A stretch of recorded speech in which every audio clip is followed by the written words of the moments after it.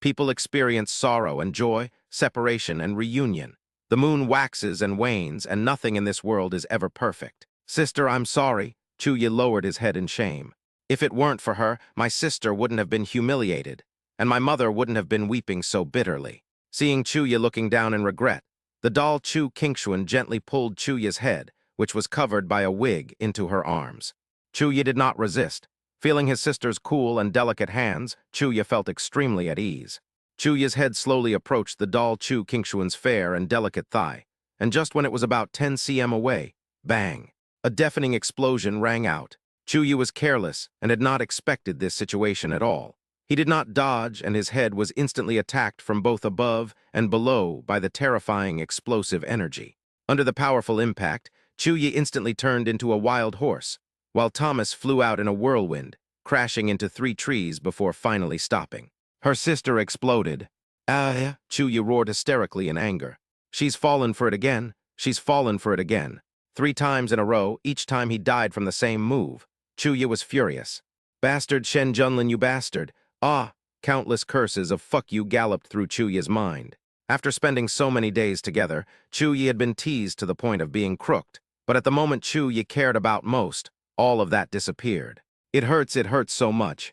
Ding, the chosen one, Chuyi, has fallen from his happiest moment to the depths of despair.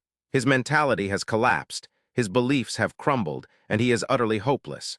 Chuyi's luck value has plummeted by 2 million, and the host has gained 20 million villain points. 20 million.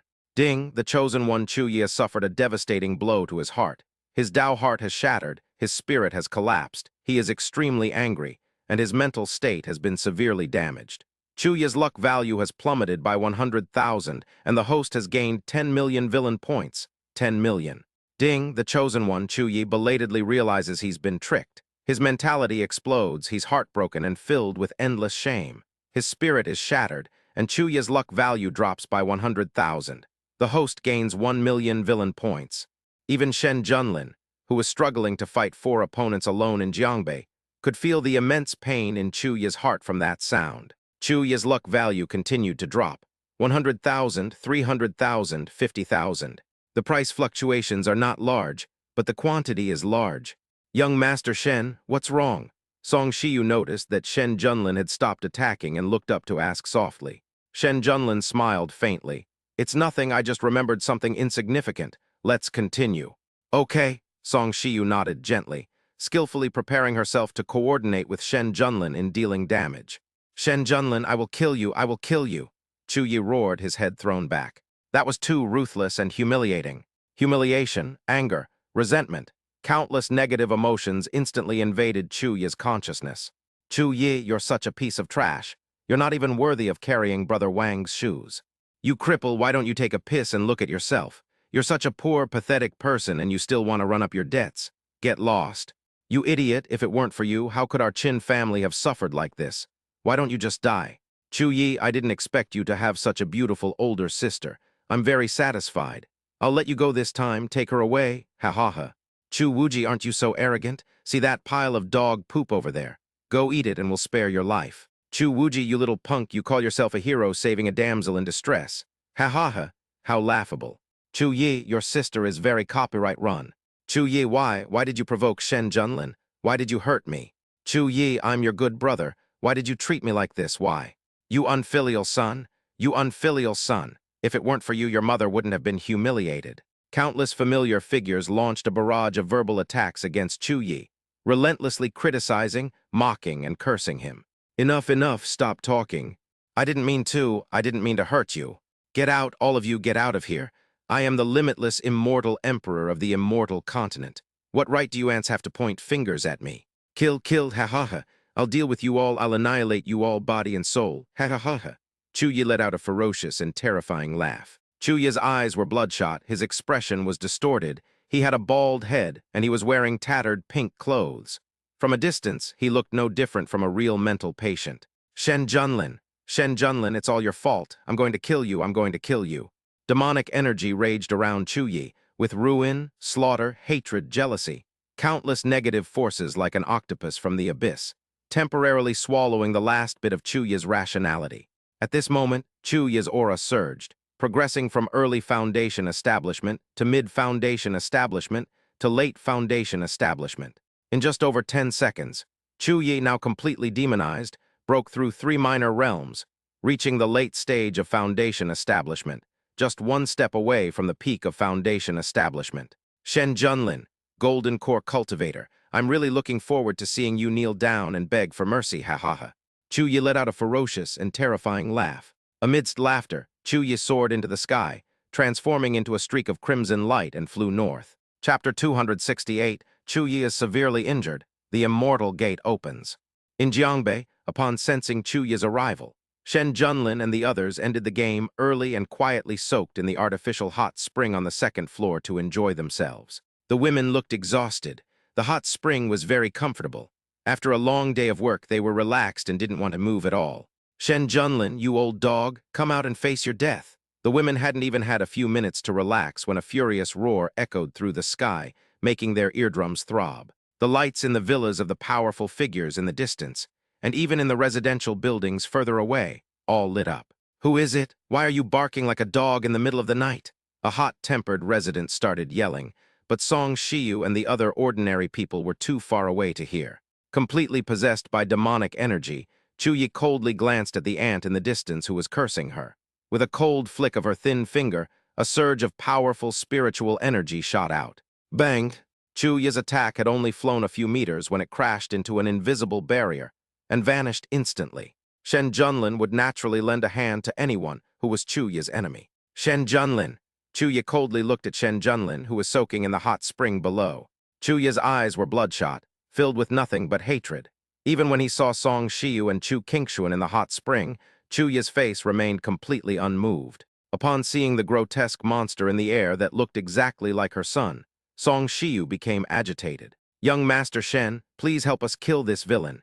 If you can avenge my son, I, Song Shiyu, am willing to be your woman for the rest of my life. Song Shiyu's eyes were red as she looked at the culprit who had killed her son in the sky. Song Shiyu was both furious and calm. She knew she couldn't get revenge, and she had very little to offer Shen Junlin, so she decided to gamble everything on herself. As for that good-for-nothing Chu Buxiang, Song Shiyu's feelings for him ended completely when he persuaded her to sacrifice herself to the tiger.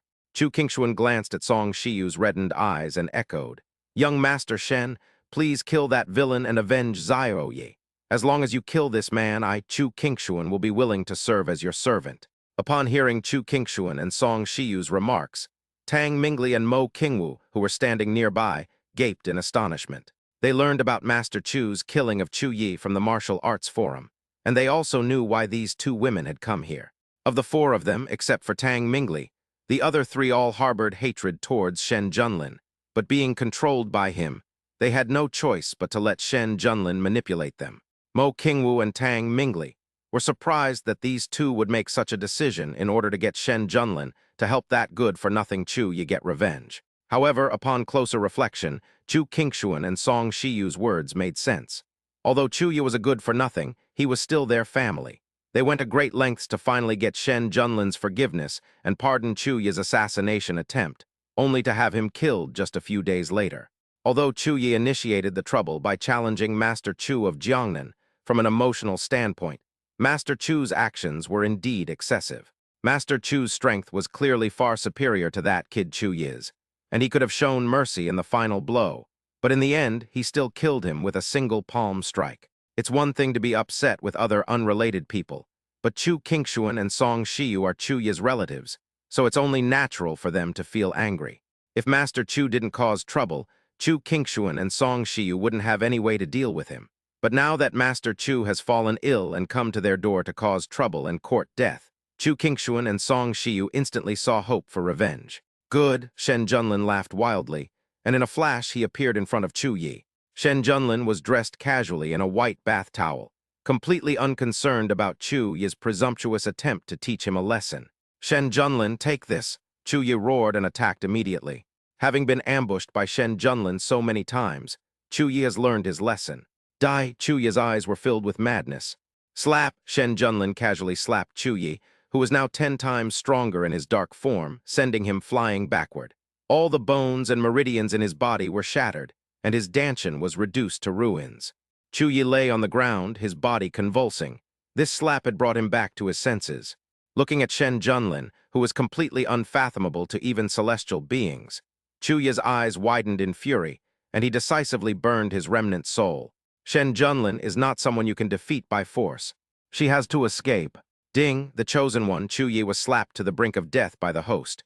Chuya felt fear and burned his remnant soul. Chuya's luck fluctuated violently, and his luck value plummeted by 100,000. The host gained 10 million villain points, 10 million. As expected of that old dog in the Mahayana stage, he didn't even flinch at my defeat. Shen Junlin couldn't help but praise him inwardly.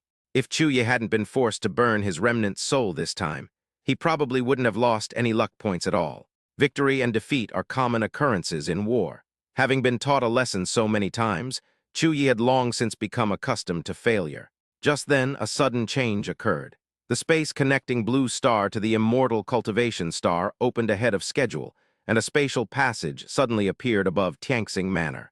At the other end of the space, a group of middle-aged cultivators were talking excitedly. I never expected that the method found by Tianjian Manor was actually true, and that it really could open the immortal gate ahead of schedule. Great, this time we'll descend to the mortal realm ahead of schedule, and be able to find some good seedlings by force.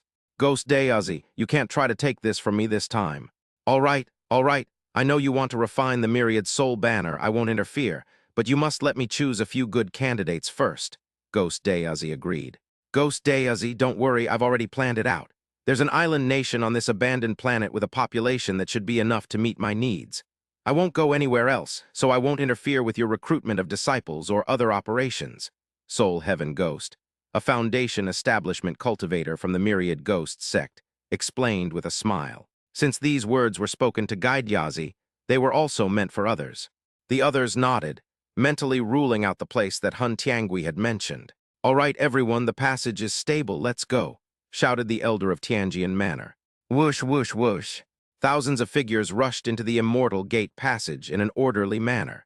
These people were not very strong, with the highest being only at the late Foundation establishment stage. But that was enough for them on the waste planet in the lower realm. Ha ha ha, truly, there's always a way out. Sensing the abundant spiritual energy behind the immortal gate, Chuya was overjoyed and abandoned his plan to fight Shen Junlin to the death. Who would choose to die if they could live? Once you reach the immortal cultivation starfield, the boundless immortal emperor can roam freely under the vast sky. It's a completely different scene. Shen Junlin, wait, I will definitely come back. Chuya laughed loudly, decisively abandoning his crippled physical body. Using the remnant soul of an immortal emperor, actually a remnant soul of a Mahayana cultivator, he unleashed boundless speed and instantly rushed into the immortal gate passage. Damn it, what is that? Everyone be careful. A curse came from within the immortal sect. It's obvious that Chuya's soul is moving too fast, affecting the people in the cultivation world. Seeing Chuya leave, Shen Junlin finally breathed a sigh of relief. He was completely unable to deal with the remnant soul of the Mahayana stage. Fortunately, Chuya backed down and ran away. Otherwise, he would have lost the 100 million villain points he had worked so hard to earn. Invincible Golden Body, Standard Improved Version. 100 million villain value, grants immunity to attacks below the immortal level for 3 minutes. The moment Chuya burned his remnant soul, Shen Junlin's attention was completely focused on this one-time life-saving skill. He would buy it without hesitation as long as Chuya charged at him. Fortunately, Chuya lacked information and didn't know his background, so he chose to sneak away. Otherwise, he would have suffered a huge loss. Young man, you're not bad. Would you like to become a disciple of my 10,000 Swords sect? You dead swordsman, get out of here. This young man is so handsome, he should join our Hehuan sect. Don't you think so, young man? The inner disciple of the Hehuan sect flirted with Shen Junlin. Young man, don't listen to this witch's nonsense. The Hehuan sect is a place that eats people without spitting out the bones. Young man, you are so dashing and heroic, you should join our Wanjian sect. I guarantee that you will be promoted to an inner disciple. Get lost, you dead swordsman. Little brother, don't listen to this old bachelor's nonsense. Their 10,000 Swords sect is just a monastery. You could go in for hundreds of years and still not find a Taoist partner. Come to our Joyful Union sect instead. A disciple from the Joyful Union sect jokingly pressed himself against him.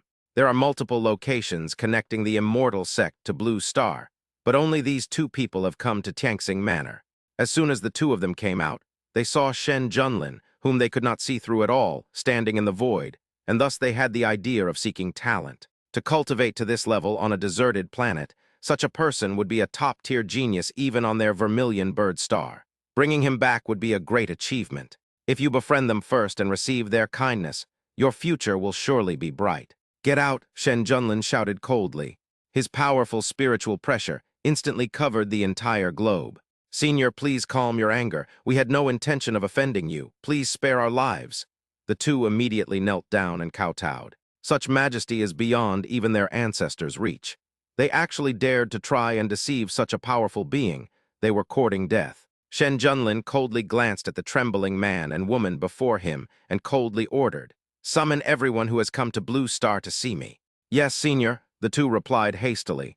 With that in mind, their lives were saved. P.S. Please encourage me to update and support me with your love. Omega equals.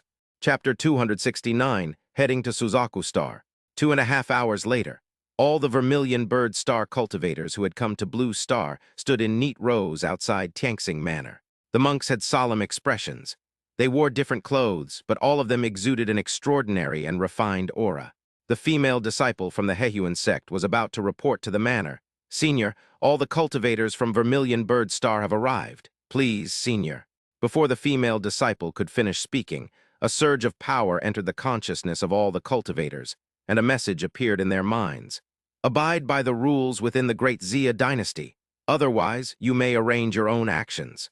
"We accept the Senior's decree," the cultivators said respectfully in unison. Immediately afterwards, a calm voice rang in the ears of the cultivators, "Disperse." Yes. Having received permission, the cultivators dared not be negligent in the slightest. They all bowed respectfully to Tianxing Manor once again, and then scattered in all directions at great speed, disappearing from the spot in the blink of an eye, leaving behind only a peaceful and tranquil scene. Not long after, these cultivators returned to the place they had planned in advance.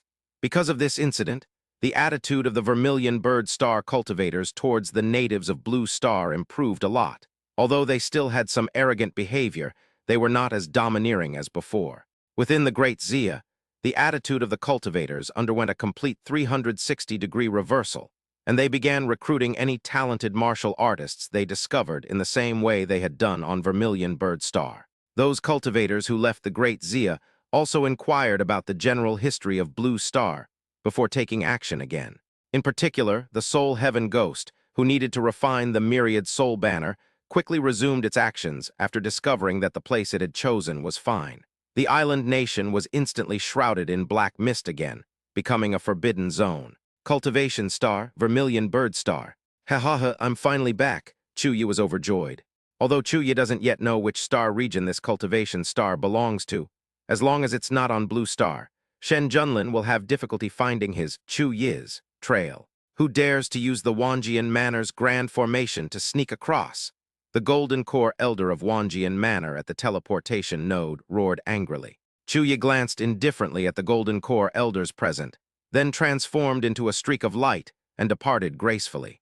Although these elders were Golden Core true monarchs, they were too old and lacked the necessary aptitude. In addition, they lived too close to the immortal sect, which did not meet Chuyi's requirements for possessing their bodies. In order to escape Shen Junlin's pursuit, Chuyi continued to change direction and flee until the secret technique had 1/5 of its time limit left, at which point Chuyi stopped at a small city. Although it was a small city, its size was comparable to a top-tier city on Earth. Without hesitation, Chuyi unleashed his senses and used a secret technique to identify targets that met his criteria. "Useless trash, you think you can marry Miss Xia in your next life?" a young master from a prominent family sneered. The boy glared angrily at Xia Qingyi at the back of the crowd. "Miss Xia, do you think so too?" Xia Qingyi crossed her arms and said coldly, "Chuyi, you and I are worlds apart now. We are not from the same world, go back." Xia Qingyi's attitude was indifferent, clearly indicating that she did not want to acknowledge the engagement. None of the older generation of the Xia family showed up, which clearly indicated their tacit approval of Xia Qingyi's actions. Chuyi clenched his fists and shouted angrily, 30 years east of the river, 30 years west of the river, never underestimate a young man's potential. Oh ho, don't underestimate a poor young man. Men, break this damned scoundrel's legs and throw him into the mass grave, so that this poor young man becomes a figure of honor among the dead." the arrogant young master beside Zia Qingyi commanded. Following the young master's orders, a group of burly qi refining cultivators surrounded them with wicked grins. Bullying the weak was something they were very good at. Boom! The young Chuya was kicked 10 meters away, clutching his stomach, his face pale. "Brothers, give them a good beating," the leading guard captain roared. A group of qi refining guards rushed forward and began punching and kicking Chuyi. "I'll make you poor in your youth, I'll make you poor. Whether it's east or west of the river, I'll send you to your grave today. You've already been crippled, yet you still try to act tough. I'll teach you to act tough. I'll teach you to act tough." The guards mocked Chuyi while slapping him with their huge feet, as big as wash basins, having a great time. Chuyi was originally the young patriarch of the Chu family, one of the 5 major families in Yuncheng. A month ago, a sudden disaster struck, and the patriarch of the Chu family and a group of elders disappeared overnight, leaving the Chu family in name only. Chuyi's cultivation was also destroyed, leaving him a cripple. After receiving the original owner's memories, Chuyi couldn't help but exhale a breath of stale air. This person's fate was quite similar to his own. He needed a new identity to cover his tracks and avoid Shen Junlin's search, and this identity was perfect. After adjusting to his body, Chuyi said symbolically, "Don't worry, I will avenge you." After saying that, Chuyi suddenly felt a sense of relief, and the original owner's obsession dissipated. Chuyi glanced at the messy pile of earth beside him, found a relatively empty grave, sat down, patiently meditated, and circulated the bloodthirsty demon art to heal his injuries. Bloodthirsty demon art is a blood path demon art that Chuyi obtained by chance when he traveled through the stars. Similar to spirit-devouring technique, it is a super technique that does not require much talent. The bloodthirsty demon art is not as heaven-defying as the spirit-devouring great art, but it excels in its ability to protect itself and its combat power. When cultivated to its greatest extent, it can be reborn from a drop of blood and quickly restore its cultivation. If cultivated to perfection, it can even seize the body of a powerful being of the same level with a trace of blood. After experiencing various setbacks, Chuyi lost his previous arrogance and decided to take a low-key approach with a high margin for error. 1 cycle, 2 cycles, 3 cycles. After circulating 44 small cycles, Chuyi decisively stopped cultivating, squeezed out a drop of essence blood from between his eyebrows, put it into a skull, and then buried the skull. To ensure safety, Chuyi took advantage of the darkness to launch a fierce attack on the mass grave, turning the entire place into a complete mess. During this process, Chuyi found a strange, rusty sword. He couldn't figure it out, so he took it with him. After doing all this, Chuyi headed towards another city, following the map in the boy's memory. Chuyi had no intention of staying. He had no interest in the original owner's fiancée. The most important thing now was to improve his strength. As for the original owner's grudge, that's even simpler. Once he has achieved sufficient cultivation, he can simply destroy this cloud city. As for the real mastermind, we'll investigate after he breaks through to the Divine Lord level. If we can't find him, we'll just sink this star field and make everyone pay for the Chu family's death. It also grants access to blood essence, making it a win-win situation. 3 days later, after giving his instructions, Shen Junlin also went to Vermilion Bird Star openly and legitimately. However, since the space passage of the Immortal Gate was not large enough for Shen Junlin to pass through, he could only cross the void and traverse the Milky Way by following the coordinates of the real-time holographic positioning map. It took 2.5 months to successfully descend upon the Vermilion Bird Star where Chuyi was sitting. Chapter 272 is Rapid Progress. Fellow Taoist, I am Zhao Juishan. It's a pleasure to meet you. As soon as Shen Junlin arrived at Vermilion Bird Star, a white figure instantly moved over and appeared in front of Shen Junlin in the blink of an eye. Shen Junlin looked closely and saw that it was an old man with a full head of white hair and an otherworldly air, who was in the early stage of the nascent soul stage. Shen Jun bowed slightly. Fellow Taoist Zhao, my name is Shen Junlin. I enjoy traveling through the starry sky. I happened to pass by your place and out of curiosity came to take a look. Upon seeing this, Zhao Juishan laughed and said, "So it's fellow Taoist Shen. Judging from fellow Taoist Shen's extraordinary demeanor, he must also be a leading figure among the great immortal cultivators. It is fate that we meet. I have a small gift here, and I hope fellow Taoist Shen will accept it." After saying this, Zhao Juishan waved his hand, and a jade slip emitting a faint light floated towards Shen Junlin. Shen Junlin took the jade slip and probed it with his divine sense. The Jade Slip contained detailed records of the situation of the major forces on Vermilion Bird Star and their distribution locations. This information was undoubtedly of great value to Shen Junlin, who was new to the area.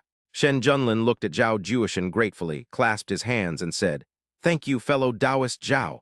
I will remember this kindness." Zhao Juishan waved his hand and said with a smile, "Fellow Taoist Shen is too kind. Fellow Taoist Shen has just arrived on Vermilion Bird Star. As a cultivator from Vermilion Bird Star, it is my duty to fulfill my duty as a host." In reality, he kept urging Shen Junlin to leave quickly and not stay in his Zhao family's territory. Although Zhao Juishan was a nascent soul divine lord, he could not see through Shen Junlin's cultivation level at all. If Shen Junlin had not come to the Zhao family's territory, Zhao Juishan would not have sent a divine consciousness clone over. There was nothing he could do. The person had already come, so no matter what, Zhao Juishan had no choice but to bite the bullet and send him away. "Chu Yi, you stop right there." A beautiful woman, her face flushed, chased after Chu Yi. "Saintess Luo, I really didn't see anything, really," Chu Yi said with a wry smile as he flew deeper into the secret realm. Chu Yi's cultivation has now recovered to the great perfection of foundation establishment, just one step away from the golden core stage. "You scoundrels still dare to argue? Stop right there." Saintess Luo brandished her soft sword wildly. Powerful sword energies flew towards Chu Yi, who was at the half-step golden core stage, at extremely tricky angles. The holy maiden Luo's real name is Luo Shanji. She is 250 years old, a holy maiden of the radiant Holy Land, and has the cultivation level of the early golden core stage. Her swordsmanship is unfathomable, and she is one of the top geniuses in the eastern region. Chu Yi was absolutely confident in killing this woman, but he did not want to attract the pursuit of a holy land for the time being. Even if you're going to kill someone, find a secluded place to avoid leaving any traces. "Saintess Luo, all I saw were 2 lumps of your rotten flesh. Is it really necessary for you to be so relentless in your pursuit?" Chu Yi transmitted his voice as he flew towards the preset array. "You," Luo Shanji's chest heaved with anger. "You scoundrel, and you still say you didn't see it. How dare you call this holy maiden rotten meat? Die!" Luo Shanji was so enraged she lost her mind, determined to kill Chu Yi. She is the most beautiful woman in the eastern region. How dare this man humiliate her like this? It is unforgivable. Chu Yi revealed a smug smile and continued to provoke. "Saintess Luo, did you forcibly upgrade your golden core cultivation with pills? How come you haven't caught up with me in so long? Chu Yi, you're asking for death." Saintess Luo decisively activated her secret technique, increasing her speed dramatically. She brandished her sword energy and relentlessly attacked Chu Yi.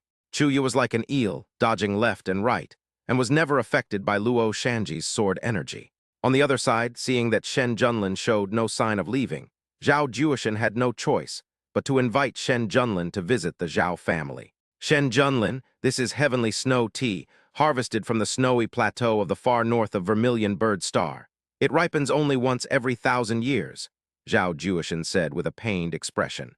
"Brother Zhao, you actually have such a superior product," Shen Junlin exclaimed with delight. His expression was genuine. Shen Junlin truly had never drunk it before. "If Brother Shen likes it, I'll give him a box," Zhao Juishan said with a pained smile. "I'd be honored to accept your offer, Brother Zhao. Thank you so much," Shen Junlin said with a shameless grin. "Having finally made it to Vermilion Bird Star, we certainly can't leave empty-handed. With so many ancient families, it would be a waste not to take some good stuff. By the way, Brother Shen, I wonder which star region you come from. If there's an opportunity in the future, our 2 families could cooperate." Zhao Juishan casually mentioned the possibility of cooperation. Shen Junlin shook his head. "The Zhao family, to be honest, I was born on a useless star.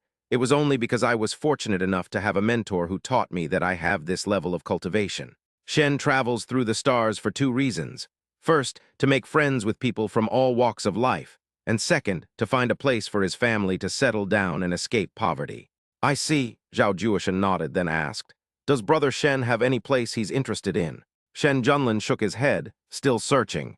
Zhao Juishan nodded and suggested, "By the way, Brother Shen, the eastern region of Vermilion Bird Star is rich in resources. If you are interested in Vermilion Bird Star, you might as well go and investigate." "Oh, is that so?" Shen Junlin feigned surprise. Zhao Ju-Tian nodded, and then began to introduce Shen Junlin to the customs and culture of Vermilion Bird Star, as well as the historical origins of the eastern region. "Activate the formation."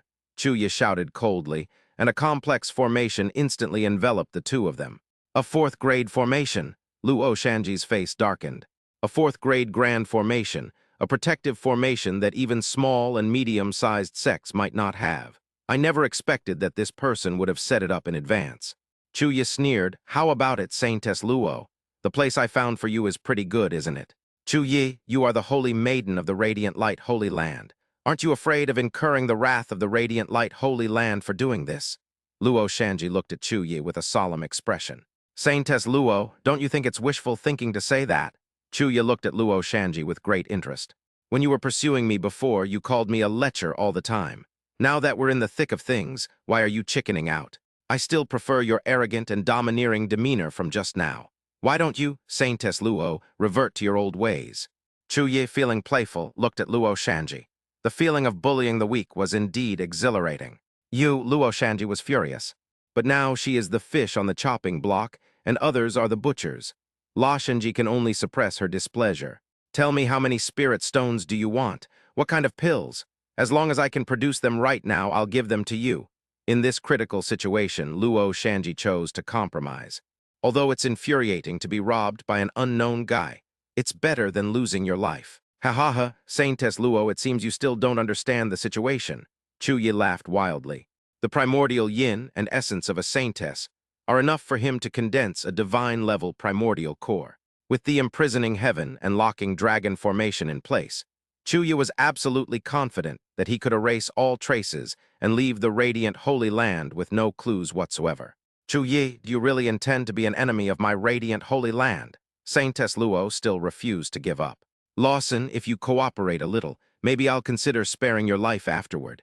"Bastard, even if it costs me my life, I will never let you, you villain, have your way." Saintess Luo's eyes widened in anger as she gripped the soft sword that gleamed with a cold light, exuding a sharp aura. Faced with this situation, Luo Shanji knew there was no way out, and immediately shouted, "Radiant Sword Chi."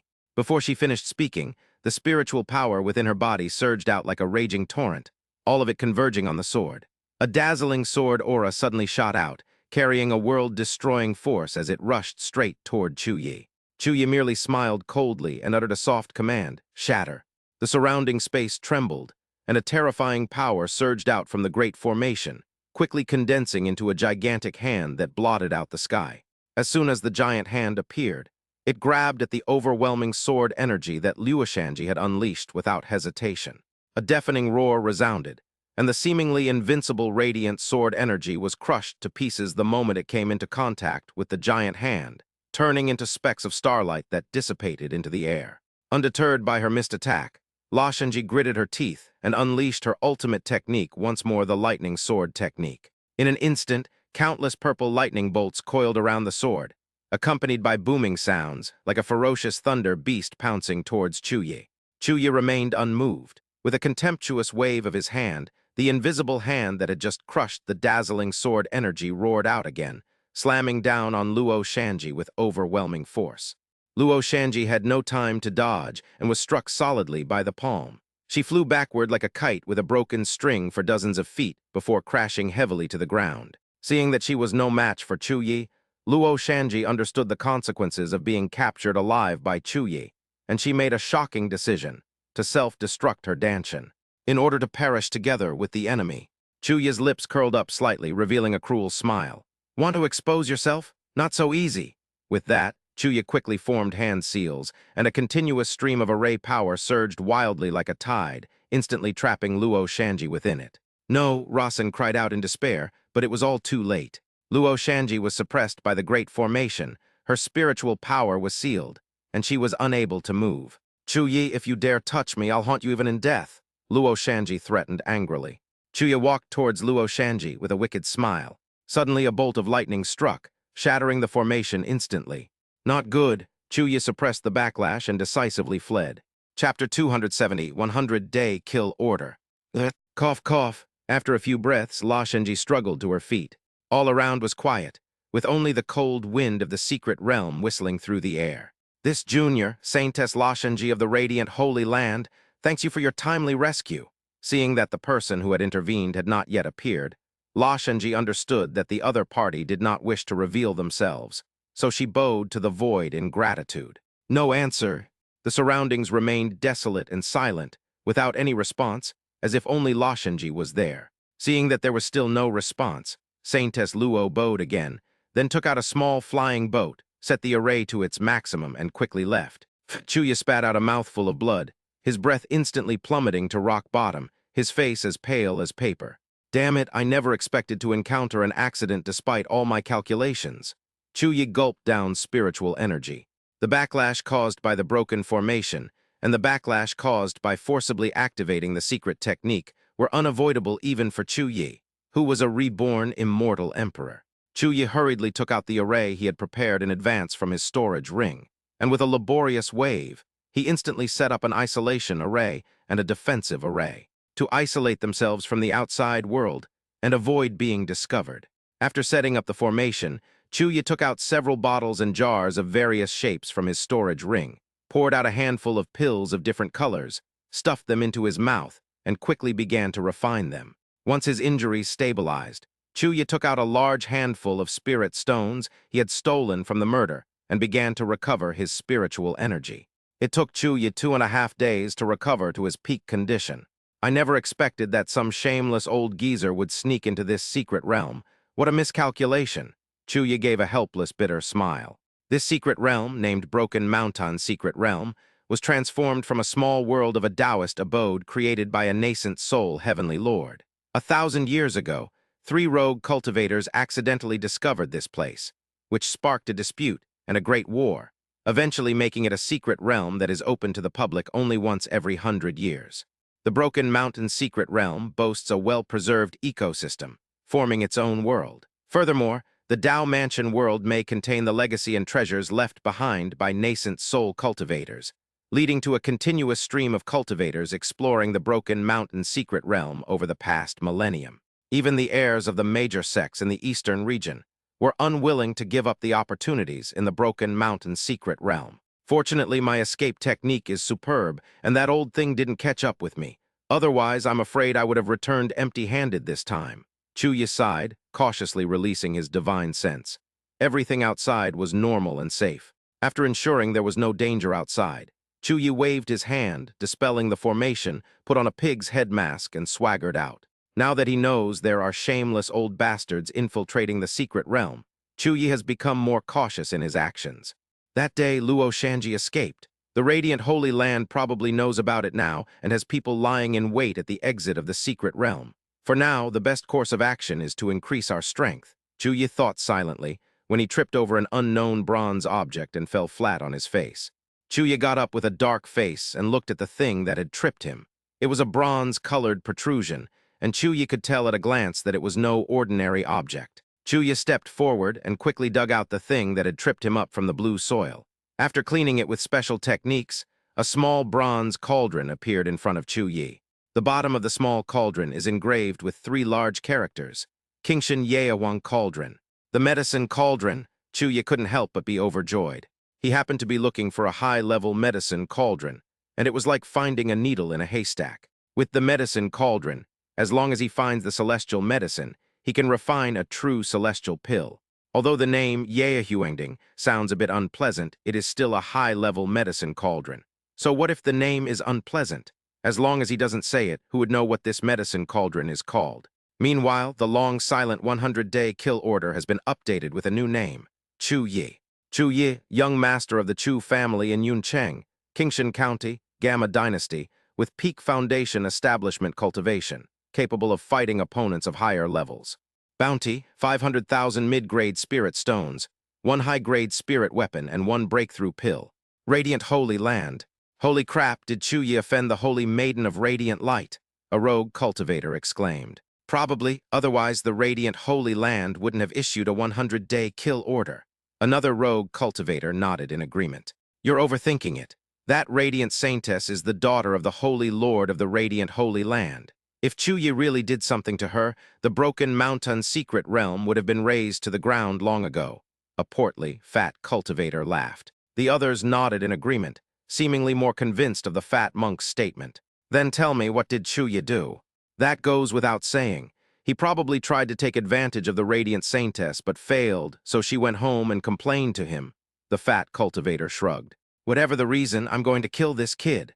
A mid-stage Golden Core cultivator declared with a loud laugh. The crowd looked in the direction of the voice and found that the speaker was a lonely old man. Upon seeing that the visitor was the lonely old man, every cultivator present felt a tightness in their chrysanthemums and dared not look directly at him. The lonely old man, true to his name, couldn't stand loneliness and disliked taking the conventional path. He was infamous among cultivators, but his cultivation was extremely powerful. He was skilled in poison techniques, and even late-stage Golden Core cultivators were unwilling to fight him. Ha ha ha, gentlemen, why are you all stopping laughing? Don't you like me, the lonely old man? The lonely old man's piercing eyes swept over the crowd. Everyone hurriedly forced a reluctant smile, but they all subconsciously took a small step back. Senior Lonely Elder, Chuyi is still trapped in the Broken Mountain secret realm and hasn't come out yet. A female cultivator reminded the Lonely Elder with a stiff expression. The lonely old man looked the well-proportioned early-stage Golden Core cultivator up and down, his gaze lingering for 3 seconds before he spoke. I'll remember this favor. Having said that, the lonely old man left the bounty pavilion and flew towards the Broken Mountain secret realm. The other independent cultivators exchanged glances, some forming teams, others going solo, and all rushed towards the Broken Mountain secret realm. The 100-day kill order targets at least Golden Core cultivators, focusing solely on the result regardless of the process. With generous rewards, it is highly popular among Golden Core cultivators. Of course, it's not only Golden Core cultivators who can accept this task. The 100-day kill order has no acceptance conditions, and you don't even need to go to the bounty pavilion to complete the acceptance procedures. As long as you feel that you can complete the mission, you can hunt down the mission target, and then bring something that can prove the target's identity to the bounty pavilion for verification. If the verification is successful, you can redeem the reward on the spot. Many independent cultivators, if they are not in seclusion, will go to the bounty pavilion to check daily, to see if there are any highly rewarding assassinations or other pursuits. On the other side, a large number of Golden Core cultivators gathered at the entrance of the Broken Mountain secret realm. There were only a few dozen of them, more than 10 of whom were independent cultivators, and the rest were elders from various sects. The 100-day kill order does not restrict the identity of the recipient. Many sect elders will take on the mission when they have nothing else to do, firstly to earn some freedom in cultivation, and secondly to show off their skills and put on a show while educating their disciples. Everyone, the entrance to the secret realm is open. Enter in the order of arrival to prevent the passage from collapsing.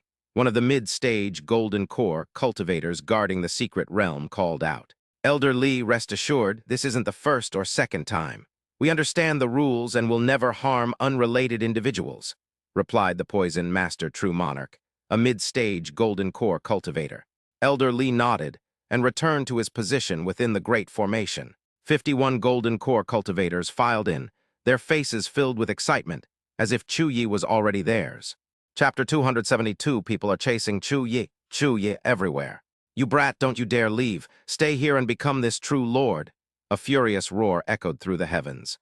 A cultivator in the early stage of the Golden Core realm opened his eyes wide and roared angrily at the fleeing people in front of him. With a wave of his right hand, the pair of shorts he held instantly became enormous, radiating a dazzling red light. Kid, this move is called Big Underpants. Prepare to die, you audacious brat. The brooch-clad True Lord laughed loudly.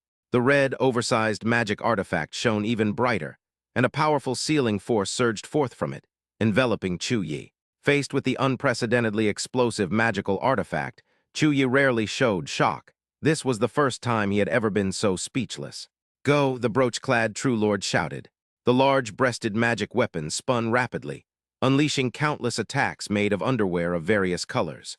Upon seeing this, Chuyi's face turned green. If the magic weapon is underwear, then so be it. But if the attack is also underwear, then this is just plain disgusting to the opponent. Mysterious rusty sword strike. Holding the mysterious rusty sword he had picked up from the mass grave, Chuyi dodged while using his sword energy to shatter the pair of underpants flying towards him. It was a war of attrition, but Chuyi could only passively expend his spiritual energy. Seeing that Chuyi was full of energy, the Underpants True Monarch immediately unleashed another ultimate move, Underpants Feast. The red, oversized magic artifact flashed with light, and countless worn, unwashed pairs of underwear flew towards Chuyi. "Fuck you," Chuya's lips twitched. This magical attack strikes straight to the soul. Storm Sword Song. Chuya dared not be careless, and disregarding the depletion of his spiritual energy, unleashed a multi-target sword attack. Countless sword energies swirled around Chuyi, forming a sword energy storm that protected him within. Any pair of underpants that got close were shredded into pieces by the sword energy and flung away. The attack from the brooch-clad True Monarch was ineffective, but Chuya's spiritual energy was also greatly depleted. "Good lad, take this, Underpants unrivaled." The true Lord of Underpants suddenly changed his technique, and the red Underpants magic artifact quickly opened its waistband and covered Chuyi directly. "Are you kidding me?" Chuyi cursed angrily. Faced with such shameless tactics, Chuyi could no longer tolerate it and directly activated a secret technique to forcibly enhance his strength. "Open the heavens." In an instant, a sword light that reached the heavens appeared, instantly shattering the pants of the Underpants True Monarch. With a single strike, the Underpants True Monarch was instantly killed. "Chuyi is over there." Chuyi had just dealt with the brooch True Monarch when he heard a shout. Chuyi glanced with his divine sense and saw 3 golden core cultivators flying rapidly toward him. Chuyi had anticipated this, so he decisively took out a stolen flying boat, quickly put in the stolen spirit stones, and fled far away. "Hey kids, stop right there." Just then, a figure as huge as a mountain suddenly appeared directly in front of Chuyi. This figure stood tall and imposing, like an insurmountable fortress, exuding a powerful aura that sent chills down one's spine.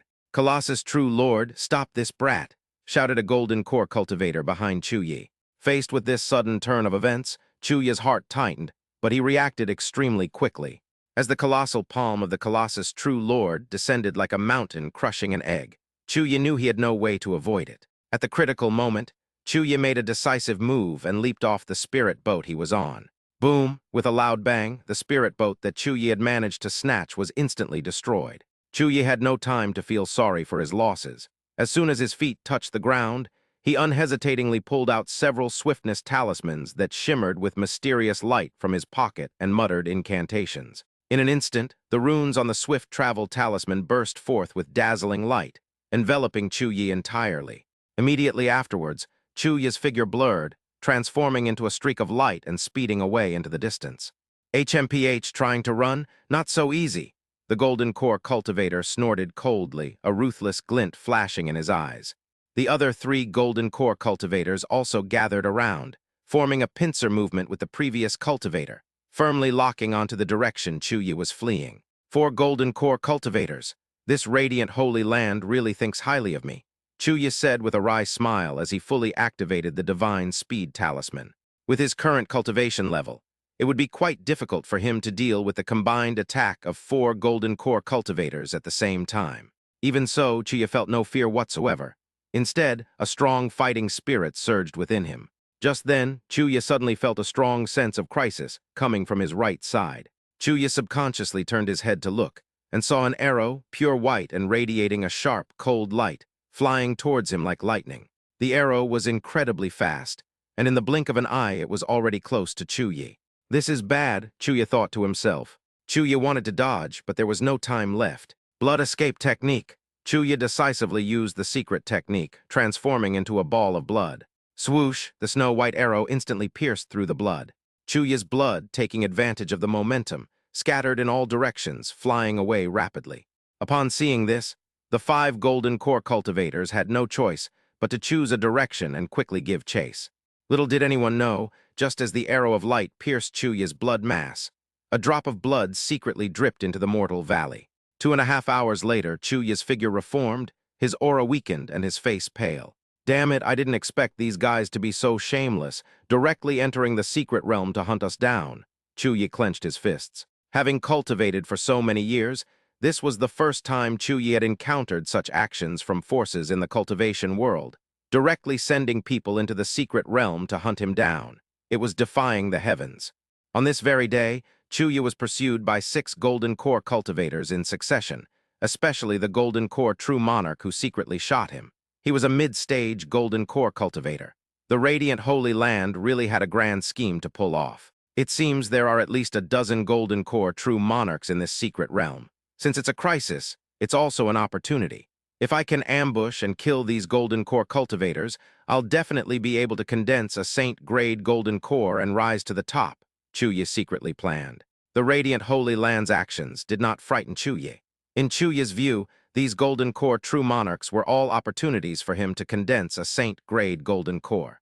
If planned properly, this place could be the place where Chuya rises to power. Once he condenses a saint-grade golden core, he can fight even a nascent soul heavenly lord. Found you Hehet Tilda. Suddenly, a gaunt old man appeared behind Chuyi. This man is none other than the infamous Lonely Old Man, also known as Lonely True Lord. Not good. Just as Chuya was about to activate his secret technique, a gentle breeze swept by and Chuya's limbs went weak, causing him to collapse to the ground. The lonely old man walked over with a wicked grin on his face. Seeing this, Shen Junlin's clone chose to avoid the situation. The reason why the lonely old man was able to avoid Chuya's spiritual detection was because Shen Junlin secretly intervened. The reason why Chuya's good deed was ruined was also because of Shen Junlin's clone. Ding, through the host's covert machinations, the chosen one Chuya's chrysanthemum has been broken, causing his mentality to explode and his mind to collapse. Chuya's luck value has been reduced by 500,000, and the host has gained 5 million villain points. Ding, the chosen one, Chuyi, has been brutally humiliated by a lonely old man on the street. Chuya's Dao heart has shattered, and his luck value has decreased by 500,000. The host has gained 500,000 villain values. Chuyi, the chosen one, has a remaining luck value of 5 million. 5 million, has it increased again after the possession? Shen Junlin sighed silently. It seems we must resolve this as soon as possible, Shen Junlin silently decided. Chuya's luck value will increase, which is not a good sign. To avoid any unforeseen complications, we must kill him as soon as possible. Chapter 273, Blood Saint Golden Core. 2.5 days later, Chuya successfully turned the tables and killed the lonely old man. Chuya showed no joy on his face. After experiencing so much, Chuya's heart had become numb. Chuya silently extracted the tendons and skin from the lonely old man and refined them into a heavenly pill. But it was still difficult to relieve Chuya's pain of humiliation. The mighty immortal Emperor Wuji was already outmaneuvered by Shen Junlin in the mortal realm. But now that he's back in the cultivation world, he's been caught off guard and had his back door breached by an unknown nobody. This is a great humiliation. How could the immortal Emperor Wuji tolerate it? Even though Chuyi has now skinned the lonely old man alive and tortured him to death, it still cannot quell the hatred in Chuya's heart. Shen Junlin, you're the one who caused all of this.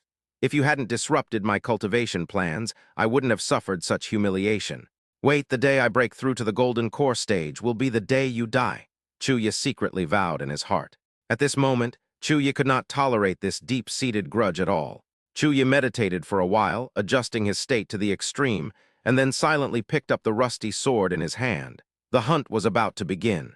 For 3 consecutive days, Chuya wandered around, launching attacks on golden core cultivators who came to the Broken Mountain secret realm. Chuyi, kill me, and you will suffer a terrible death, a golden core true monarch roared before his death. Chuyi unleashed a devastating strike, cleaving the golden core true monarch in 2. Go down and tell Yama. Give me the cores. Chuyi reached out and drew in the cores of several rogue golden core cultivators, which appeared in his hand. Bring the cauldron. Chuyi took out the medicine cauldron, and threw all the medicinal herbs he had found and snatched over the past few days into the furnace. Then Chuya quickly formed hand seals, and countless formations and seals were injected into the Azure Heaven medicine cauldron and into the surrounding void, causing the precious light to shine brightly. Even the core power of this secret realm was drawn into the great formation by Chuyi. Formation complete. With Chuya's angry shout, the entire secret realm suddenly trembled. Chuyi, we found you. Just then, a group of golden core true monarchs arrived belatedly. Chuya coldly glanced at these golden core ants. Having devoured the essence and blood of several golden core cultivators, killing golden core cultivators was now as easy as killing dogs for him. No matter how many golden core cultivators came, they would all be his prey. Chuyi, you have murdered countless prodigies. We, representing the righteous path of the eastern region, will end your evil deeds. Do you have anything else to say? The leading golden core mid-stage elder questioned Chuyi with righteous indignation. Ha ha ha, Chuyi let out a laugh. Chuyi, what are you laughing at? Do you think you can leave today? A female cultivator at the Golden Core stage asked coldly. Run, why should I run? What can you bunch of worthless fish do to me? Chuya looked unabashedly at the 37 kinds of blood food gathering in the air. The imprisoning heaven refining Tao formation is complete, let alone a mere 37 Golden Core cultivators. Even 37,000 Golden Core cultivators would be nothing more than a medicinal ingredient. Chu Yi, are you refining pills? A pharmacist stepped out from the pursuing group. Looking at the enormous pill furnace behind Chu Yi, the Ice and Fire Medicine King couldn't tell what kind of pill Chu Yi was refining. Ice and Fire Medicine King, you mustn't believe this kid. He's just a down-on-his-luck young master from a fallen family in Yun City. How could he possibly know how to refine pills? In my opinion, he's just putting on an act to stall for time, shouted a Foundation establishment prodigy who had come to watch the spectacle. That's right, this kid is just a good-for-nothing from a small place. He only has this level of cultivation because of demonic arts. How could he possibly know anything about alchemy? Senior Medicine King, please do not give this boy any chance to buy time. Otherwise, unexpected changes may occur. How dare you? Who is the Medicine King, you or I? The Ice and Fire Medicine King was slightly angry. He, a renowned Medicine King of the Eastern region, never expected to be questioned by two immature children. Senior Medicine King, this. Chu Yi is refining pills, and he's refining a batch of peerless heavenly pills, the Ice and Fire Medicine King said with absolute certainty. Ice and Fire Medicine King, are you sure this kid is really refining the heavenly pill? A Golden Core true monarch asked from the side. That's right, as the Medicine King, I wouldn't be mistaken. The Ice and Fire Medicine King stroked his beard, extremely confident. This kid can actually refine pills. The Golden Core true monarchs present exchanged bewildered glances. To be able to refine heavenly pills at the half-step Golden Core stage, at just over 20 years old, is simply impossible for anyone else. Moreover, this young man had just broken through to the Foundation establishment stage a few months ago. Then his family was wiped out, his cultivation was crippled, and he became a cripple. How long has it been? Not only has his cultivation soared to the half-step Golden Core stage, but he is also skilled in formations, alchemy, and even his swordsmanship is exquisite. It might be possible for a single quality to be applied to a student of a famous teacher, but it is absolutely impossible for all of them to be applied to one person. Unless this person is an old monster who has been possessed and reborn, and he already possesses those abilities. Young friend, could you please tell me what kind of pill this is? While everyone was speculating about Chu Yi's most likely identity, the Ice and Fire Medicine King boldly stepped forward. You're here to kill me too. Chu Yi didn't answer, but calmly looked at the Ice and Fire Medicine King. The Ice and Fire Medicine King shook his head. No, my lifespan is nearing its end. I came to this secret realm only to seek the inheritance of a powerful heavenly monarch in order to prolong my life. I am not someone to be trifled with. Seeing the sincerity in the eyes of the Ice and Fire Medicine King, Chu Yi nodded approvingly and said, This pill is called the Blood Saint Golden Pill. It takes 108 heavenly medicines, 81 divine medicines, and countless great medicines to form its initial form. Chu Yi calmly looked at the Ice and Fire Medicine King and spoke eloquently. Young friend, why does it take so many heavenly herbs to condense into the prototype of the heavenly pill? The Ice and Fire Medicine King continued to ask curiously. Want to know? Chu Yi smiled with interest. The Ice and Fire Medicine King nodded repeatedly, and even the Golden Core experts who came from above to surround and kill Chu Yi all pricked up their ears to listen carefully to Chu Yi's explanation. This is a heavenly elixir. If you can memorize the ingredients and give them to a master alchemist to deduce the formula, you'll make a fortune. You want to know too? Chu Yi looked at the crowd in the sky with a half-smile. Upon hearing Chu Yi's words, the surrounding crowd fell silent. They did want to know, but to hear the pill formula from the enemy on the eve of battle was truly a pipe dream. However, Chu Yi didn't keep them in suspense and said directly, To complete the pill, we still need one more main ingredient. The main ingredient? The group exchanged bewildered glances.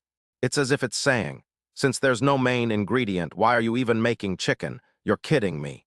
Before the Ice and Fire Medicine King could ask a question, Chu Yi flashed a wicked smile. This chief medicine master is none other than you all. You audacious brat, how dare you play tricks on us? The Colossus roared in fury. Chu Yi did not choose to answer. The hand seals in his hands changed rapidly. I invite everyone to help me cultivate, withdraw. In an instant, the cauldron shone brightly, and everyone present, including Master Ice and Fire, was taken into the medicine furnace by Chu Yi. "Shameless brat, how dare you play tricks on me? I'll break this broken cauldron of yours." True Lord Blazing Flame roared in fury, his flames instantly striking the furnace wall, yet he remained unharmed. This is impossible." True Monarch Blazing Flame's expression changed drastically. "Let me try." The Colossus True Lord's body rapidly grew larger, and in an instant, the Colossus True Lord had his feet on the bottom of the furnace and his head on the top of the furnace. Colossus Fist. The Colossus True Monarch immediately unleashed his signature move, frantically attacking Chuya's strange furnace wall, but the result was the same. The furnace wall remained completely undamaged. The geniuses watching the show were dumbfounded. Even a Golden Core True Monarch couldn't break through their defenses. How were they supposed to escape? Chapter 274, Second Tribulation Failure. "No, we can't give up yet. Everyone, let's work together. I refuse to believe we can't break this broken furnace," the rebellious immortal True Monarch shouted. "Yes, with so many of us, even if it were a Celestial Lord's artifact, it wouldn't withstand our combined attack. Everyone, stop hiding and go all out. Let's break this broken furnace together," the Colossus True Lord roared, immediately donning his full protective gear. The other Golden Core cultivators weren't slacking off either. They all unleashed their signature techniques, preparing to break the deadlock in one strike. It's no use. This is the furnace of heaven and earth. We can't break it." The Ice and Fire Medicine King shook his head repeatedly, filled with a death wish. "Ice and Fire Medicine King, what discouraging things are you saying? If you don't want to become famous, don't affect everyone's morale," an old man in the Golden Core stage angrily rebuked. The Ice and Fire Medicine King seemed not to hear him, shaking his head repeatedly with a blank stare, as if his heart had died. Smack! Pure Water True Lord directly slapped him with a huge blow. "Old man, you can die if you want, but don't hold us back. Hand over the pills and join us in this fight, or I'll kill you right now." The Ice and Fire Medicine King looked up, glanced silently at the beautiful female cultivator before him, then erased the soul imprint from his storage ring and tossed it away, saying, "You can do it now." After saying this, the Ice and Fire Medicine King silently closed his eyes, awaiting death. King Shui Zhenjun glanced at the Ice and Fire Medicine King, who was filled with the will to die, and threw the old man to the other side, ultimately not wasting his strength. "Everyone, our fate rests on this," shouted the Colossus True Lord, launching the first attack. Not to be outdone, the other Golden Core True Monarchs unleashed their supernatural powers and secret techniques in various directions.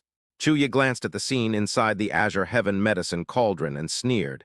"Gentlemen, you don't need to waste your energy. This cauldron was left behind by a nascent soul Heavenly Lord, and you can't break it. You little brat, how dare you deceive this old man? Once I break this furnace, I'll tear you apart alive. Chu Yi, you think you can trap us with your crooked and evil methods? You're dreaming. Boy, we are 1/8 of the mainstay of the eastern region. You think you can wipe us all out with just this cauldron? You're dreaming."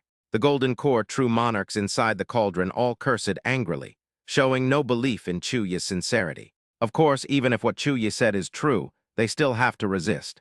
Chuya rapidly condensed his magic seals, and the spiritual energy of the secret realm poured recklessly into the medicine cauldron. The medicine cauldron is like a black hole, insatiably absorbing the spiritual energy within the Broken Mountain secret realm. The powerful flow of spiritual energy forms visible rivers of spiritual energy, converging from all directions. Upon witnessing such a bizarre scene, the prodigies and independent cultivators who were still exploring the secret realm all stopped in their tracks. "Ha ha ha, the divine weapon is mine."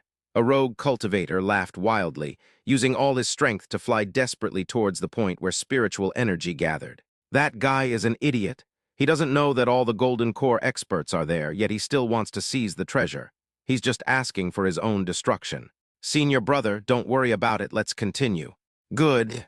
Senior sister, with such a sudden turn of events in the secret realm, what should we do?"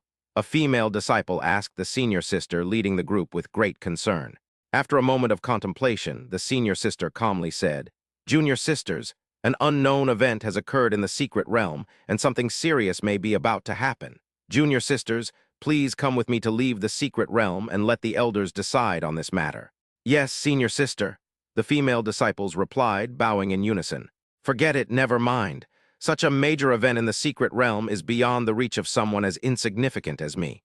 It's best to leave," a rogue cultivator thought to himself.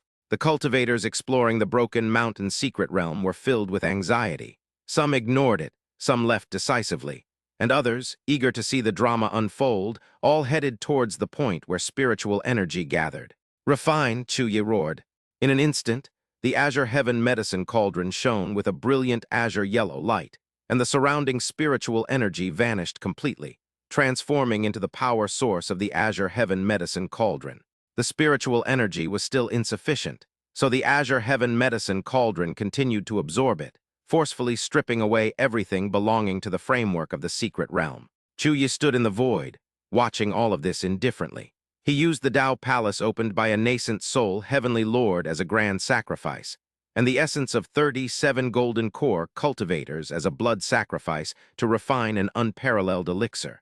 This is a feat that probably no one on Vermilion Bird Star would dare to do, except for Chuyi.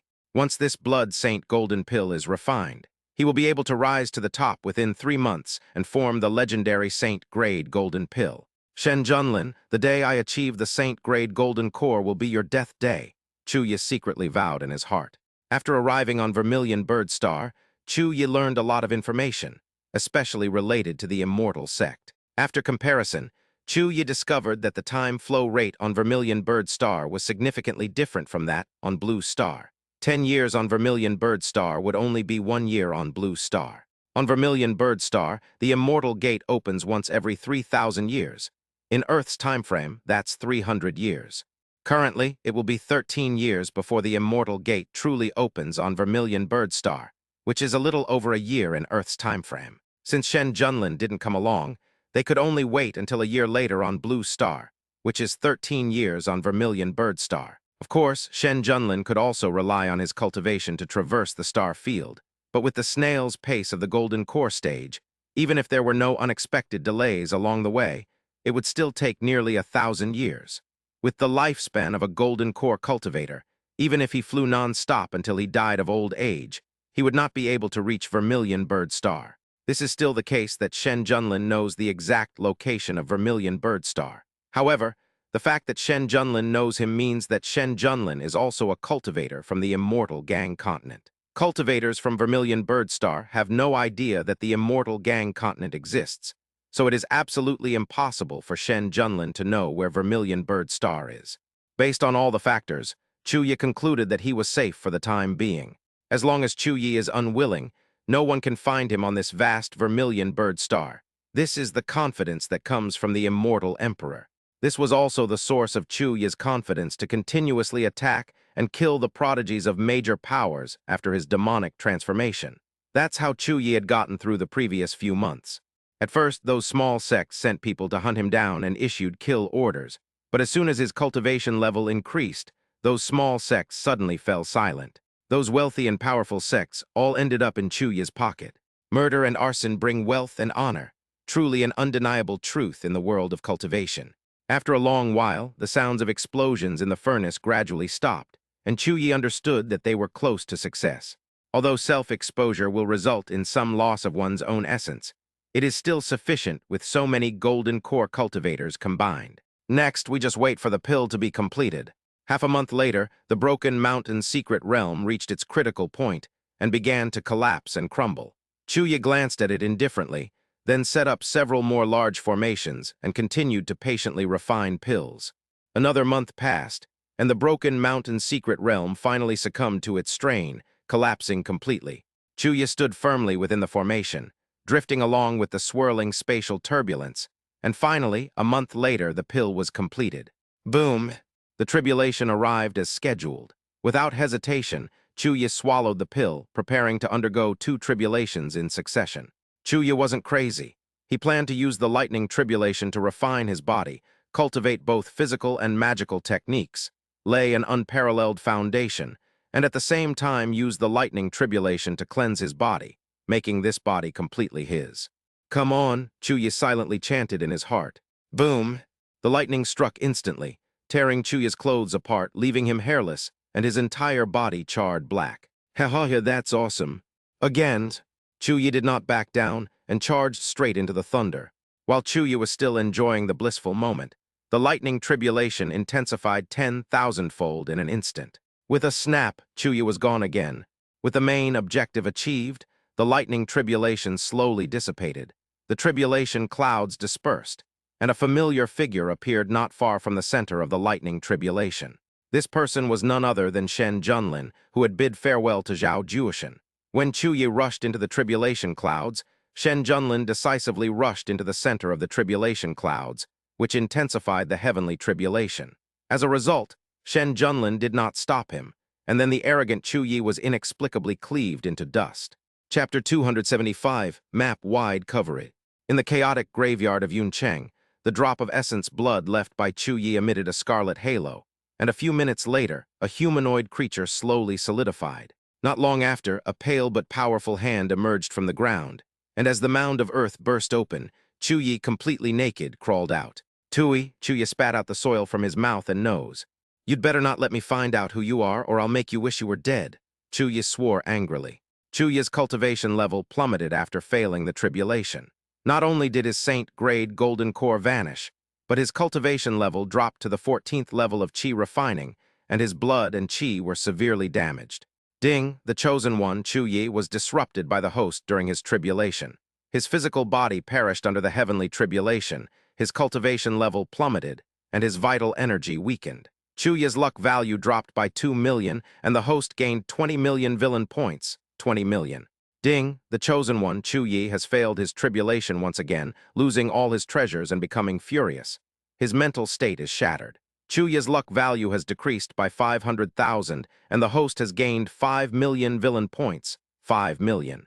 Chuyi, the chosen one, has a remaining luck value of 2,500,000. 205 WS? Soon. Shen Junlin toyed with the mysterious rusty sword in his hand in a pleasant mood. Although this mysterious rusty sword was missing a piece, its quality was extremely superior. Even with all his strength, Shen Junlin could not leave the slightest mark on it. What a fine sword. No wonder it's the equipment of the chosen one. It's truly a fine piece. System, could you please determine the grade of this mysterious rusty sword? Ding, okay. White Cloud Sword. The natal magic weapon of the White Cloud Sword, immortal 3 million years ago. In its prime, it was a quasi-immortal artifact. After the White Cloud Sword Immortal died during his Ascension Tribulation, the White Cloud Sword disappeared without a trace. A quasi-immortal sword? Shen Junlin nodded thoughtfully. Even a damaged quasi-immortal artifact is worthy of the title of Chosen One. In the original timeline, Chuyi also obtained a mysterious fragment, which helped him a lot in the early stages, but later it disappeared without a trace. Shen Junlin originally didn't know what the mysterious fragment was, but now he knows. It was another piece of the sword. You can only say he's a chosen one, finding treasures wherever he goes, amazing. Now that I know the location of the other fragment, if we find it, we should be able to recreate the power of this quasi-immortal artifact. Shen Junlin nodded in satisfaction. Then he picked up the Azure Heaven Medicine Cauldron next to him, but the name didn't sound good, so he crushed it.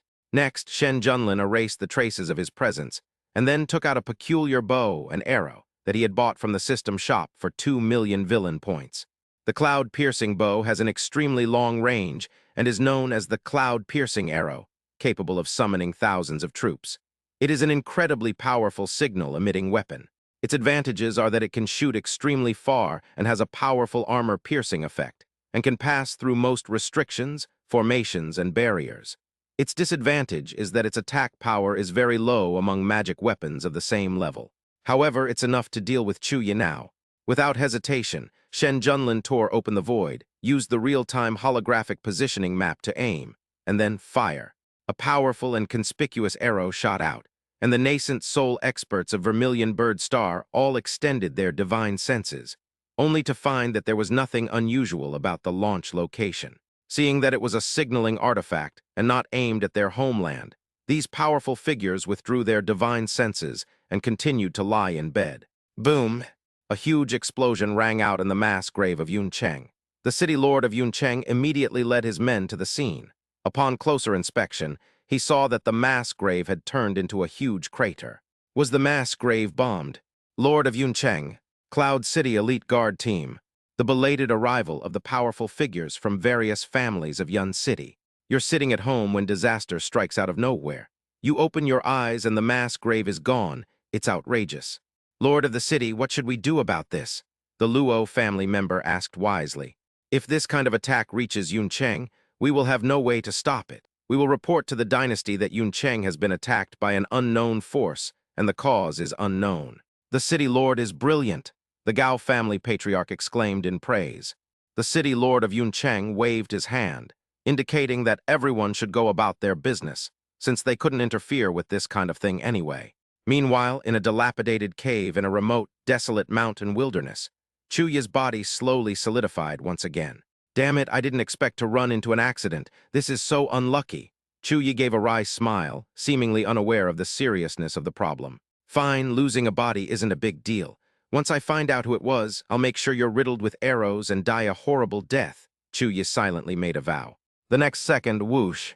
Another arrow struck Chu Yi, who was at the 14th level of Qi refining with lightning speed. Chu Yi and the cave collapsed together, and he was dead once again.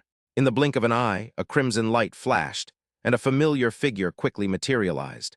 Who is it? Who is it? Show yourself, get out here. Chuya's face was terribly grim.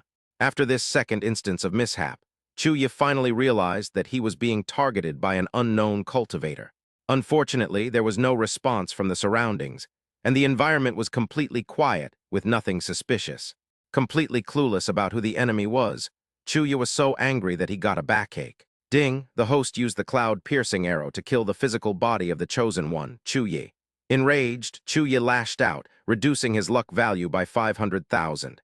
The host gained 5 million villain values, 5 million.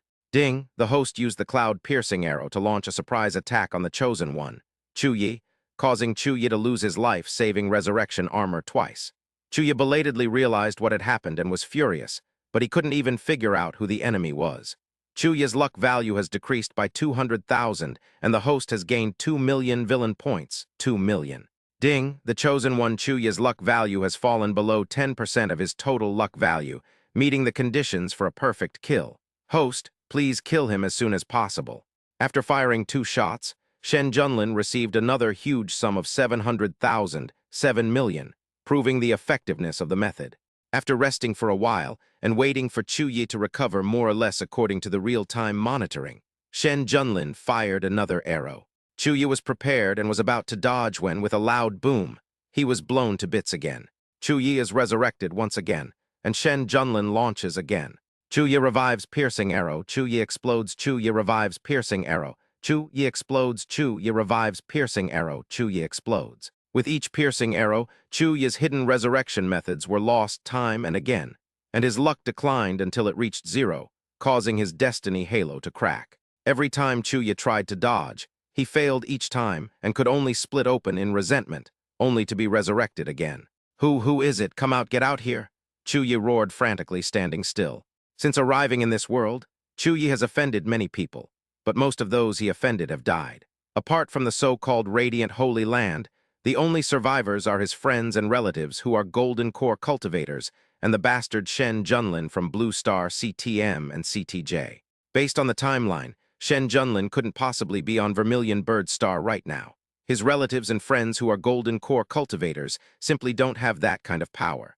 Although the Radiant Light Holy Land has a nascent soul Heavenly Lord in charge, they don't have the ability to predict his ability to revive with a drop of blood every time. Clap, clap, clap, tilde. Just then, a round of applause rang out from behind Chuyi. Chapter 276. A generation of immortal emperors endure resentment in the mountains. Chuyi turned around and saw a man he hated to the extreme looking at him with a smile. When enemies meet, their eyes are filled with hatred. Upon seeing Shen Junlin on Vermilion Bird Star, Chuyi immediately understood the intricacies of the situation. Shen Junlin, so it was you. Chuyi gritted his teeth as he stared at Shen Junlin. Chuyi was furious, helpless, and even shocked. The mysterious cultivator from his era had not only successfully possessed his enemy Shen Junlin, but had also repeatedly humiliated him under Shen Junlin's guise, and finally made a fool of him. Chuyi, I wonder how many more resurrection tricks you have up your sleeve, Shen Junlin asked with a smile. Chuyi glared at Shen Junlin with bloodshot eyes, gritting his teeth as he asked, Who exactly are you? Shen Junlin raised his hand and unleashed a terrifying burst of spiritual light, instantly shattering Chuyi's second brother. The pain caused Chuyi to instinctively bend over. It's very impolite not to answer someone's question before asking them a question, Shen Junlin looked at Chu Yi, who was enduring humiliation, with a smile on his face. Chu Yi stared intently at Shen Junlin with bloodshot eyes. Shen Junlin. Shen Junlin raised his hand and unleashed two sharp beams of spiritual light. Chu Yi's legs exploded and split apart. Chu Yi stood on the ground with only his remaining bones, staining the soil crimson. Chu Yi's face was deathly pale, but as an immortal emperor, he still endured the pain and maintained his proud demeanor. Chu Yi must never bow down to Shen Junlin. Even if he were to die and his soul were to be scattered, Chu Yi would never yield to the enemy. Tusk, tusk, tusk. As expected of the boundless immortal emperor, even at this point, he's still so stubborn. Fine, don't tell me then. I have plenty of ways to find you. Bye. After saying that, Shen Junlin decisively struck, smashing Chu Yi's hands, pouring a basket of chilly salt water over him, and watching Chu Yi stubbornly endure the pain until he died. Afterwards, Shen Junlin continued to look at the real-time holographic positioning map, found Chu Yi's resurrection point, and tortured him repeatedly until Chu Yi had only one life left. Shen Junlin, don't you think what you're doing is ridiculous? Chu Yi looked at Shen Junlin, his face pale. After being tortured 13 times, Chu Yi discovered that his senses had undergone inexplicable changes, and sometimes he even felt a strange sense of pleasure from Shen Junlin's methods. Chu Yi felt fear at this feeling, and he hated himself for having this feeling. Immortal Emperor Wuji, are you finally giving up? Shen Junlin looked at Chu Yi with a half-smile. Or is it that Immortal Emperor Wuji is enjoying himself? Chu Yi stared at Shen Junlin with bloodshot eyes, but did not answer. With his last life, Chu Yi gave up struggling. Without the remnant soul of the Mahayana cultivator, Chu Yi knew there was no hope of escape, and he no longer spoke to that bastard Shen Junlin. Has the Immortal Emperor Wuji resigned himself to his fate?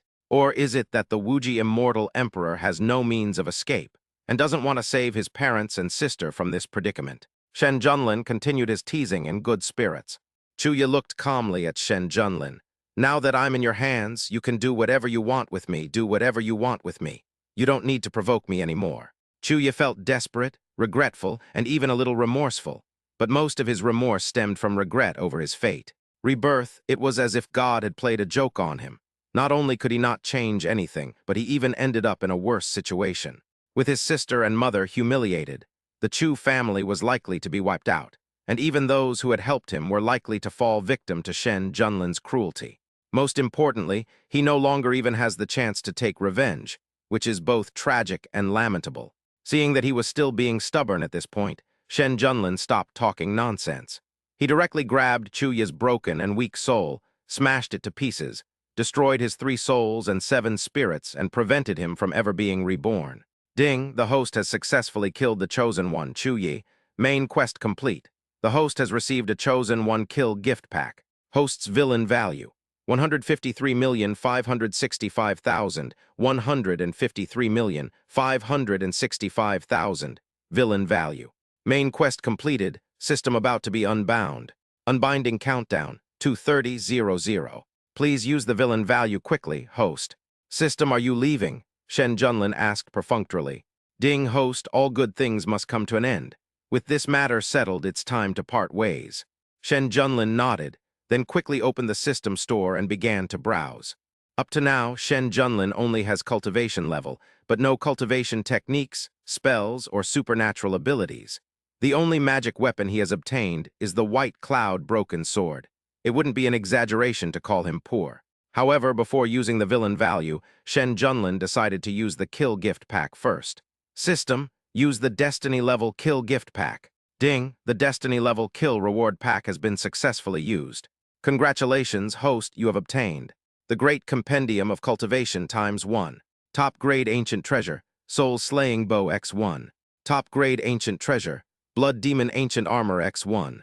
Acquired Spiritual Treasure, 6 Harmony Ruler ×1. Heavenly Rank Supreme Movement Technique, 7 Harmonies Movement Technique ×1.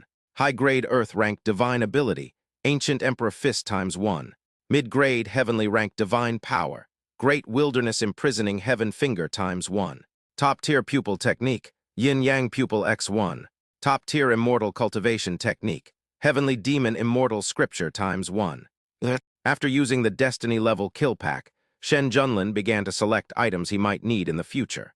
Because the kill pack contained a wide variety of items, Shen Junlin purchased some pills that would help him break through to the next level, as well as some inexpensive supernatural abilities and techniques. Ding, the Destiny villain system has been successfully unbound. A crisp, cold sound rang out, and Chen Zhou opened a spatial passage, quickly returning to the anchor point space.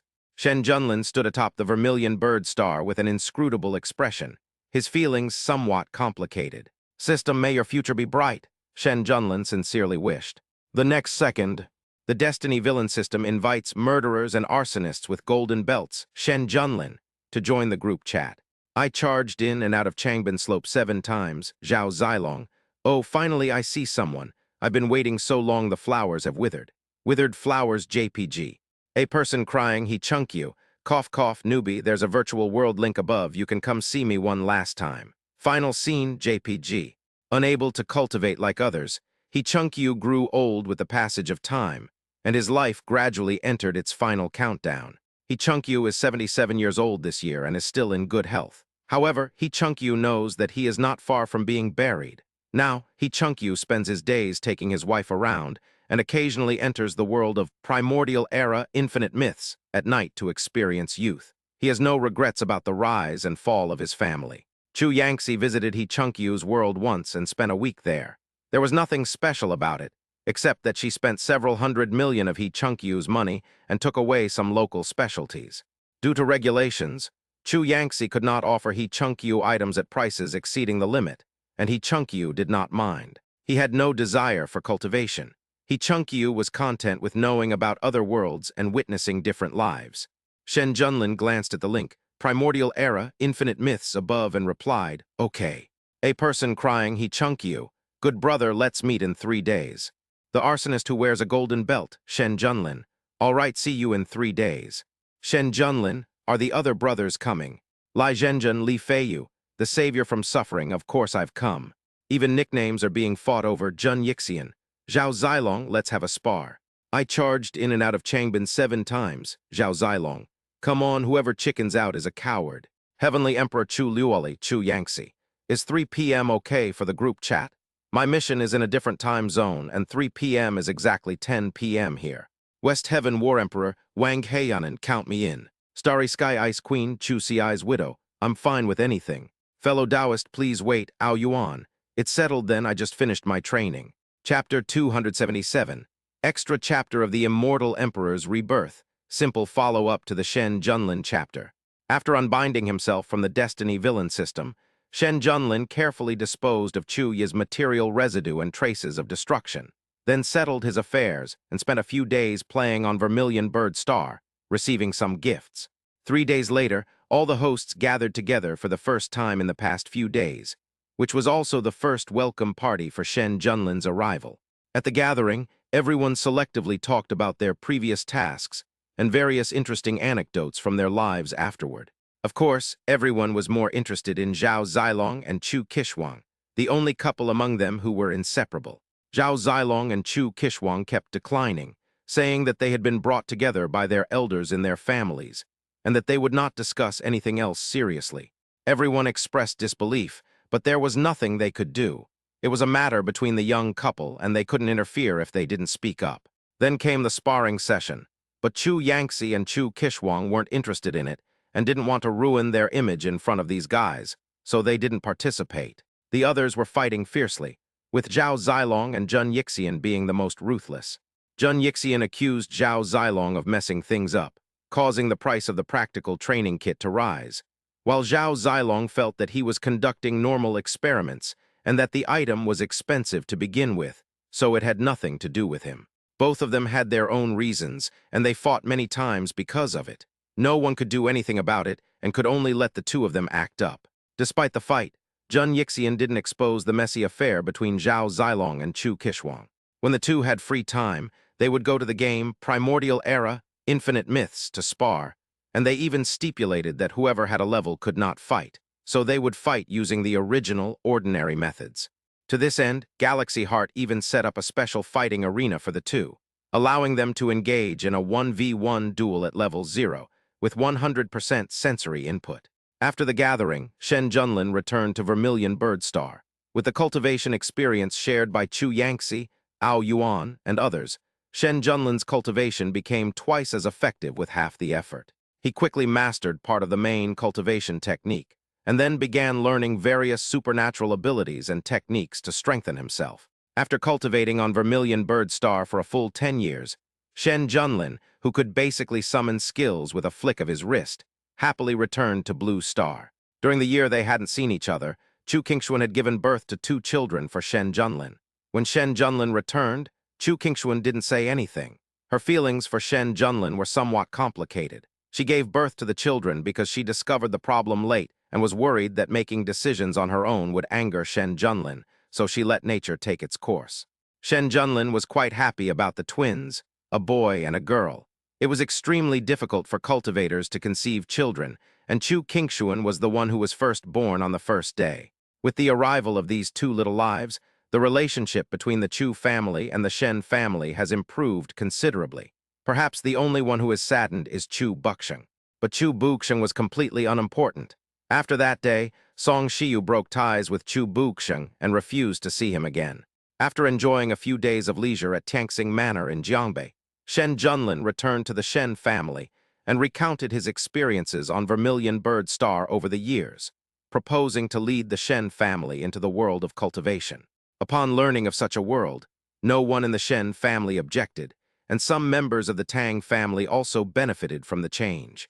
After making arrangements for the Shen and Tang families, Shen Junlin also gave some cultivation techniques to the Dragon Group and recruited talented men and women from Blue Star. Then, through the Immortal Sect, he arranged for everyone to be placed in the northern part of the southern region of Vermilion Bird Star, which is richest in resources and not far from Central State. Song Shiyu, Chu Qingshuan, Tang Mingli, and Mo Qingwu also went to live with the Shen family on Zhuge Star. Various powerful forces on Suzaku Star came to offer gifts and congratulations, and some even proposed marriage alliances with the Shen family to strengthen cooperation. After Chu Qingshuan gave birth to Shen Junlin's child, the relationship between the Shen family and the Chu family improved significantly. They stopped suppressing the Chu group and even put the Chu group under Chu Qingshuan's name. Chu Qingshuan knew the Shen family's purpose, but she did not object. Now that Song Shiyu had broken ties with Chu Buxiang, it was a compromise to return the Chu family business, which Song Shiyu had built up herself, to Chu Qingshuan. However, not long after the name was attached, with the relocation of the Shen family, the Chu family, the Shen family's businesses, and the Tang family's businesses were combined into a chamber of commerce, which was handed over to the Shen and Tang families who remained on Blue Star for joint management. Chu Qingshuan didn't have any particular thoughts about this. After experiencing so much, Chu Qingshuan had become indifferent to worldly wealth, since she couldn't take it with her anyway. After making her promise, Song Shiyu never went back on her word. She said she would follow Shen Junlin, and she would follow him. She didn't interfere with the Chu family business she had built up. She also didn't have any objections when the Shen family agreed to transfer the Chu family business to Chu Qingshuan's name. After years of getting along, Song Shiyu had long regarded Chu Qingshuan as her own daughter. The person she most wanted to pass on the company she had built was Chu Qingshuan, who was very similar to her. Although the Shen family's actions were calculated, in the end, the beneficiary was Chu Qingshuan's child, her grandson, so there was not much difference. As long as it's not given to the heartless Song family, or the heartless Chu family from back then. However, less than a year after this incident, Song Shiyu and Chu Qingshuan went to Vermilion Bird Star with Shen Junlin, and the Chu family's affairs were no longer important. It doesn't matter who she ends up with anyway. Song Shiyu never thought about going back to Blue Star. Tang Mingli was the best among them. Although Shen Junlin's domineering attitude was somewhat inexplicable, apart from the increased physical activity, Tang Mingli didn't feel anything was wrong. The benefits that the Tang family received were real. Moreover, given Shen Junlin's formidable strength, all of this seemed quite reasonable to Tang Mingli. Tang Mingli also accepted her roommate's advice, tried her best to adapt, and ate, drank, and played as usual. Among all the women, the most miserable was undoubtedly Mo Qingwu. Because of Mo Zhenbei and Chu Yi's affair, the Mo family declined directly. Mo Zhenbei was still in prison, and the other members of the Mo family did not benefit at all. Mo Qingwu went to great lengths, using all her skills and persevering through numerous trials and tribulations, before finally persuading Shen Junlin to pardon Mo Zhenbei.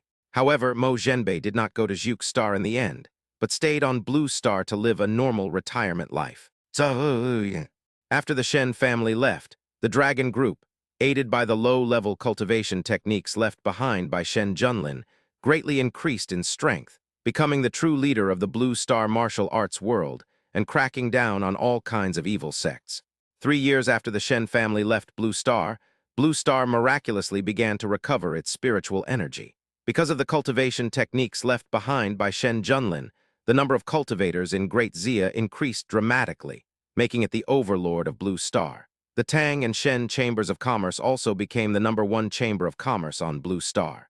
Not long after the spiritual energy of Blue Star began to recover, Shen Junlin also returned with his men once, firstly to deter the powerful demonic beasts that had revived on Blue Star, and secondly to deter cultivators from other cultivation star regions. With the great Shen Junlin around, Blue Star's rise was undisturbed, smoothly transitioning to a technological and cultivation civilization. Although top-tier experts were scarce, low-level cultivators were terrifyingly numerous. Later, Shen Junlin found a formation master to set up an inter-domain teleportation array directly between Vermilion Bird Star and Blue Star, allowing the two sides to communicate with each other. Some members of the Shen family also returned to Blue Star and led the development of cultivation on Blue Star. Chu Qingshuan and Song Shiyu did not return. The two women were quite talented and were very adept at cultivation. They were pillars of the Shen family on Vermilion Bird Star and capable assistants to Shen Junlin. Tang Mingli and Mo Qingwu did return for a while, having a small gathering with friends before returning to Suzaku Star. Shen Junlin's 2 children also possessed extremely strong cultivation talents and were known as the twin stars of the Shen family. Many people came to the Shen family to propose marriage, but Shen Junlin's daughter rejected them all. 200 years after Chen Zhou left, Shen Junlin achieved the Mahayana level of cultivation through immortal techniques, breaking the legend of the limitless immortal emperor on the immortal continent. As a result, the Shen family became one of the most terrifying families in the universe. 100 years after Shen Junlin became a Mahayana cultivator, his children both found their ideal partners. Shen Junlin secretly observed their character and found them to be good, so he did not interfere. 6,000 years after the departure of the Destiny Villain system, Shen Junlin, who had spent over 5,000 years at the peak of the Mahayana realm, saw his sons and daughters all enter the Mahayana realm and the Shen family was stable. So he ascended to become an immortal. As soon as they arrived in the celestial realm, they were captured by the immortals and taken to a celestial fish farm to be raised as fish. End of volume. Chapter 278. A wanted notice is issued right from the start. After submitting the task, Chen Zhou's permission level finally reached the advanced system level. Chen Zhou rested for a while and absorbed most of the source points he had accumulated from these tasks. After making the adjustments, Chen Zhou opened the taskbar, and a series of golden tasks appeared in front of him, one of which was even purple gold in color. Chen Zhou clicked on it and saw, wow, 90 million luck points. Mission, transmigrate to another world. I can deduce infinitely. Grade, Lapis Lazuli. Main quest luck value, 90 million. Task difficulty, hard. Mission objective, Huangsan. Mission background. This is a peculiar world, a world inhabited by a special kind of being, spirit insects. Spirit insect masters cultivate using spirit insects, thereby gaining immense extraordinary power. In a remote place, Huangsan, an extraterrestrial demon from another world, awakens his cultivation aptitude. Utilizing the infinite deduction cheat necessary for transmigrating, he intercepts opportunities across various regions, rescues damsels in distress, rises through the ranks, and finally shatters the Spirit Martial Palace, achieving godhood at level 100. Spiritual insects, level 100 godhood, interesting, you're the one. Chen Zhou chuckled and decisively selected this task that other systems hadn't yet chosen. Confirm. Task accepted successfully. Upon hearing the familiar voice, Chen Zhou calmly opened the dimensional portal. Mission world successfully locked. Dimensional anchor point successfully deployed. The system's exclusive teleportation channel opened, and Chen Zhou decisively flew in. In an instant, Chen Zhou successfully arrived in the world of transmigrating to another world. I can deduce infinitely. Beep, a healthy and suitable candidate has been detected, meeting the system binding requirements. System binding 100%. The Destiny Villain system has been successfully bound. Host Bai Liubing. Host panel. Name Bai Liubing. Gender male. Age 22. Height 190 cm. Qualification, Grade A 99%, Divine Bloodline. Realm Level 37, Spirit Marquis. Factions, Lingwu Hall Bai Clan. Identity, Son of the White Emperor, first heir of the Bai Clan. Killer move, can't make this up. Items, cannot be made up. Ifold. Who are you? Bai Liubing asked sternly. He is the young master of the Bai Clan, the first heir of the Bai Clan, the son of the White Emperor, and lives in the Bai Clan's territory. His palace was heavily guarded, yet someone managed to sneak into his secluded room without anyone noticing. Terrifying. Ding, this system is the Destiny Villain system, not a human.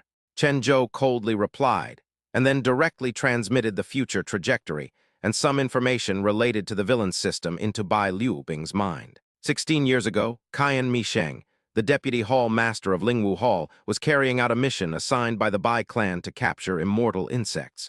During this process, he discovered a strange woman who possessed an 8th-level spirit insect and then decisively tried to kill her.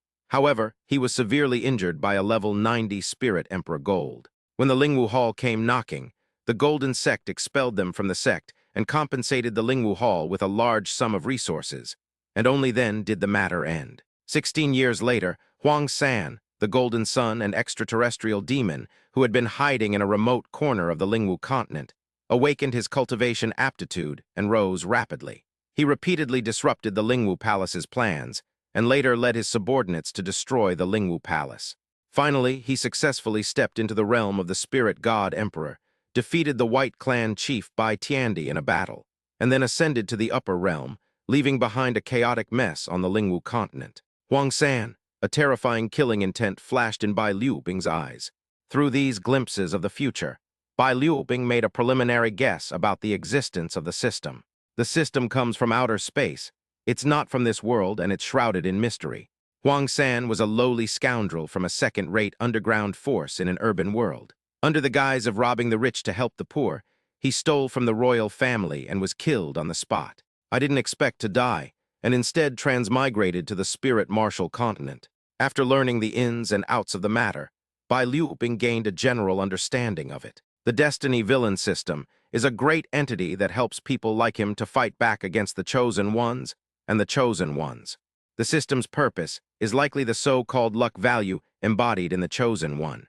Having figured out the whole story, Bai Liubing decisively chose to withdraw from cultivation and flew towards the headquarters of the Spirit Martial Hall. The cultivation levels in the Spirit Martial continent are divided into 1 to 99 levels, with each 10 levels corresponding to a realm.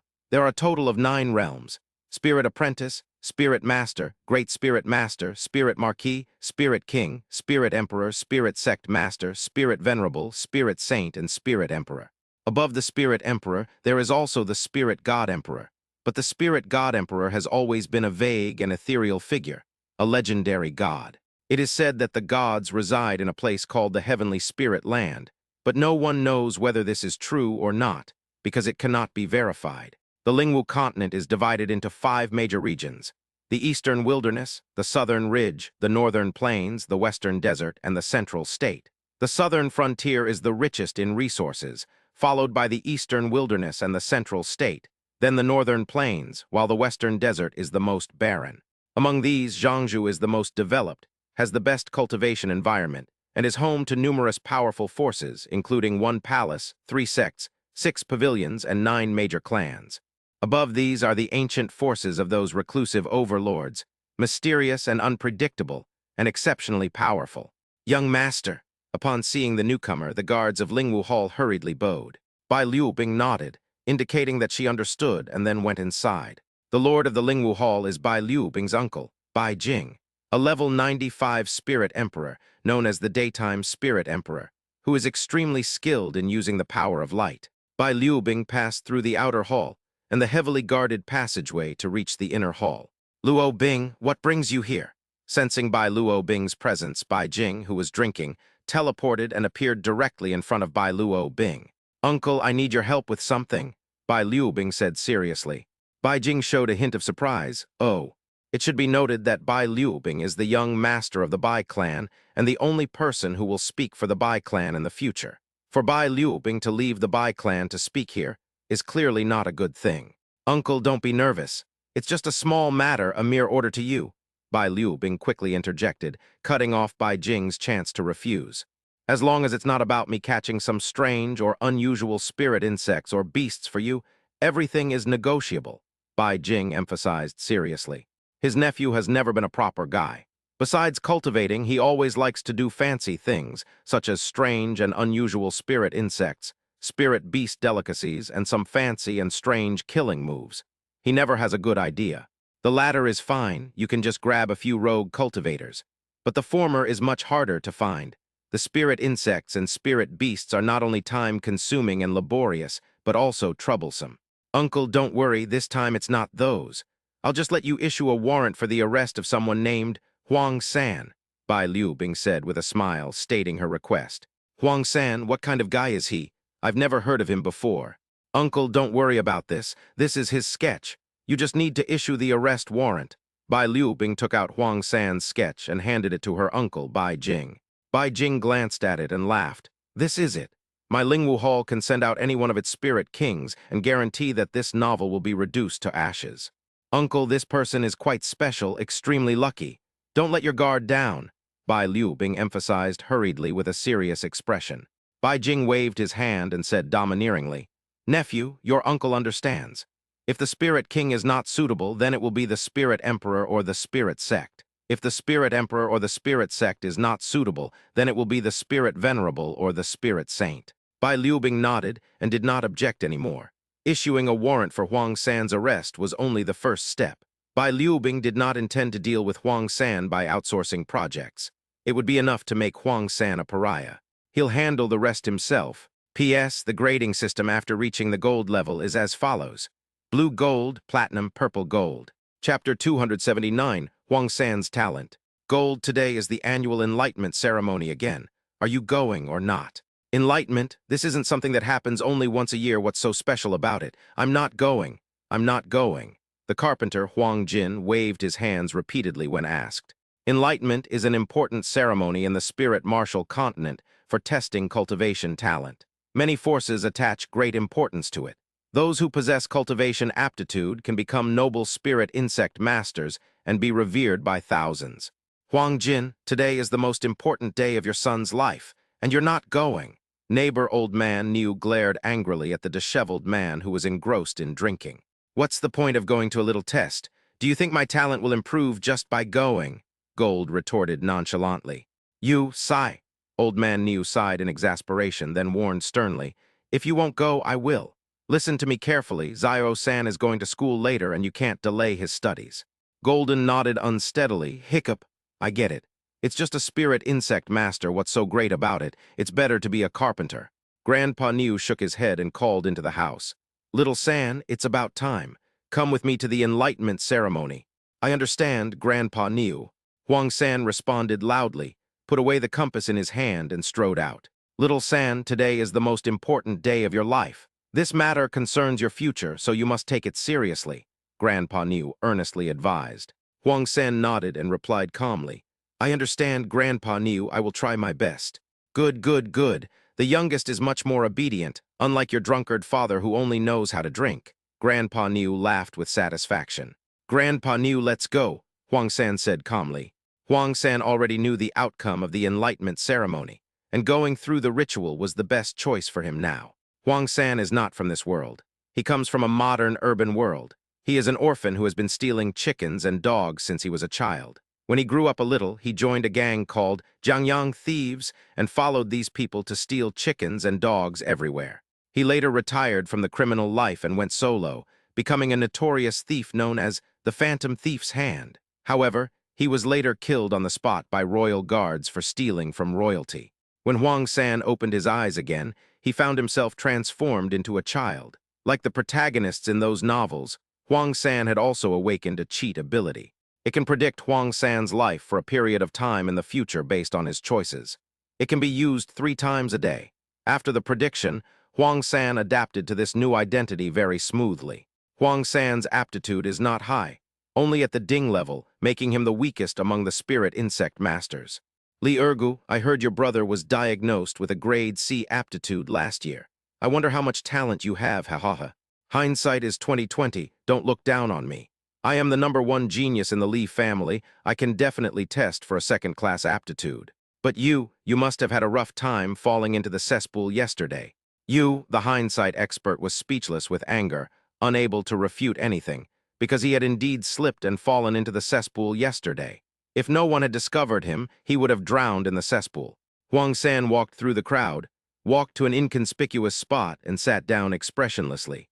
After a while, the village chief and a group of village elders came in. Children, you are all 16 years old this year, and it's time to test your cultivation talents. I won't waste any more words. Now the talent test begins, the village chief shouted, announcing the start of the aptitude test. Li Ergu qualification, grade C. Hindsight is 2020 aptitude, D grade. Wu Yaokai aptitude, grade D. Maltsaha qualification, grade C. Elena, you have no aptitude for cultivation. Zetin, you have no aptitude for cultivation. Ultraman qualification, grade B. Dora loves monkeys, but she has no aptitude for cultivation. Gargamel, you have no aptitude for cultivation. As the elders of the testing center spoke in loud voices, the villagers who came to participate in the enlightenment ceremony were filled with mixed emotions of joy and sorrow. Duji's aptitude is top tier. What? Grade A aptitude? It's actually grade A aptitude. That's great. Our village has a genius with grade A aptitude now. As expected of the eldest son of the Du family, I've long heard that Du Ji has been intelligent since childhood. He truly is an unparalleled genius. Of course, just look at his intelligent eyes. Du Ji is destined for wealth and honor. And Huang San from the Wang family is also a child prodigy. Du Ji has first-class aptitude, so Huang San must also have first-class aptitude. So our new Tu village has actually produced two geniuses, a spirit insect master exclaimed. Upon hearing this, everyone's breathing quickened. If these two geniuses with top-tier aptitude were to grow up, wouldn't their new Tu village be on the rise to prominence? Huang San, come up here, the testing elder called out kindly. Huang San nodded and walked up without expression. In every one of the futures predicted by Huang San, his talent was classified as grade D, and he would face ridicule from the entire village. Huang San didn't care about any of this. After all, he wasn't from this world, so there was nothing to say to these natives who had a way of courting death. If it weren't for the legendary spirit insect in the school, Huang San would have left long ago. Huang San walked steadily to the testing stone pillar, and under the expectant gazes of the crowd, slowly placed his hands on the testing stone pillar. Two words appeared on the stone pillar, Ding Dang. What, Ding Dang, how is this possible? The village chief was so angry that his eyes widened in disbelief. In the entire Niutu village, the village chief valued Du and Huang San the most. Du had first-class talent, while Huang San had second-class talent. The village chief's mood instantly darkened, but he didn't show it. What precocious child, what natural genius. I think that kid staged it all himself. Genius, bah, what a load of rubbish. How could I have trusted you so much? Ha ha ha, sure enough, like begets like. A rat's son knows how to dig holes, and a drunkard's son, even if he's not a drunkard himself, won't be much better. What a disappointment, alas. Under the influence of the brain-degrading aura, the surrounding spirit insect masters who came to watch the ceremony began to mock him. Huang San glanced coldly at these guys who were already courting death, then looked expressionlessly at the testing elder. Elder, now that the test is over, I'll be going down. Upon hearing Huang San's words, the testing elder belatedly realized what was happening and immediately said, All right, then you may leave. Little San, don't be sad. Even someone with only a low aptitude can cultivate. It's better to be slow. We'll take it one step at a time, Grandpa Niu comforted kindly. Thank you, Uncle Niu. I need some peace and quiet now. I'll head back now, Huang San replied expressionlessly, then left the testing plaza directly. Although he knew the outcome, Huang San was still frustrated by the ridicule, and he couldn't escape the common fate. For the sake of that legendary spirit insect, he temporarily endured it. Once I obtain that legendary spirit insect, I'll leave this place. Huang San secretly made up his mind. Chapter 280 Plans Can't Keep Up with Changes. A month after his enlightenment, Huang San lay quietly on the single dormitory bed assigned to him by the school. Deduction, Huang San silently recited in his mind. First future life. Tomorrow, you will be late for class because you woke up late, and you will be punished by the village elder to stand all day. When you return to your dormitory in the evening, you will continue to study firearms, but you will fail again. The next day, you were not late and went to class as usual. You studied theory all day and continued to study firearms after school, but you still failed and blew up the school dormitory. You were asked to pay back the money, but you couldn't afford it, so you were forced to start working. On the third day, you were on time and attended class as usual. However, halfway through, a group of enforcers from the Spirit Marshal Hall came to arrest you. Lacking the strength, you were captured. Just as you were about to be taken away, a magnificent figure rescued you. You looked up and saw it was your cheapskate, Old Deng. After Old Deng dealt with the Spirit Marshal Hall's henchmen, you began your life on the run. Lingwu Hall, what kind of organization is this? Why did they arrest me? My cheap old man is actually a peerless expert. Huang San was puzzled. No, let's try the deduction again. Huang San shook his head and began to deduct the data. Second future life. Tomorrow, fearing you'll be late, you get up early. As a result, you trip over the threshold when you go out and fall down, losing 2 of your front teeth. You become the laughing stock of the school and are mocked by the students. In a fit of anger, you lash out and injure someone, but are captured on the spot by the school's village elders and locked up for 1 night. The next day, you were still locked up in solitary confinement. On the third day, you were sound asleep in your solitary confinement cell when a group of Lingwu Hall thugs slapped you awake with a powerful blow. You'd been captured. Just as you were being led out of the village, your old man descended from the sky, killing the Lingwu Hall thugs. Thus began your tense and thrilling escape. Damn it, this time I've got an extra big hole. Huang San immediately began the third simulation. Third future life. Tomorrow, you attend class as usual and practice your skills after class, but there is no improvement because your aptitude is too poor. The second day was the same as the first day. His cultivation level improved slightly, but not by much, so let's not even mention it. On the third day, having made preparations, you asked for leave in advance, but it wasn't approved. Not wanting to get into trouble, you skipped class and went home, only to be slapped twice by your grandfather. You were stunned. Just as you were in shock, a group of Lingwu Hall soldiers came to your house to arrest you. Your old man, in a fit of rage, killed the Lingwu Hall soldiers, and then the 3 of you began your life on the run. Do I really have to go against this big jerk? Huang San thought to himself, speechless. Apart from the first future, the latter 2 futures are both extremely difficult and cannot be chosen. Forget it, let's do some deductions tomorrow before making any plans. Huang San thought for a moment and decided to leave it for now. The arrival of people from the Lingwu Hall is a major event, an external force. Unless they leave Niutu village, they cannot change the fact that the Lingwu Hall has found them. Fortunately, his father was an unparalleled expert, so he didn't need to worry about those small fry from the Lingwu Hall. The only difficult part was the life on the run that followed. After escaping Niutu village, his cheap old man, Deng, led him to hide and go into hiding. They even left Huangmao Mountain and went to the neighboring Qinglang Mountain range to play a father-son survival game in the wild. All 3 deductions yielded the same result. They spent a long time in the Azure Wolf Mountains, but the Spirit Marshal Hall never came looking for them. On the third day, Huang San calmly got up as usual and deduced the outcome 6 more times. The result was almost the same. He and Lao Deng were forced to hide in the deep mountains and forests. Adhering to the principle that what is meant to be will be, Huang San fearlessly came to the classroom to listen to the village elders teach him theoretical knowledge. Boom, a loud explosion. Before the village elder could react, an arrogant voice rang out. Who is Huang San? Get out here right now. Huang San, what trouble has this kid gotten into this time? They've actually sent people to our door. A female student asked. I think it's most likely that his father went to other villages to steal things to exchange for wine. When the villagers came to his door, his father refused to pay, so they came directly to the school to collect the debt. Sigh, having such a drunkard as a father, Huang San is truly unlucky. A student sighed insincerely. Whatever, this has nothing to do with us. Let's just sit back and watch the show. That's right, we didn't provoke these people. The wrongs should be held accountable and debts should be repaid. It's only right and proper. Listening to the students' chaotic guesses, the village elder hurriedly stepped forward.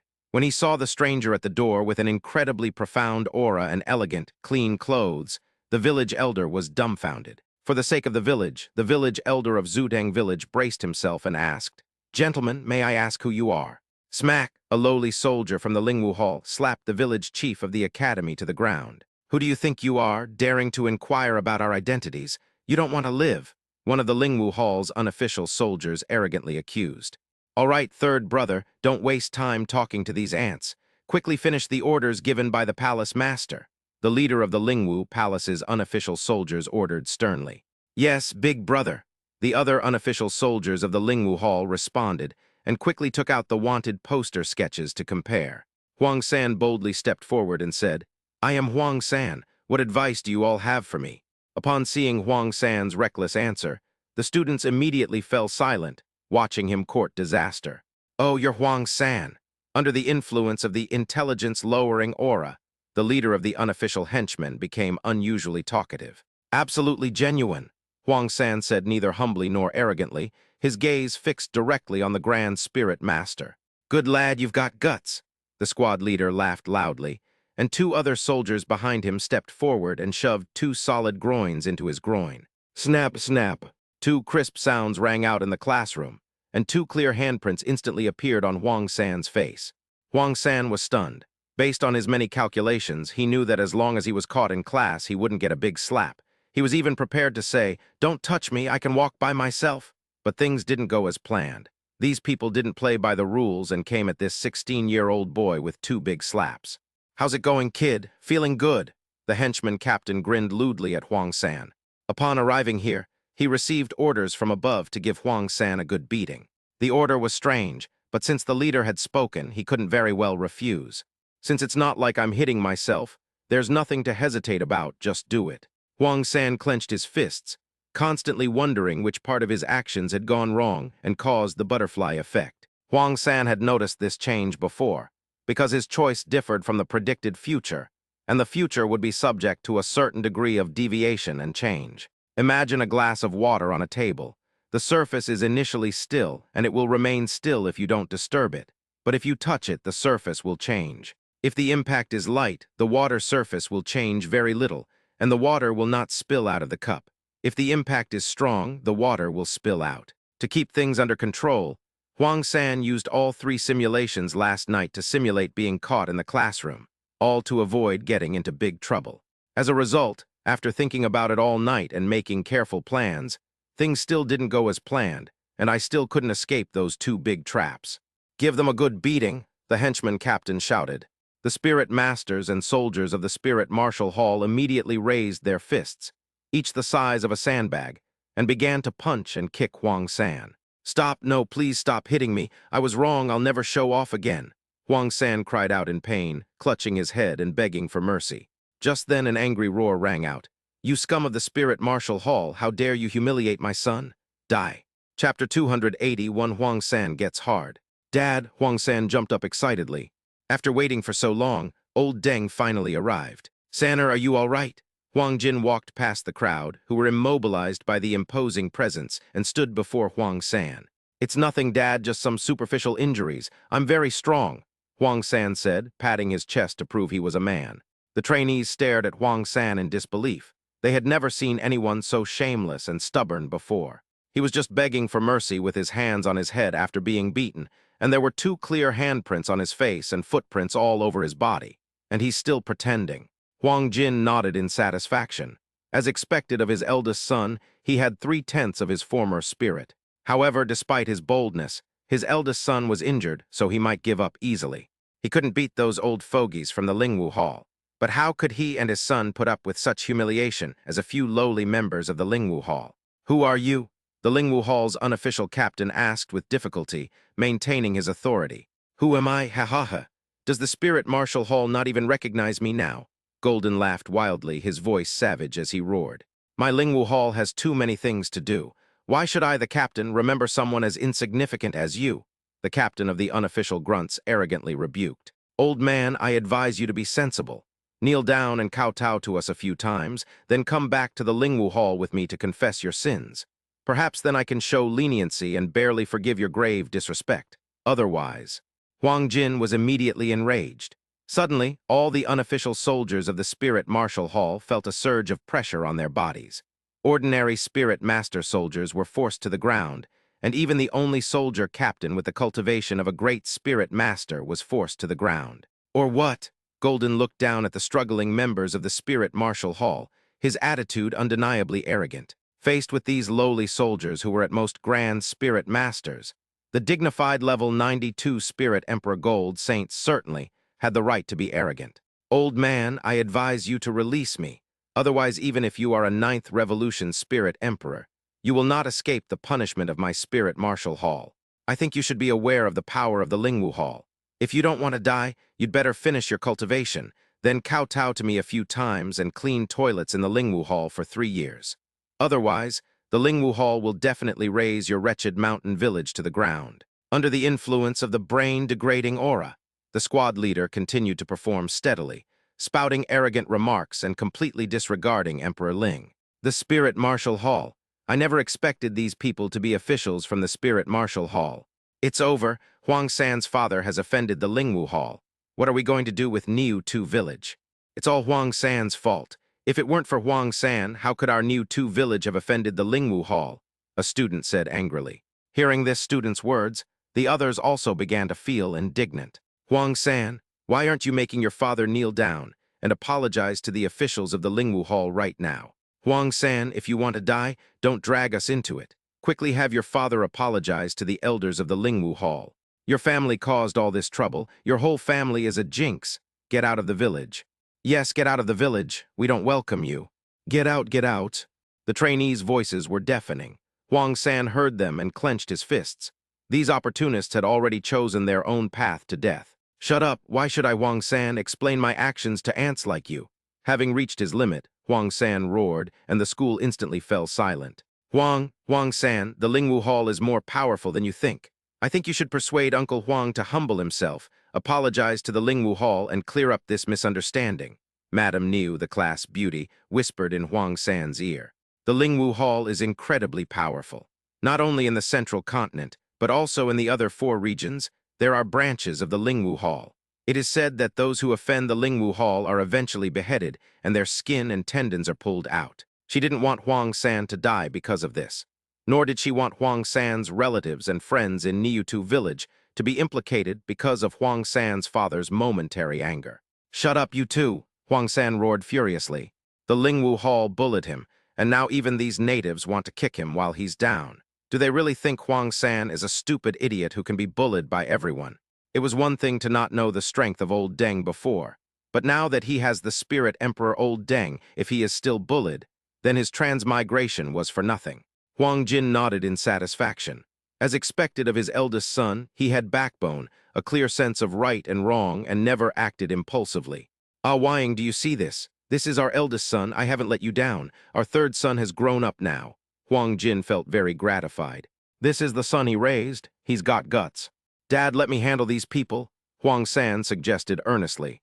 Hearing his son's voice, Huang Jin immediately snapped out of his reverie. He looked at the scattered remains of the Lingwu Hall on the ground, and then at his son, whose eyes were filled with intense seriousness. Huang Jin nodded with satisfaction. All right, son, I'll cripple their cultivation and hand them over to you for disposal. You old bastard, how dare you? The henchman captain glared angrily at himself as he slowly approached. Golden smiled wickedly and ruthlessly crippled everyone from the Spirit Martial Hall present. Oops. Screams echoed through the school, and the students trembled with fear. Seeing that these people's cultivation had been crippled, Huang San dared to arrogantly step forward. Slap! Huang San angrily slapped the captain of the henchmen on the ground. Huang San shook his reddened hand and said smugly, Old man, how was it? Comfortable.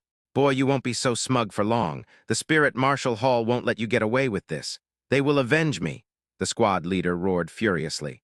Slap! Huang San endured the excruciating pain in his hand, and angrily swung his hand out with all his might again. I'll teach you to be arrogant. I'll teach you to be arrogant. You're not going to let me go? You'd better think about yourself first. Huang San smiled wickedly, then began punching and kicking the unofficial members of the Lingwu Hall. The trainees were trembling with fear, not daring to look at Huang San, who had completely changed.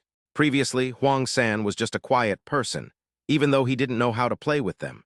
Now that Huang Jin's identity as a powerful spirit insect master has been revealed, he has become smug and arrogant. Huang San won't hit us, will he? One of the trainees asked worriedly. This question was directed at both others and Huang San. Probably not, another student replied somewhat uncertainly. So we're all classmates. No matter how despicable Huang San is, He shouldn't stoop so low as to lay a hand on us, class leader Du Ji analyzed very seriously. Of course, Huang San sneered as he moved closer, grinning smugly. We'll fight too. After saying that, Huang San rolled up his sleeves and, relying on his fighting experience from his previous life, beat up his classmate. The students immediately scattered and fled, with the fastest runner being the class leader, Du. Huang Jin smiled helplessly. It was not his place to interfere in the squabbles of these children. Seeing that Huang San had vented his anger, Huang Jin unleashed his killing move, the Great Sun Melting Fire technique, unleashing thousands of flames. In an instant, all the non-official members of the Spirit Martial Hall in the Academy were decapitated. Chapter 282, A Storm is Brewing. Huang San sells his father.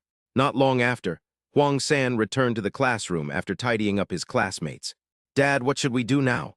Huang San asked Huang Jin with a grave expression.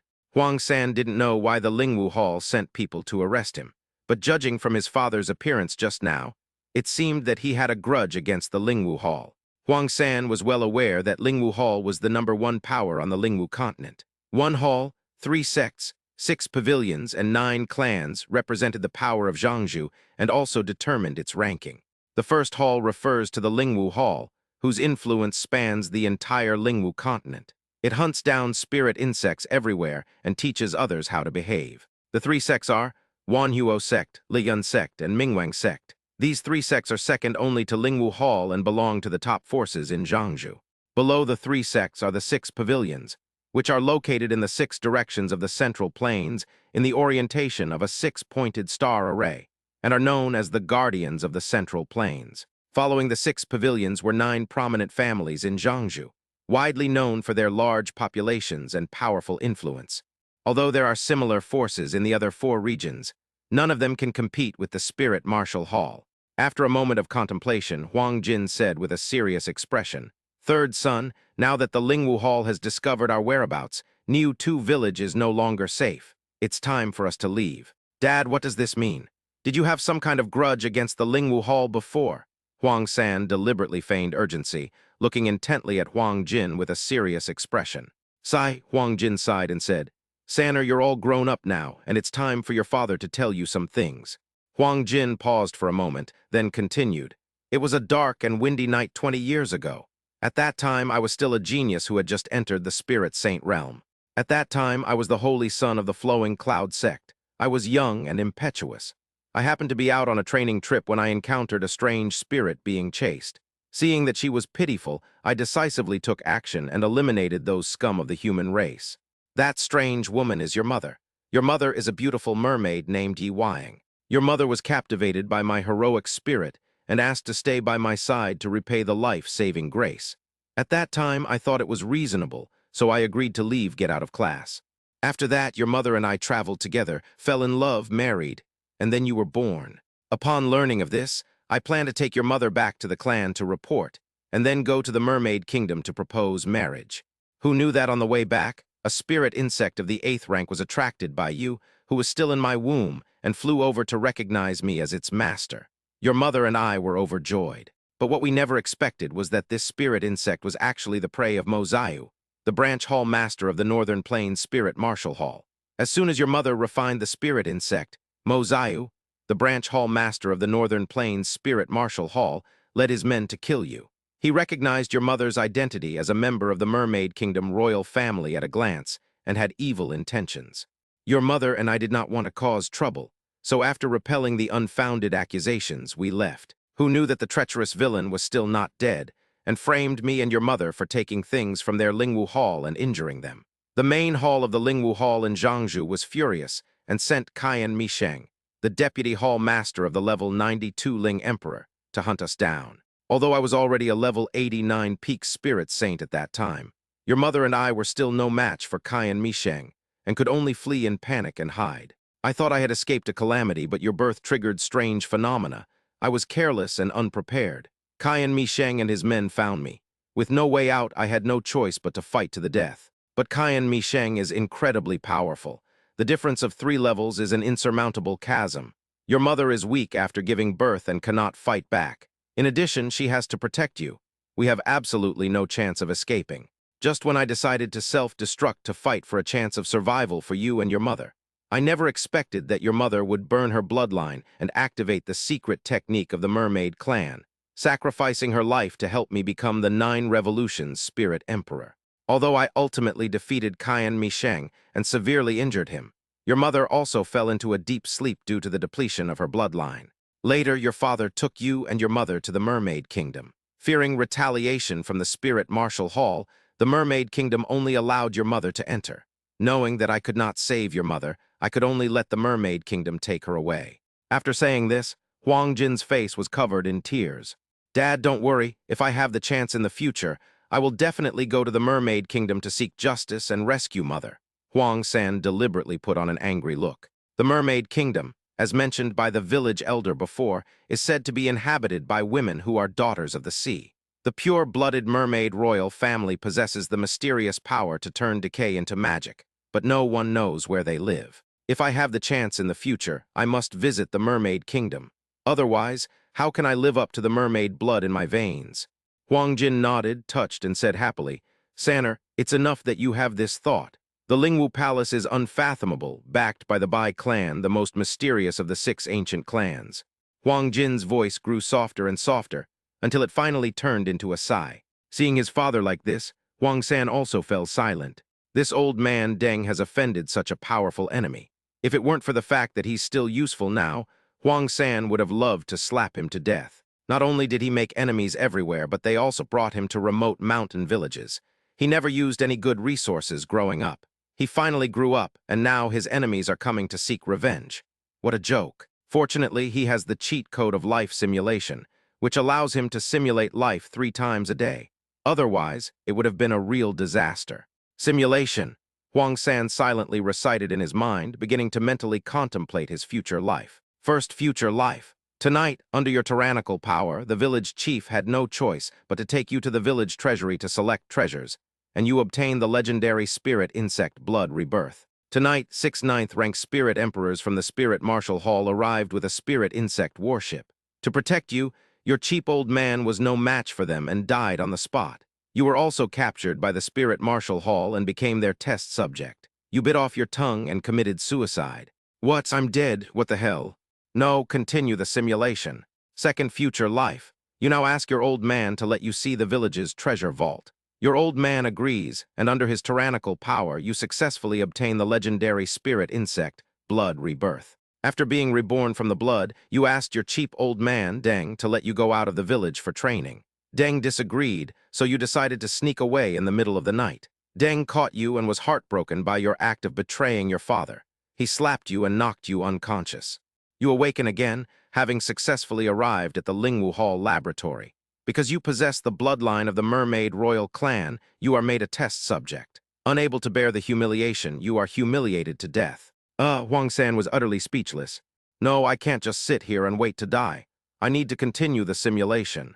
The third future life. You now ask your old Deng to go to the village treasure vault to pick something, and your old Deng agrees. Under your old Deng's tyranny, you successfully obtain the legendary Spirit Insect Blood Rebirth. After obtaining the Blood Rebirth, you suggested going to town to buy some cultivation resources that are not available in the village, and also to bring some good wine for your old Deng. You said you would invite the son of your old Deng's drinking buddy, a monster, to accompany you, and your old Deng agreed. Just outside the village, you and the mutant beast encounter Xiankai, the village beauty who is also going out to train. After learning that you are going to town, Xiankai and you travel together. On the way, you encounter some wild beasts, but you are very strong and the wild beasts pose no threat to you. As you approach the town, you encounter a rich young master being attacked by a spirit beast. You don't want to get involved, but the village beauty, Cilantro, bravely steps in and saves the young master. The young master expressed his gratitude and invited you to his home, which you accepted. Upon arriving at the young master's house, you were warmly received, and he arranged a lavish banquet for you. You fainted from the Chinese medicine and became his prisoners, while the village flower, Cilantro, became his plaything. You were furious, but there was nothing you could do. The young master severed the tendons of the alien beast's hands and feet, and then threw you and the alien beast out, since you had no power. You were angry and got angry for a moment, but you didn't forget your purpose. While your old man was holding off the experts from the Spirit Martial Hall, you successfully escaped. Great, after seeing the third possible future of his life, which had gone through several twists and turns, Huang San couldn't help but feel happy. Although the village Belkana is in a bad situation, it has nothing to do with me. Even without me, the village Belkana would still not escape that fate. At worst, I'll offer a heads-up and help Cilantro and the mutant beast avoid this predicament. As a reward, after careful consideration, Huang San decided to proceed according to the third option for his future. Chapter 283, Watching from the Sidelines. That afternoon, following his third future life route, Huang San easily took the legendary spirit insect, Blood Rebirth, called his good buddy the mutant beast, and scouted the village entrance to bump into the village beauty, Xiankai, who was about to go out for training. They then traveled together. Huang San, we never imagined your father was such a powerful expert. We've been fooled all these years. Village flower Cilantro teased with a laugh. Huang San scratched his head and replied with a smile, Sister Cilantro, please stop teasing me. Before today, I had no idea that my father was actually the Nine-Turn Spirit Emperor. When Huang San spoke of the Nine Revolutions Spirit Emperor, he deliberately emphasized his words, showing off intentionally. What, a Nine-Turn Spirit Emperor? Village Flower Coriander's eyes widened in disbelief. The Nine-Turn Spirit Emperor is the strongest expert in the Spirit Martial Continent. Each Spirit Emperor is an untouchable supreme legend. If she could have sex with Huang San, wouldn't that directly change her social class and make her one of the most powerful upper-class nobles in the entire Eastern Wilderness? No, no, no. That probably won't work. Huang San is the son of Emperor Ling. A country girl like me, no matter how beautiful, would at most be Huang San's concubine. If I were to have relations with him, I would probably only be destined to be a servant. Moreover, Huang San's family has angered the Lingwu Hall. If they get too close to him, they may easily bring about the extermination of their entire family. Village Flower Coriander shook her head inwardly, giving up on getting in touch with Huang San. Power is good, but too much of it is beyond the reach of a lowly spirit insect master like her. With 3 palaces and 6 courtyards, she was left alone in an empty room. Coriander was not content with this kind of life. Thinking about all this, Cilantro subconsciously distanced herself from Huang San. Wow, third son, I never imagined your father was so awesome. A 9-turn spirit emperor. With a background like that, you'll be able to roam freely throughout the entire eastern wilderness. The mutant beast exclaimed with envy. Huang San smiled helplessly. Brother alien beast, you don't need to tease me. As the son of the spirit emperor, my aptitude? Sigh. Third son, stop pretending to be Versailles. With your father's cultivation level, finding rare and precious materials to improve your aptitude is a piece of cake. If you keep acting tough in front of me, believe me, I'll beat you up. As he spoke, the mutant beast flexed its powerful biceps. Hee. Huang San gave a forced smile as he looked at the mutant beast. Knowing he was the son of Emperor Ling, he still dared to call him third son and even threatened him. Well, this guy has already found his way to death. And that ungrateful Coriander, knowing he was the son of Emperor Ling, didn't even offer herself up for his amusement. She was also courting death. He had originally planned to remind these 2 idiots later, but since they were so oblivious to the situation, he decided to just watch from the sidelines. The 3 continued chatting and laughing as they made their way towards Qingyun town. Help, someone please help me. Suddenly, a faint cry for help caught the attention of the 3 people. Alien beast, protect Huang San, I'm going to check on him. Village Flower Coriander instructed before hurrying towards the direction of the cries for help. Hey, Senior Cilantro, be careful, don't fall into their trap, the mutant beast shouted urgently. We're not far from Qingyun town, there shouldn't be any bad guys here. Cilantro shouted but didn't stop running. Sanzi, let's go check it out too, just in case Senior Coriander falls into a trap, the mutant beast suggested seriously. Okay, Huang San nodded, not refusing. Anyway, these 2 people were asking for it. They didn't listen to him, so they deserved what happened. He can't be blamed. Cilantro Needle. A shower of cilantro needles. Level 9 Spirit Apprentice Xiankai unleashed 2 insect-based attacks, easily driving away the first-tier Spirit Beast Psyduck that was surrounding the carriage. Once the crisis was over, Cilantro rushed over and, seeing the person shivering on top of the carriage, asked, Are you all right? The frightened rich young master looked at the strikingly beautiful wild girl in front of him with trembling eyes. Nothing, I am Wang Fugui. Thank you for saving my life, young lady. Cilantro smiled sweetly. You're welcome, it was nothing. By the way, why are you out alone? Where are your family?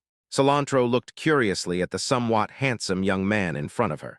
Judging from his clothes, his family must be quite wealthy, and he would usually be accompanied by guards or similar protection when he went out. But this person was alone outside, which was obviously suspicious. "Young lady, I didn't actually come out alone.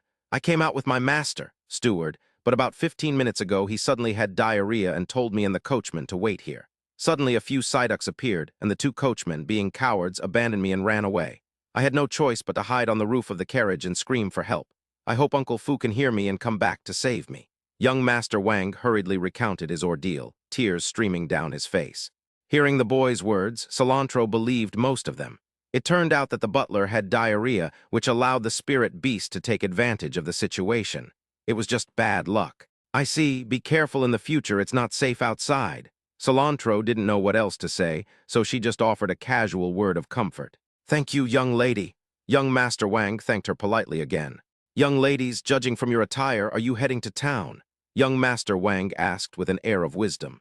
"How did you know?" The mutant beast beside him exclaimed in surprise. "Ha ha," young Master Wang laughed and explained. "This direction only leads to Qingyun Town. If you go in this direction, even if you're not going to the town, you'll still have to pass through Qingyun Town. My family happens to own some property in town. If you don't mind, you could come and work for me. Firstly, it would allow me to express my gratitude for saving your lives, and secondly, it's getting late and you must be tired from your journey, so you could rest at my place for a few days." Young Master Wang sincerely invited. "Young Master Wang, won't this be very troublesome?" the mutant beast asked warily. "When you're out and about, you can't be too careful around people. That's what his father taught him." Wang Fugui shook his head and explained righteously. "No, I'm so grateful for your kindness. How could I possibly find it troublesome? Besides, this young lady saved me today. If I don't show any gratitude, my parents will never forgive me when I get home." Young Master, are you all right?" Just then, an old man with a pale face rushed over. "It's all right, Uncle Fu, these young heroes saved me," Wang Fugui explained with a smile. Uncle Fu turned around, clasped his hands in a fist and bowed to Huang San and his group, and said, "We are grateful for your help in saving my young master. If you don't mind, please come with my young master to our residence so that we can thank you in person." Uncle Fu's attitude was sincere, and what he said sounded just like the truth. Seeing that even a powerful spirit master was so reasonable, Xiankai dispelled her doubts and said, "All right, then I'll trouble young Master Wang." An hour later, the group finally arrived at the prince's mansion on foot. "Coriander Girl, this is my home. Pretty impressive, right?" Wang Fugui confidently introduced to the group. Cilantro nodded. The mansion of the prince was even more magnificent and splendid than their ancestral hall in Niutu village. No wonder he was a wealthy family in the town. "Young Master Wang, I never expected this to be your home. It's magnificent, absolutely magnificent," the mutant beast exclaimed with envy. Huang San nodded. Although the building was a grand manor, he was the son of the spirit emperor. In his eyes, it was just so-so at best. "Coriander Girl, alien beast friend, Huang San friend, let's go in first," Uncle Fu invited with a smile. "Yeah, look at my brain. It's so cold standing outside. Let's go inside, let's talk inside." Wang Fugui slapped his forehead and quickly invited the three of them inside. Upon entering the Wang mansion, the Wang family indeed treated Huang San and his companions with great hospitality, even sending over a small box of silver. Afterwards, Wang Fugui led the three on a tour of the Wang family's backyard, during which he repeatedly thanked the Coriander Girl for saving his life. He promised that in the future, if there was anything Wang Fugui could do to help, just ask, as long as it didn't violate Wang Fugui's principles. After visiting the Wang family's residence, dinner was ready. It was almost time, and Wang Fugui personally led the three of them to their seats. Huang San glanced at the exquisite food on the table, knew it was poisoned, and made an excuse to go to the toilet, then slipped away. Chapter 284, Did we miss our target? Nephew, that Golden Emperor is just a minor spirit emperor. Is it really necessary for your uncle to personally intervene? Bai Jing, the spirit emperor of daylight, said with a somewhat complaining smile. He said he didn't want to come, but his nephew said he was still happy to bring him over to visit. Uncle, although this golden spirit emperor is only a spirit emperor, his strength is considerable, and since it concerns the mermaid kingdom, we should be cautious, Bai Liu Bing said solemnly. Young Master Bai, why boost others' morale and diminish our own? Even if that golden spirit emperor is monstrous, he's still just a low-level spirit emperor. With my 7 brothers, the 7 sheep, joining the fight, let alone 1 golden spirit emperor, even 3 golden spirit emperors wouldn't be enough. The slow sheep spirit emperor, the successor of the 7 sheep, confidently stated. Yes, young master, a mere gold-ranking official, let's see how I Happy Sheep capture him. Happy Sheep spirit emperor declared first, issuing a pledge of military authority.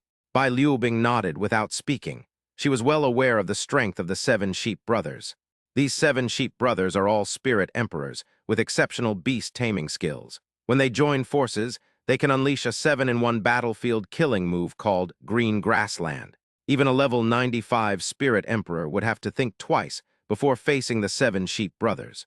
The fact that Bai Jing ordered these 7 people to take action this time demonstrates the importance he places on gold. During the 2.5 years of practice and simulation at the Lingwu Hall, the Bai clan had already perfected the battlefield killing move, Green Grassland. Even a level 96 Spirit Emperor could be trapped for 3 whole days. Even a level 97 Spirit Emperor wouldn't be able to break through this battlefield killing move in a short time. More than enough to deal with gold. As night fell, the Lingwu Palace composite warship arrived above Niutu village, with the 7 sheep brothers occupying 7 different positions. The leader of the formation, Slow Sheep Spirit Emperor, stood in the center of the battlefield and shouted, "Brothers, form the formation." Next, Slow Sheep Spirit Emperor activated his natal spirit insect. Time slows down, body deteriorates, slow sheep of time appear. A mix of joy and sorrow, but joy is good for your health. The joyful sheep, Happy Sheep, is here. Lazy and foolish, abandoning everything, lazy sheep appear. Unparalleled beauty, aloof from the world, a withered pure beauty, the beautiful sheep Mei Yang Yang appears. A cacophony of voices, boiling blood of beasts, a furious outburst for a beauty. The boiling sheep appear. Only those who experience the warmth and coldness of the world truly know it. Warmth comes naturally, and the warm sheep are here. Like a deep winter night, iron trees bloom, the sigh of the ice goddess, Ice Sheep, the ice sheep appears. The other 6 quickly activated their spirit insects, and 6 divine sheep totems instantly condensed above their heads, echoing the slow sheep totem above Emperor Slow Sheep's head. In an instant, the entire Niutu village was drawn into the battlefield's deadly move, the Green Grassland. "What? Who dares to challenge me?" the Golden Spirit Emperor roared in fury. "Sheep, charge at him!" Slow Sheep shouted, and a group of ancient antelopes seemed to travel through time and space, appearing around the gold and launching a death charge like madmen. Each ancient antelope possesses power comparable to a quasi 9th-level Spirit Emperor. Relying on its powerful physical body, it transcends time and space, consuming the spiritual power of a Golden Spirit Emperor. Invincible Radiant Moon. After years of dormancy, the Golden Spirit Emperor's reaction was slightly lax. After being hit a few times, he directly activated the 8th-rank spirit insect that Yi Wang had given him back then, Radiant Moon. With the activation of the invincible moonlit blade, Gold instantly became untargetable, but Gold did not lower its guard. As the former young sect master of the Liyun sect, the Golden Spirit Emperor was very knowledgeable. Although he didn't know what kind of killing move this was, he could guess that it was someone else's battlefield killing move. The Spirit Martial Hall is indeed full of hidden talents. Even the sect master would have to tread carefully if he came with such a deadly battlefield move, Huang Jin silently commented to himself. However, every killing move on the battlefield has a weakness. I refuse to believe I can't break it, Golden confidently encouraged himself. Then open your mind's eye wide and observe carefully. The mind's eye, an 8th-level forbidden killing move, is a forbidden killing move executed by countless spirit insects. With the 8th-level cross-eyed spirit insect and the 8th-level mind's eye spirit insect as the core, and the 7th-level small mind's eye spirit insect and the 6th-level anus spirit insect as the secondary core. Using this move, Huang Jin helped Yi Wang escape the Lingwu Hall's pursuit several times. Now Gold is resorting to its old tricks, attempting to break through the battlefield's deadly move, Green Grassland. Unfortunately, the Lingwu Hall was fully aware of Huang Jin's methods and had adjusted the Green Grassland killing move on the battlefield. Huang Jin looked at it for a long time but couldn't find any flaws. Impossible, how could there be such a perfect, seamlessly integrated battlefield killing move? Golden Spirit Warrior thought to himself. This is bad. At this moment, the Golden Spirit Emperor's Radiant Moon also reached its time limit. Golden Brat, surrender now, and we 7 sheep will go easy on you. Otherwise, don't blame us if you lose an arm or a leg. Boiling Sheep arrogantly declared. 7 Sheep, Humph, you're all in cahoots with the wicked Lingwu Hall, you're no better than me. Stop talking nonsense, come out and fight if you dare, Golden roared fearlessly. The Lingwu Hall is strong, but it wouldn't send out a true veteran expert just for him. He had never heard of these 7 sheep before, and they probably weren't very powerful. With his eldest son not around, he didn't need to worry about his safety. If you want war, then let's fight. Today, he will let the world know that his gold is not something to be trifled with. This move is called Floral Sword Drunken Finger. Please appreciate it. The Spirit Emperor Mei Yangyang lightly pointed her jade finger, and a stunning sword light flew out. This move is called the Divine Kun Ball. I hope you will give it your critique, fellow Taoist. Boiling Sheep laughed wildly, then executed a serve motion that he had practiced for 2.5 years, unleashing a Spiral Ascension Kun collision ball. The Golden Spirit Emperor's lips curled slightly as he confidently shouted, "Invincible Radiant Moon! Invincible Radiant Moon! Invincible Radiant Moon!" Sensing the frenzied spiritual energy, the Radiant Moon spirit insect instantly shone with golden light and desperately unleashed its skills. The Drunken Finger Sword and the Divine Kun Ball passed through the Golden Spirit Emperor in his golden form without causing him any damage. Seeing this, the 7 sheep each used their special skills. Sad and happy, unaware of their own temperature. Never change your mind about beauty or ugliness. Laziness is taking hold. Resigning now, the years have passed like a ditch. Ice Spirit Flash. My blood is churning uncontrollably. Palace Master Bai Jing and the young clan leader watched from the sidelines as the 7 sheep brothers unleashed their signature skills. Various mental attacks overlap, ignoring the physical invulnerability of the Golden Spirit weapon, and directly strike at the source of the spirit. In an instant, his golden face contorted. He spat out a mouthful of blood, and his breathing became disordered and feeble. Golden Spirit Marshal was in a sorry state, his face alternating between wild joy and sorrow. His body was sometimes unbearably hot, sometimes icy cold. His body was old and frail, and a layer of frost quietly covered his body. A lazy, languid thought kept tempting him. Sleep, sleep. If you lie down, the pain and discomfort will subside. A few breaths later, the Golden Spirit Emperor lost consciousness and fell freely onto the vast lawn.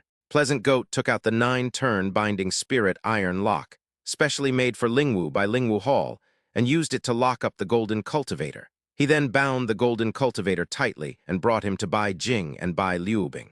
"My lord, I have not failed you," Emperor Slow Sheep bowed and called out. Bai Jing, the martial arts master, nodded in satisfaction. "Not bad." Ding, the host, led a surprise night raid and successfully captured Huang San's father, Huang Jin. Huang San has lost a key ally, and his luck value has plummeted by 5 million. The host has gained 50 million villain points, 50 million. Ding, the host has caused the chosen one Huang San to be forced to leave his hometown, losing many opportunities to show off and slap faces, as well as some important opportunities. Huang San's luck value has plummeted by 2 million, and the host has gained 20 million villain points, 20 million. As expected, Huang San got away again. We came up empty-handed. Life Simulator is indeed difficult to deal with, Bai Liubing thought to herself. However, this was within Bai Liubing's expectations, so it wasn't a big problem. The first step of the plan is simply to generate some initial villain value, so as to create a snowball effect. Next, the duel begins. Chapter 285, Huang San's Considerations. "Young Master Huang San," Uncle Fu whispered in Wang Fugui's ear. "Young Master Wang, has something happened? Just let us know if you need anything. We'll do our utmost to help if it's within our power," the level 5 spirit apprentice beast said cheerfully. Sigh, Wang Fugui sighed. "Brother Yi, nothing's wrong at home, it's just Brother Huang has a minor ailment." "What?" The mutant beast stood up excitedly. "Huang San is his brother. His father and Uncle Huang have trusted him so much. If something really happens to Huang San, how can he explain it to Uncle Huang?" Upon hearing that Huang San had gotten into trouble, Xiang Kai also stopped eating. Huang San is the son of Emperor Ling. If something were to happen to Huang San right under their noses, everyone present would be doomed. "Brother Yi, Miss Cilantro, calm down, calm down. Nothing happened to the Huang brothers, they just have diarrhea. Uncle Fu has already sent someone to the clinic to fetch a doctor," Wang Fugui explained calmly. "It was just diarrhea, what a relief, what a relief." Hearing Wang Fugui's explanation, the mutant beast breathed a sigh of relief. Cilantro also relaxed and continued to savor the Wang family's delicious food. Seeing that the two were not interested, Wang Fugui winked at Uncle Fu and said loudly, "Uncle Fu, I remember there is a pot of fine fruit wine at home. Go and fetch it. I want to thank the Coriander Girl and the Alien Beast brothers properly." Uncle Fu put down his chopsticks and replied with a ruddy complexion, "Yes, young master." After saying that, Uncle Fu quickly went downstairs and soon came back in with a pot of fragrant and refreshing fruit wine. "Wow, it smells so good," the mutant beast exclaimed from the bottom of its heart. "Brother Yi, this is a family heirloom of the Wang family. This wine is not only mellow and sweet, but it can also enhance cultivation. If you hadn't saved me, I wouldn't have dared to drink it," Wang Fugui said with a smile. "Young Master Wang, this is too precious. Please take it back," Cilantro quickly declined. Wang Fugui smiled and waved his hand. "Miss Cilantro, you flatter me. Since ancient times, fine wine has been paired with heroes. Miss Cilantro saved me, so this wine is naturally worthy of you. Yes, Miss Coriander, you, along with young friend Huang and young friend Yi, saved my young master. We are more than grateful. How could we be stingy with even a small token of our appreciation?" Uncle Fu quickly chimed in. "This wine is just brewed for a longer time. It's not a top-quality wine. The master doesn't allow the young master to drink too much because the young master hasn't reached the age to cultivate yet and can't absorb the spiritual energy in the wine. You too saved my young master. If I fail to entertain you properly or act impolitely, my master and mistress will likely not be happy when they return." As he spoke, a hint of worry appeared on Uncle Fu's face. "In that case, I will respectfully accept your offer." Upon hearing Uncle Fu's words, Kai no longer declined. Uncle Fu then smiled and walked to the Alien Beast and Coriander, giving each of them a bowl of Echo wine. Without the lid to hold it in place, a fresh and enticing aroma of wine instantly filled the hall. "Coriander Girl, Alien Beast brother, this wine shouldn't be kept for too long, otherwise its effects will greatly diminish. Enjoy it quickly. Enjoy it quickly," Wang Fugui urged excitedly. Upon hearing Wang Fugui's message, the mutant beast boldly picked up its wine and drank it all in one gulp, while Kai gracefully picked up her glass and slowly savored it. The echo entered their bodies, and the two felt truly at ease, a wonderful, blissful feeling filling their entire being. 3, 2, 1, fall! Wang Fugui silently counted 3 times in his mind. The two people opposite, Cilantro and the Alien Beast, instantly lost all their strength and collapsed to the ground, powerless. Echoing wine has a built-in sanctioning effect. As long as you are not above the level of a great spirit master, you will lose all your spiritual energy, your spirit insects will fall into a deep sleep, and you will be unable to muster any strength. It's poisonous." Cilantro, lying on the ground, was filled with regret. She was fully conscious, but she couldn't muster any strength in her body, and even the spirit insects in her spiritual cave had fallen into a deep sleep. "Don't even think about it. You won't have a shred of strength for the next 3 days. Just accept your fate." Wang Fugui walked up to Kai with a lewd grin on his face. Compared to before, Wang Fugui has completely changed his attitude. "Despicable!" The mutant beast was filled with rage, but could only utter 2 weak words. "Wang Fugui, Huang Sen's father is the Spirit Emperor. If you dare to touch us, the Spirit Emperor will not let you go through the... So, ha ha ha, the Spirit Emperor. Even at this point, you're still dreaming, the Spirit Emperor. If that little bastard were really the son of the Spirit Emperor, then I would be the Spirit Emperor. Ha ha ha ha." Wang Fugui laughed nonchalantly. Tusk, tusk, tusk. "Little beauty, you don't know yet, do you? That little bastard Huang San slipped away on his own a long time ago. He figured out something, but he just wouldn't tell you. He just ran off on his own. Your friendship is really something." Wang Fugui pinched Kai's chin with great interest. "Little beauty, tusk, tusk, tusk, a level 9 spirit apprentice. This is my first time playing this game. I wonder if you'll be just like those ordinary girls later." Wang Fugui excitedly picked up the cilantro, which offered no resistance, and headed towards the back room. Uncle Fu, beaming, walked up to the alien beast, dug out its spirit cave, and refined the alien beast's only spirit insect. "Someone deal with this idiot." Uncle Fu casually pointed to 2 servants in the hall. "Yes, sir." On the other side, Huang San was strolling along the main street of Qingyun town, humming a little tune. 2 idiots daring to disregard this imperial prince. They deserve to die. A mere village belle dares to give this emperor a hard time? Does she really think I'm easy to bully? Since you don't know what's good for you, then you can go play with that lowly native slowly. This emperor isn't going to serve you." Huang San looked around with his hands behind his back, admiring the dazzling array of goods. He was tempted. Luckily, I had taken a bag of spirit stones from the village chief when I came out. Otherwise, I would have really been just a spectator. King Yun Town, my rise begins with you, Huang San silently cried out in his heart. Hey, sir, come in and have some fun. It's very cheap, only 2 silver coins. 2 silver coins? Why don't you just rob us? You can't even afford 2 silver coins, you poor wretch, get out of here. Huang San bypassed the brothel and headed straight for the Lingchang Pavilion in the distance. Huang San did not forget his main task. After leaving Niutu Mountain, he had to start everything from scratch, and all kinds of spiritual insects were indispensable. The Lingwu Hall will be looking for him around midnight tonight, so he must act quickly and leave Qingyun Town before 10 o'clock to escape. As for that cheap old Deng, Huang San said he could only give up. There were so many spirit emperors, there was nothing he could do. All he could do was protect himself and avoid being wiped out by the Spirit Marshal Hall. If given the opportunity in the future, he will naturally go to the Lingwu Hall to seek justice and go to the Mermaid Kingdom to avenge his father. He will do all of these things. Whether it's the Lingwu Hall or the Mermaid Kingdom, they should have accumulated countless treasures. Consider these things as compensation for the suffering his parents have endured over the years.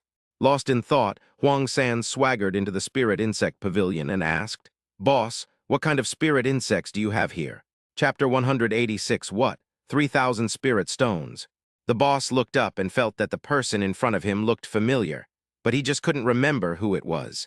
Seeing his boss staring at him with a perverted look, Huang San instinctively tensed up. His face turned cold and he shouted angrily, "What are you looking at? Haven't you ever seen a handsome guy before?" The shopkeeper was startled, then came to his senses and said, "I'm sorry, sir, you looked familiar to me just now. I thought I had met you before. I apologize." The boss was sincere and did not look down on Huang San because of his ordinary clothes. "HMPH, you better be," Huang San snorted coldly. For the sake of the spirit insect, Huang San decided to temporarily pardon his boss's serious disrespect. "Sir, I was rude just now. Whatever you have today, I'll give you a 10% discount." The shopkeeper flattered Huang San, intending to personally serve him. Seeing that the boss was getting the hint, Huang San thought to himself, he really is a shrewd businessman. Even with a 10% discount, he still makes a huge profit. This incredibly wealthy boss has no choice but to die for swindling him out of his spirit stones. "Boss, show me your scouting insects, mobile insects, defensive insects, ranged insects, melee insects, storage insects." Huang San rattled off several types of insects. By the way, the rotation speed doesn't need to be too high. 1 rotation is enough. After thinking for a moment, Huang San added half of the information. After a month of cultivation, Huang San made some progress and became a near level 1 spirit apprentice. His spiritual acupoints finally had a tiny bit of spiritual energy. "All right, sir, please come this way." The innkeeper greeted him while trying to recall where he had seen this person before. As the owner of the local spirit insect pavilion, his eyesight was naturally exceptional. He could remember any guest he had ever met. What he saw before was very familiar. He was certain he had seen it before, but he had to think of somewhere.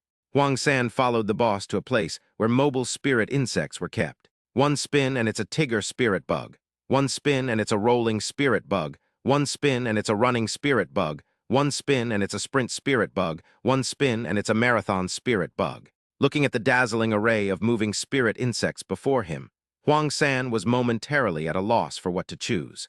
Damn it, if only there were more simulations. Huang San suddenly felt a surge of dissatisfaction. 3 times a day.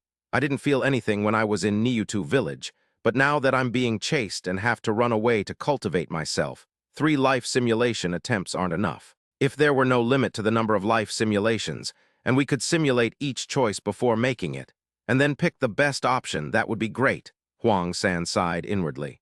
Unfortunately, this is impossible. The number of life simulations is limited.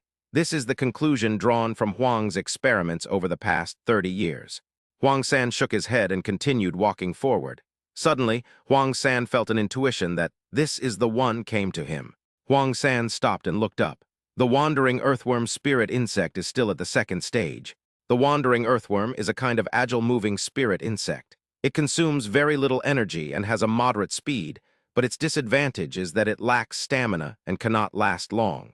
Only poor spirit insect masters who have no money will use it. No, this is a 2nd-tier dragon wandering spirit insect, a top-grade mobile spirit insect. Huang San took a closer look and discovered the true identity of this spirit insect. A first-stage swimming earthworm spirit insect is worth 10 low-grade spirit stones. A second-stage swimming earthworm spirit insect is worth 50 low-grade spirit stones. And this second-stage swimming dragon spirit insect is worth a full 2,500 low-grade spirit stones. This spirit insect must be captured. Huang San was overjoyed. However, Huang San managed to suppress his joy and casually pointed to the second-tier dragon-type spirit insect in front of him with a blank expression. "Boss, how much is this dragon-type spirit insect?" Huang San pretended to be browsing the market, trying to fool the shopkeeper and snag a bargain. The boss's face beamed like a chrysanthemum. He remembered that the man in front of him was a wanted criminal from the Lingwu Hall, worth 3,000 low-grade spirit stones.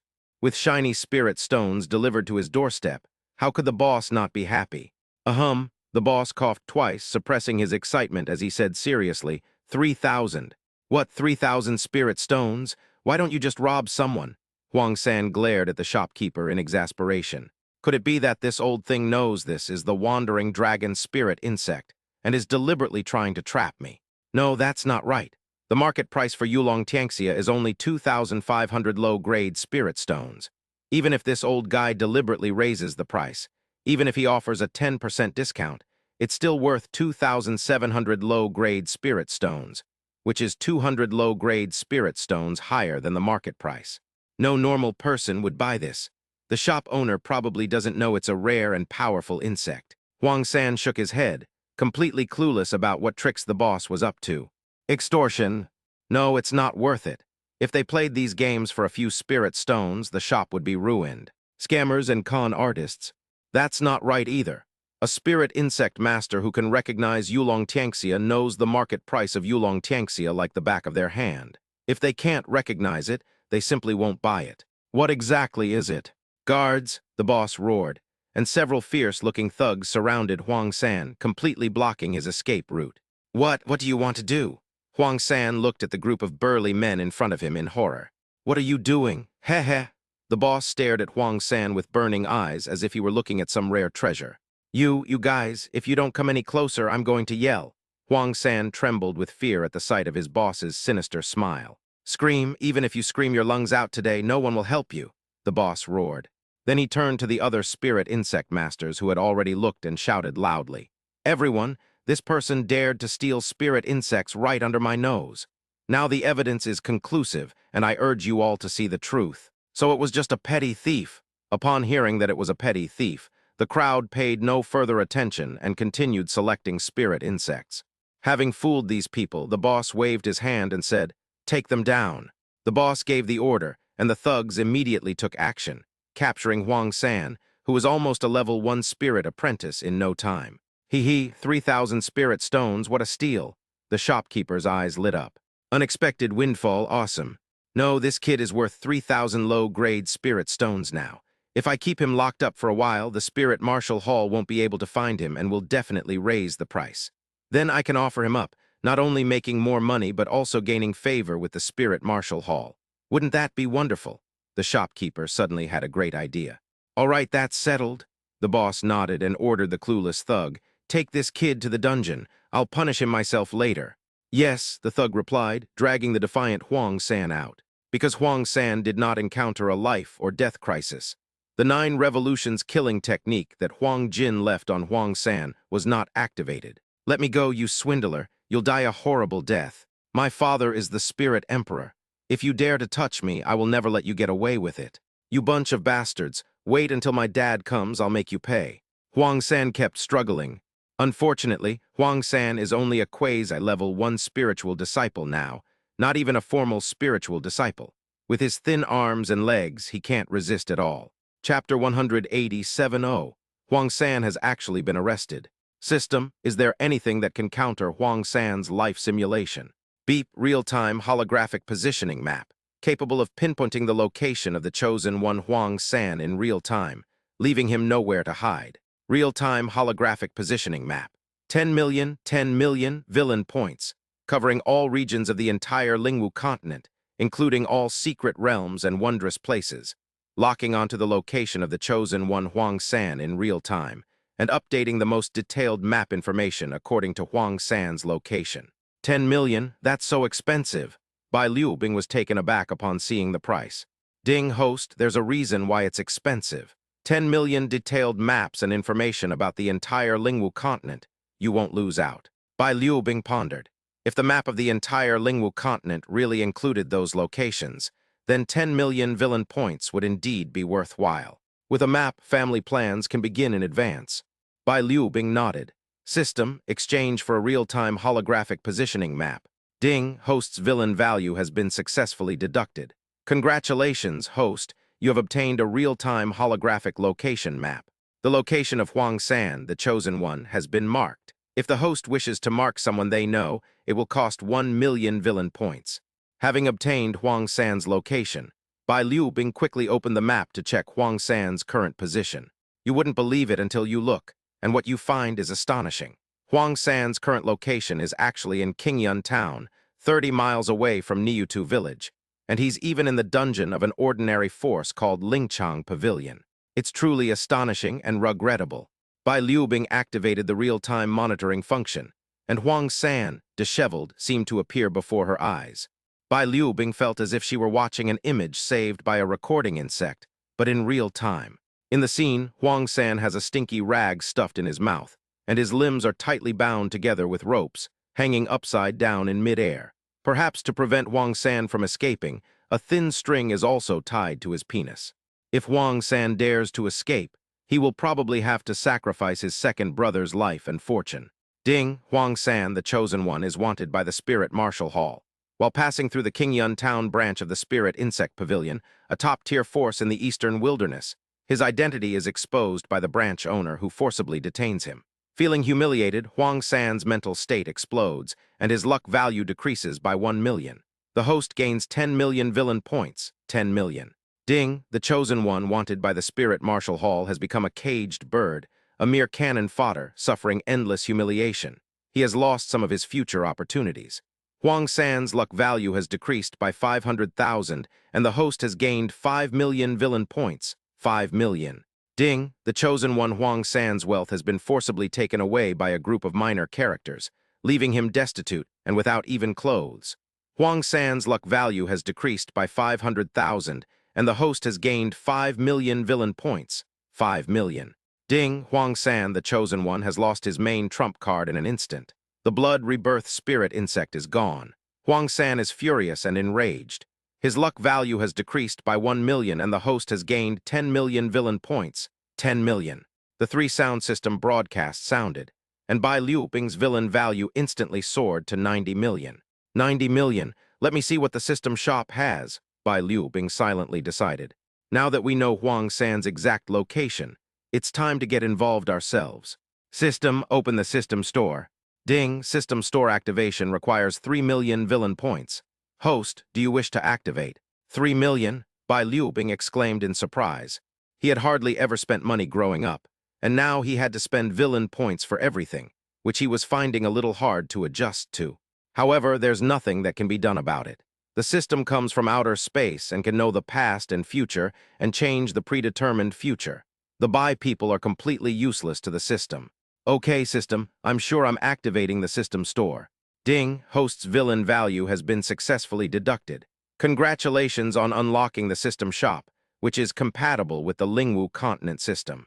As villain value is deducted, the previously inaccessible gray interface instantly turns gold. With a gentle tap of her divine sense, Bai Liu Bing saw a panel displaying a dazzling array of product information. Level D qualification, 1,000 villain values.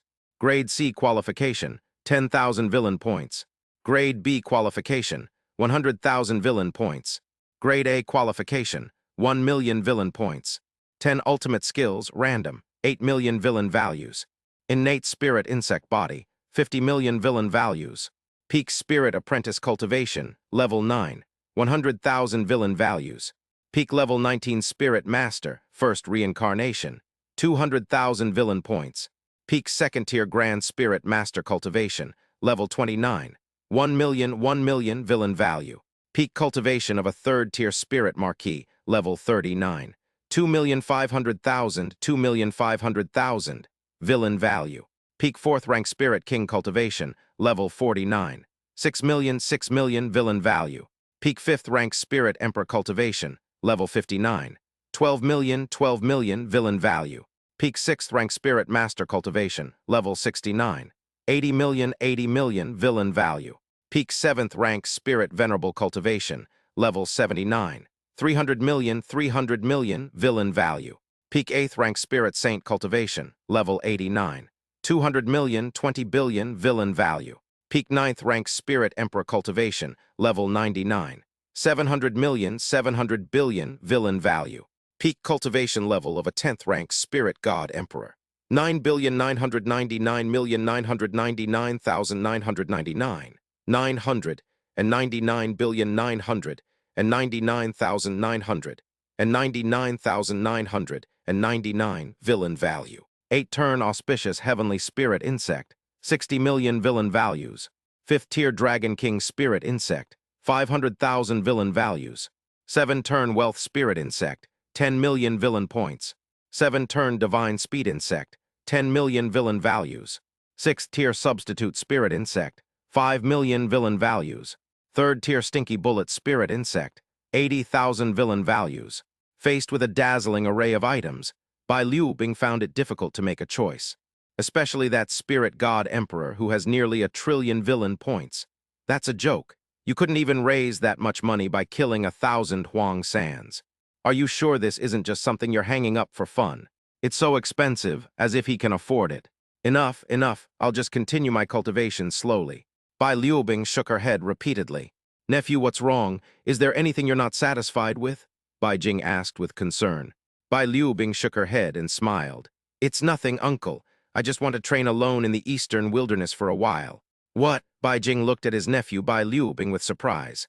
As the young patriarch of the Bai clan, Bai Liu Bing receives preferential treatment and resources from her family. She is trained by various spirit insect masters, guided by powerful figures in the clan, and receives comprehensive and systematic instruction in Dao heart, will, and combat skills.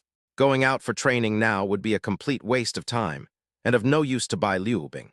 Uncle, you are also aware of the clan's teaching methods, but I have always stayed in the clan, so some of my experiences have indeed been limited. The environment in the clan is very good, but I want to see how people outside cultivate and experience it for myself. If you are worried, you can send 2 people to me. Bai Jing was silent for a while, then nodded. All right, I'll go back and arrange for 2 spirit emperors to follow you. Thank you very much, uncle. Bai Liu Bing immediately expressed her gratitude, just in case Bai Jing suddenly changed his mind. Bai Jing sighed, told the Spirit Emperor Mei Yang to stay for the time being, then tore open a space and took the other Spirit Emperors back to the Spirit Martial Hall. Chapter 188, A Turning Point for Escape. Damn it, I miscalculated. Huang San struggled a few times, his face pale, but because he was tied too tightly and had no leverage, he couldn't break free at all. In the previous simulation of his future life, Huang San did not come to the Spirit Insect Pavilion to buy spirit insects, but instead fled directly into the distance, and unsurprisingly was killed by a spirit beast. After learning about the future through the simulation, Huang San figured it was still early, and since the Spirit Martial Hall hadn't come after him in the Sims, he decided to buy some spirit insects. Thinking of buying some spirit insects to facilitate future long journeys, and avoid encountering spirit beasts without being able to fight back. Who would have thought that he was already wanted by the Lingwu Hall, and that his boss would recognize him? He was careless and failed to dodge, thus becoming someone else's prisoner.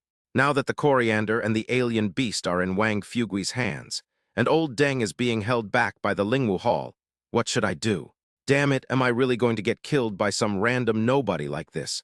I'm not having it. Huang San is very anxious right now. Huang San understood the Spirit Insect Pavilion owner's intention, to wait for the Spirit Martial Hall to increase its bounty before handing him over to the Spirit Martial Hall in exchange for spirit stones.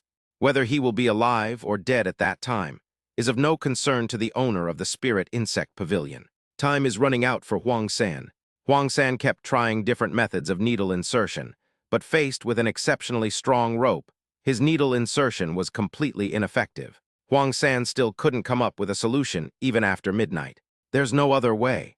Let's see if there's any chance for things to turn around in the future. Huang San sighed helplessly and immediately activated the future life simulation. First future life, Tonight, you have trouble falling asleep due to lack of oxygen. You have insomnia. At dawn, you can't hold back your urge to urinate, so you urinate upside down and quench your thirst at the same time. Then the unscrupulous boss, Tom, secretly came over to check on you. Seeing that you were full of energy, the boss picked up a whip and beat you, making you scream in pain. After venting your anger, Boss Tom left, leaving you in the dungeon to weep in secret, vowing to take revenge. In the afternoon, you couldn't hold your urine again, so you urinated upside down. You managed to relieve yourself and drink some water. This time, you weren't as resistant as before because Boss Tom wouldn't even provide you with water. At night, you are still trying to break free, but there is nothing in this solitary dungeon that can help you. Because your second brother is tied up separately, you can't use too much force, otherwise you won't be able to bear it. You were so tired from being pricked with needles until late at night that you fell asleep and slept until noon the next day when you were woken up by Boss Tom. You were beaten all afternoon, and no matter how much you begged Boss Tom, it was no use. Boss Tom still whipped you with his little leather whip. After Boss Tom vented his anger, you were alone in the dungeon contemplating life. On the third night, a group of suspicious, masked men in black broke into the dungeon. When they saw you, their eyes lit up. But soon, the group started arguing. They disagreed on how to divide the spoils, and the leader suggested that each person take one piece and they would go to the Lingwu Hall together to piece it together. You were so frightened that you begged for mercy, but these people ignored you and walked towards you with evil smiles on their faces. You thought you were going to die, but just as the group was about to strike, you activated the 9 revolutions killing technique that old Deng had left on you, which randomly teleported you to the core area of the Green Wolf Mountains. 9 revolutions killing move, this is good. Seeing that there was still a chance, Huang San smiled. No, 3 days is too long. I can't just sit here and wait to die. I have to think of a way to activate it ahead of time.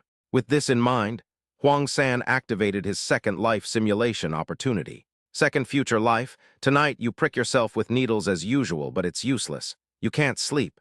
You have insomnia. At dawn, you endure it again and again until you can't hold back the urge to pee anymore. You pee because of free fall. You have a great feast. As it happened, Mr. Tom, who came to check on your condition, saw it and flew into a rage, picking up his whip and lashing you out. Knowing you possess the 9-turn killing technique, you directly confront the challenge, attacking Boss Tom with sharp words, and then you receive a 2.5-hour beating from Boss Tom. Boss Tom didn't kill you, so your 9-turn killing move wasn't activated, and you got a beating for nothing. On the second day, just like the first, you were beaten again. It wasn't until the third night that the group of masked men in black reappeared, successfully activating the 9 revolutions killing technique within you, helping you escape. Both futures are the same, Huang San sighed dejectedly. Having learned from his previous mistakes, Huang San was smarter this time. He reserved his third life simulation opportunity in case of unforeseen circumstances, so as not to make a mistake in seizing a turning point. On the other side, Bai Liu Bing also arrived in Qingyun town with her protectors. Young master, please wait here for a moment. I will arrange accommodations for you immediately. Mei Yang Ling Dai bowed respectfully. After saying that, Mei Yang Lingdi threw out a bunch of spirit stones, letting the guest house owner who was yawning and watching the show know what true power was. Seeing how generous the other party was, the guest house owner Jerry immediately changed his tune. 2 distinguished guests, please follow me. There are a few rooms available upstairs. The guest house owner Jerry had a bright, sunny smile on his face, treating his own father with the same affection. Young master, the room is ready, Mei Yang Lingdi reported respectfully. Bai Liu Bing nodded, let's go in. After they finished speaking, the 2 of them settled in separately, personally led by Jerry, the owner of the guest house. Mei Yang, the spirit emperor, sat on the bed in the room next to Bai Liu Bing's, closing her eyes to rest. At the level of the 9 revolutions spirit emperor, her lifespan exceeded 10,000 years, and she had long since transcended the mortal body, so she didn't need to sleep at all. On the other side, Bai Liu Bing did not slack off. After checking the system mall again, she began to cultivate diligently. Once you reach the 3rd level of the spirit marquee realm, your body is no longer that of an ordinary person. You only need to sleep for a few hours a week to get enough rest.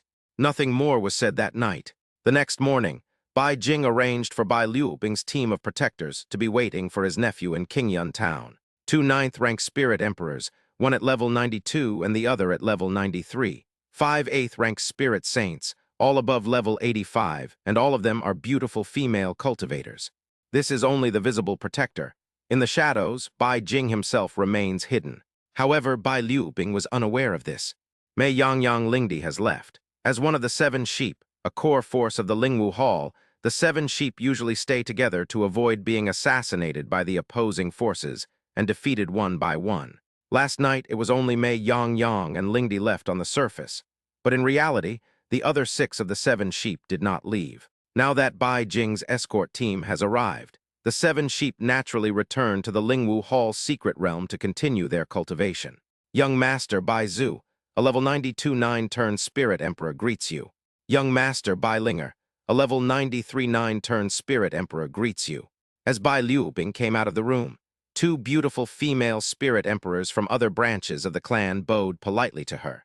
Behind them were 5 8th-level Spirit Saints, all beautiful Bai clan Spirit Saints, and all of them were one of their own. So it's you 2 elder sisters, no need for formalities, Bai Liu Bing said with a smile. Bai Liu Bing also knew these 2 people.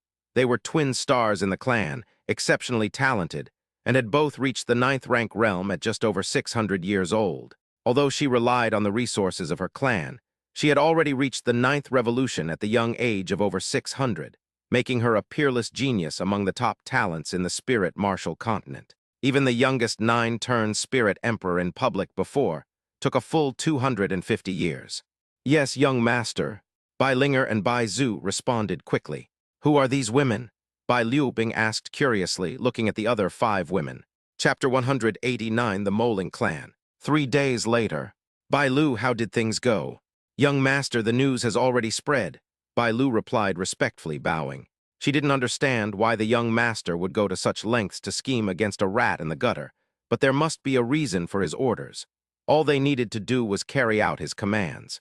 Bai Liu Bing nodded. All right, you can go now. Yes, 8th rank Spirit Saint Bai Lu bowed slightly and then left Bai Liu Bing's room. At night, Huang San in the dungeon was starving, his stomach practically touching his back. He hadn't eaten or drunk anything for 2.5 days. On top of that, he had to endure a beating from Boss Tom. Huang San was furious to the extreme, and he made countless vows in his heart. During this period, Bai Liu Bing gained another 50 million luck points, achieving her first small goal. Boom! Just then, the dungeon door was violently kicked open. Idiot, keep your voice down, don't let anyone see you, the masked man in black whispered sternly. I'm sorry, boss, I really didn't mean to, it was just a mistake. A mistake, the 5th brother who had kicked the door quickly apologized. 5th brother, eldest brother, please calm down. This is an important matter. The 3rd of the masked men in black pointed to Huang San, who was beaming at them from behind the torture instruments.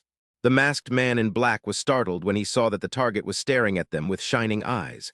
Something was wrong, extremely wrong. Could it be that they've fallen into a trap? A terrifying thought arose in the mind of the masked man in black. Ha ha ha, they're here, they've finally arrived. I've been waiting for you for so long, Huang San cried, tears of joy. Huang San never imagined that he would have such thoughts when facing someone who wanted to capture him for a bounty. The enemy of my enemy is my friend. That's probably how he feels right now. As soon as these ants make a move, he can activate the 9 revolutions life-saving technique within his body, escape alive, and thus turn the tables and take the initiative. Great, I can finally get away from this awful place. Come on, I'm ready. Huang San happily closed his eyes. Brother, I hope this kid hasn't developed any health problems from being locked up. Brother, could this be a trap set by that damn Tom, trying to use this idiot to kill us for the sake of the toddlers? 3rd brother, that shouldn't be possible. Huang San is so valuable now. If something goes wrong, wouldn't that dead Tom lose a fortune? 2nd brother, as the saying goes, you can't catch a wolf without risking your cub. If that damn Tom doesn't use this kid as bait, would we fall for it? 3rd brother, as the saying goes, the bold will eat their fill and the timid will starve. The bigger the storm, the more expensive the fish. Fortune favors the bold. We've come all this way, so if we don't take action, wouldn't we have come for nothing? Several masked men in black began arguing face to face, and for a moment, they did not take any further action against Huang San. Hearing this, Huang San was dumbfounded. If these people backed down and didn't dare to make a move, wouldn't he be in trouble again? The thought of drinking urine to quench his thirst, eating human flesh to stave off hunger, and being whipped by Boss Tom made Huang San's face fall. No, I absolutely refuse to accept this ending, Huang San roared inwardly. Then, taking a deep breath, he cursed at the masked men in black before him, "You bunch of trash, what are you standing there for? Come and chop me up." "A bunch of useless bastards. I was tied up and you didn't even dare to lift a finger. What a bunch of cowards, clowns. You guys think you can steal people? Go steal shit. A bunch of useless clowns. They don't even dare to go where there's no trap, what trash. Coward. Idiot." Huang San's foul-smelling mouth, smeared with yellow rouge, instantly unleashed a barrage of machine gun fire at the masked man in black. "Boss, has this guy driven Tom crazy? Whether he's truly insane or faking it, how dare he insult our deep blue thieves?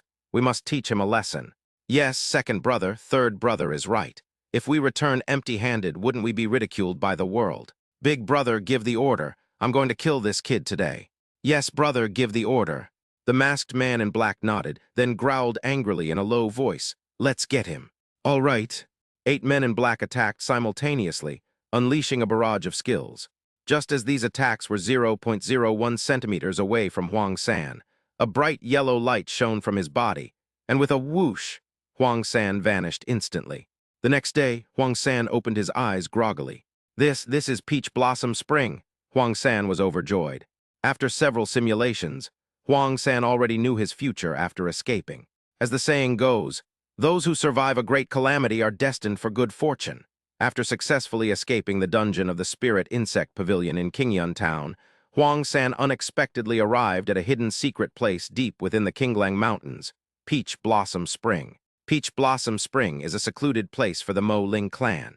Due to the great chaos of the Spirit Martial Kingdom millions of years ago, most of the Mo Ling clan's powerful members were killed or injured, and their territory was also conquered by human powerful members. In order to continue their bloodline, the remaining members of the Mo Ling clan traveled back and forth until they finally found a secret place in the Qinglang Mountains. This secluded and unique place is isolated from the world and extremely hidden. The Mo Ling clan calls it Peach Blossom Spring. From the simulation of his future life, Huang San learned the name of this place and the Mo Ling clan who lived there. The Mo Ling race is short in stature, with an average height of only about 2/3 that of the human race. In human terms, they are all lowlies. Squeak tilde. The door opened, and a beautiful young woman from the Ink Spirit clan walked in, carrying a small wooden basin in her hands. Seeing Huang San wake up, the Mo Ling tribe girl, Xiao Wu, put down the wooden basin in her hand. Chinese letter, Chinese letter, Chinese letter, Chinese letter, Chinese letter, Chinese letter, Chinese letter, Chinese letter, Chinese letter, Chinese letter. "You're awake." Upon hearing this, Huang San realized something was wrong. He couldn't understand the language of the Mo Ling clan. "What gibberish are you spouting?" Huang San muttered irritably, knowing the other person couldn't understand him anyway. The young girl, Xiao Wu, glared fiercely at Huang San, activated the translation spirit insect on her body, and then said, "I can understand what you're saying." Cough, cough. Huang San coughed twice on purpose. He thought to himself, "Damn, I was too hasty. I didn't expect this little thing to have a translation spirit insect. By the way, are you human?" Little Witch looked at Huang San innocently. Little Witch had never been outside since she was a child, but the clan school had taught her a lot of knowledge, including things about humans. The human race calls themselves humans and claims to be the most intelligent of all beings. They dominate the Lingwu continent and violently rule over other races. According to the records of the Mo Ling clan, humans are wicked devils who like to capture other supernatural beings and spiritual races as slaves and use them as test subjects. To escape their fate of enslavement, the Mo Ling clan hid in Peach Blossom Spring, and no Mo Ling ever left again. The Ink Spirit clan harbors no goodwill toward the human race. Xiao Wu knew all this, and out of kindness, she worried that Huang San would be executed by his tribe. So she secretly rescued Huang San, a human dog who had accidentally wandered in, and hid him in her home, taking good care of him. Huang San opened his mouth speechlessly and asked him if he was even human. What kind of question is that? It's hard to judge. However, in order to stay in Peach Blossom Spring, Huang San forced himself to suppress his displeasure, put on what he thought was a very handsome, crooked smile, and calmly admitted, "That's right, I am a human." After saying that, Huang San quickly added, "By the way, my father is also a 9-turn spirit emperor." Upon hearing the other party's identity, Xiao Wu was startled, but still did not run out to report the clan elder. The reason was simple. Xiao Wu felt that the person in front of her didn't seem like a bad person. Chapter 290 Peach Blossom Spring attacked. When the sun was high in the sky, Bai Liu Bing woke up contentedly from her slumber. The first thing she did upon waking was to check where Huang San had been taken. Bai Liu Bing opened the real-time holographic positioning map and looked closely. Huang San's location appeared in the birthplace of the first female protagonist, Peach Blossom Spring. What a coincidence. It's such a coincidence. I never expected that even with all these changes, Huang San would still be able to meet the first female lead, Xiao Wu. In the original timeline, after studying at the Niutu village school for 2.5 years, Huang San went out to train alone. However, he didn't check the almanac before leaving, which angered the disciples of the Qingyun sect. He was chased by the Qingyun sect and had no choice but to run into the Qinglang mountain range, where he accidentally fell into a valley. He was rescued by Moling Xiao Wu, who had escaped from Peach Blossom Spring. However, Xiao Wu had used a disguise insect at that time, so Huang San did not recognize Moling's identity. As the saying goes, a life-saving grace is repaid with food and gifts. Huang San saw that the human lowly Xiao Wu, after being disguised, was cute and proposed to travel with her. Having just left Peach Blossom Spring, Xiao Wu was completely unaware of the rules of human society and agreed. Later, after some back and forth, Huang San successfully captured Xiao Wu, thus repaying kindness with enmity. Later, Huang San took Xiao Wu to various parts of the human race to scavenge for bargains, pretending to be weak while actually being strong.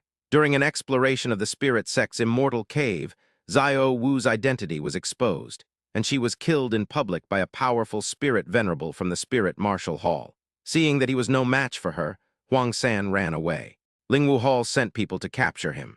Knowing that escape would be difficult, Huang San secretly fled into Peach Blossom Spring, following the location that Xiao Wu had mentioned before his death. Because Huang San knew Xiao Wu well and was also quite familiar with the Mo Ling clan, his identity remained undiscovered. During this period, Huang San continuously used the life simulation cheat code to explore the opportunities in Peach Blossom Spring. After 2.5 months, Huang San, who knew all the secrets of Peach Blossom Spring, revealed its location to other human forces. He then took advantage of the chaos to successfully seize the inheritance of the Ink Spirit clan. After the Mo Ling clan lost its value, Huang San changed his name and used the resources he obtained from the Mo Ling clan to strive to improve his level. As for Xiao Wu, Huang San temporarily forgot about her after obtaining the resources from the Mo Ling clan. Recalling the future trajectory the system had previously described, Bai Liu Bing couldn't help but sigh. Later, Huang San found the resurrection technique in the Mermaid Kingdom and successfully resurrected Xiao Wu, but all she needed was a maid to serve her. Having been saved by Huang San's life and influenced by the aura of his reduced intelligence, Xiao Wu was completely devoted to him. Even when Huang San's new lover was tired, Xiao Wu took good care of her. The idea of rebuilding the Mo Ling clan and avenging them was completely forgotten by Xiao Wu. Huang San, my family doesn't like humans. This is a shape-shifting spirit insect. With it, you can go out with me using your Ink Spirit clan identity. The little witch excitedly presented the shape-shifting spirit insect to Huang San. Little witch, you've put your heart into this, Huang San praised with satisfaction. After revealing his father, the Spirit Emperor, Huang San successfully gained Mo Ling Xiao Wu's favor. Then, by using a gradual, subtle approach, Huang San gradually won Mo Ling Xiao Wu's favor over the next few days. It's nothing, brother Huang San. When will you tell me more stories about the outside world? Little Wu looked at Huang San, who was pretending to be sick on the bed, with eyes full of curiosity. Ha ha ha, little witch, once I'm healed, I'll definitely take you out to see the world and witness the prosperity of our human race firsthand, Huang San said with a smile, making grand promises. Since coming into this world, this is the first time Huang San has experienced being waited on. Cool. Look at life now, we're weighted on hand and foot, and if we need a spirit insect, all we have to do is say a word and some silly girl will bring it to us. In comparison, Huang San realized how miserable his life had been before. That cheap old man has a full set of 9th-level cultivation, yet he doesn't hire a single servant and doesn't even go for the aptitude test. As the son of the dignified Emperor Ling, Huang San ended up living a life worse than that of a country bumpkin. He felt that he had been wronged. But all that is in the past. Now he has embarked on the path of cultivation and has the heaven-defying cheat of life simulation. How could he not become powerful? If he remembered correctly, this Peach Blossom Spring seemed to have a treasure that could improve one's own aptitude. If we could obtain this treasure, traveling 1,000 miles a day would not be a dream at all. Thinking of all this, Huang San's lips curled into an uncontrollable crooked smile. Little witch, by the way, could you tell me about the story of your Ink Spirit clan? Huang San deliberately feigned an expectant expression. Upon hearing Huang San inquire about his clan for the first time, Xiao Wu, who already considered Huang San a good friend, immediately began to tirelessly recount his story. On the other side, Bai Liu Bing gathered a large number of tools. Young Master Bai, are you sure there really is a spirit race in the Azure Wolf Mountains? The sect leader of the Azure Cloud sect asked solemnly. The leaders of other sects and families all looked at Bai Liu Bing, awaiting her reply. How dare you question our young master? Before Bai Liu Bing's maid could even retaliate justice, the branch hall master of the Spirit Martial Hall stepped forward angrily. If you don't want to go, you can get lost. My Lingwu Hall doesn't need your trash. We're already being generous by giving you a sip of soup. Who do you think you are? You dare to question our young master's sacred words. Lord Justice arrogantly berated the leaders of the various factions present, showing them no respect whatsoever. Seeing Justice's anger, the leaders of all the major and minor forces present lowered their heads, not daring to look at the true one venerable, who was known as the Blood Maiden. All right, Vice Hall Master Jess, there's no need to lower yourself to their level. Let those who want to go sign their names, and those who don't want to go be cleared out. Yes, young master, Justice bowed. Upon hearing Bai Liu Bing's words, all the leaders of the forces present hurriedly lined up, fearing that if they were a little slow, they would become targets for the Spirit Martial Hall's purge. The Lingwu Hall is the most powerful force in Jiangsu, but its influence is widespread across the 5 major domains of the Lingwu continent, making its power unfathomable. Even the top powers in the eastern wilderness are quite wary of the Spirit Martial Hall, let alone these little Karami. With the full cooperation of various major forces, the 100 Sects Alliance was formed 3 days later and launched a cleanup operation against the Green Wolf Mountains. Under the onslaught of the powerful army of spirit insect masters, the army of the 100 Sects reached Peach Blossom Forest in just 2 days. Great, we've finally reached the Peach Blossom Forest. Brothers, Peach Blossom Spring is right in front of us. Charge. Kill, kill, kill. Ha ha ha, all the alien spirit insects are mine. Charge, slay the heretics and seize the spirit insects. Kill. Before long, the allied forces of the 100 Sects, under Bai Liu Bing's guidance, surrounded the entire Peach Blossom Spring. Powerful figures from various factions joined forces to resist the attack on Peach Blossom Spring's defensive array. Guys, victory is within reach. Give it your all. The first person to breach Peach Blossom Spring will be rewarded with 5,000 low-grade spirit stones. Inside Peach Blossom Spring, the high-ranking elders of the Ink Spirit clan paced anxiously back and forth. How is that possible? How could humans know that our race is hiding here? Our race has been hiding here for millions of years. Humans couldn't possibly have discovered this place. There must be a traitor, the second elder said angrily in a deep voice. Yes, there must be a traitor. Otherwise our race would not have been discovered by the human race. What should we do now? What can we do? In this situation, we have no choice but to fight to the death. I, Mo Wudi, swear to never surrender. Mo Wudi, it's not a big deal if we die, but what about the millions of Mo spirits in our clan? Are we just going to stand by and watch them be captured by the human race? Then what should we do? Back then, Ancestor Moyu suggested building an escape tunnel, but the clan rejected the proposal due to a lack of resources. Now we have nowhere to retreat. Do you have any better ideas? The council hall of the Moling clan was in complete chaos. Huang San, however, had already secretly slipped away with Mo Xiao. Chapter 291, There's no escape. No, how could this be? This can't be real. Little Witch stared, her eyes red, at the distant explosions echoing around her home. Everything was fine before I left home, but just 2 days later, my home was gone. Huang San looked at the Peach Blossom Spring, engulfed in flames in the distance with a heavy heart. Not because the Peach Blossom Spring was destroyed, but because he was about to face a life or death situation. 3 days ago, Huang San, who was conducting a life simulation exercise, witnessed the established fact that Peach Blossom Spring had been destroyed. Left with no other choice, Huang San had to leave early in order to save his life. In order to safely leave the Green Wolf Mountain Range, Huang San used the beauty of the outside world to gain Xiao Wu's trust. They successfully left Peach Blossom Spring with Xiao Wu when the Moling tribe's defenses were lax. After finally traversing the dangerous area of towering cliffs and leaving the inner perimeter of the Green Wolf Mountain range. The two heard the sounds of battle rising and falling behind them. The location is right in Mo Xiao's hometown, Peach Blossom Spring. Little Witch, calm down. Perhaps those people are hunting powerful spirit beasts. Maybe it's not Peach Blossom Spring that's in trouble. Seeing Little Witch's emotional breakdown, Huang San quickly comforted her. He's only level 1 now, and without the protection of a junior witch at the Spirit Marquis level, he would never be able to leave alone. Hunting spirit beasts, Mo Xiao stared blankly at Huang San. Yes, Little Witch, spirit insect masters cannot cultivate without spirit insects. Perhaps some young master has reached a bottleneck and brought people to hunt suitable, powerful spirit beasts. Little Witch, you're also a spirit insect master. You should know how important spirit insects are to spirit insect masters. Huang Sanyan gently pressed Little Witch's shoulder, looking at her seriously. Mo Xiao stared blankly at Huang San, who was so concerned about her. Yes, the people will be all right. Peach Blossom Spring cannot be discovered by outsiders. They've been doing well for millions of years. How could they be exposed so easily? Mo Xiao kept brainwashing herself. Seeing that Mo Xiao's emotions were gradually calming down, Huang San had a cunning thought of his scheme succeeding. Huang San wasn't trying to deceive Mo Xiao on purpose. Rather, the Lingwu Palace was too powerful, and Mo Xiao would only be throwing her life away if she went back now. It was better for her to stay by his side and play a greater role than to perish with the Mo Ling clan. In the original world of heaven, this is called a white lie.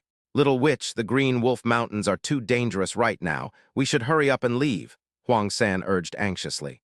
In several life simulations that Huang San conducted, no matter where Huang San ran, he would always encounter a guy named Bai Liubing, who would then turn him into a human pig. Huang San simulated the future 7 times, but he couldn't avoid this ending.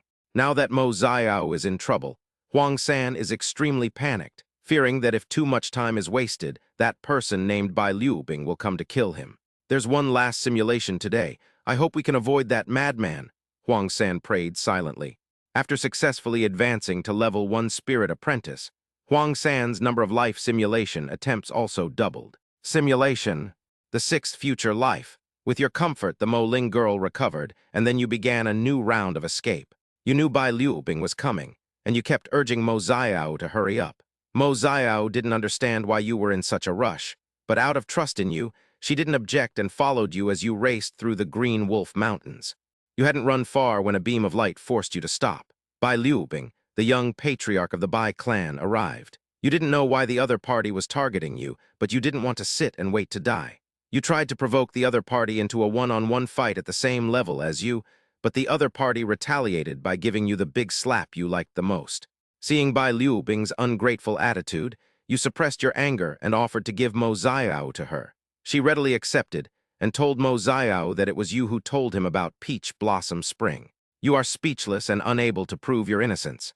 Helpless, you have no choice but to agree to what the other party says, ask for the reward, and then leave. Bai Liubing gave you a self-destructing spirit insect and sent an old man who liked men to escort you away. You couldn't refuse, so you had no choice but to obediently follow the dead end that Bai Liubing had designed for you. After you were away from Bai Liubing, the old man subjected you to inhumane humiliation. You resisted fiercely, refusing to submit even unto death, and you died. What, it's dead again? Huang San was so angry his face turned pale. This ending is even worse than before. Third brother, what's wrong? Xiao Wu asked softly. Huang San looked at the cute girl in front of him and sighed. It's nothing, let's go. In this situation, Huang San was completely helpless. Facing a formidable opponent like Bai Liubing, Huang San had no confidence whatsoever. Huang San examined his body thoroughly, but found no locating spirit insects or killing moves. Huang San couldn't understand why Bai Liubing was able to find him so accurately every time. In 6 life simulations, Huang San took a different path each time.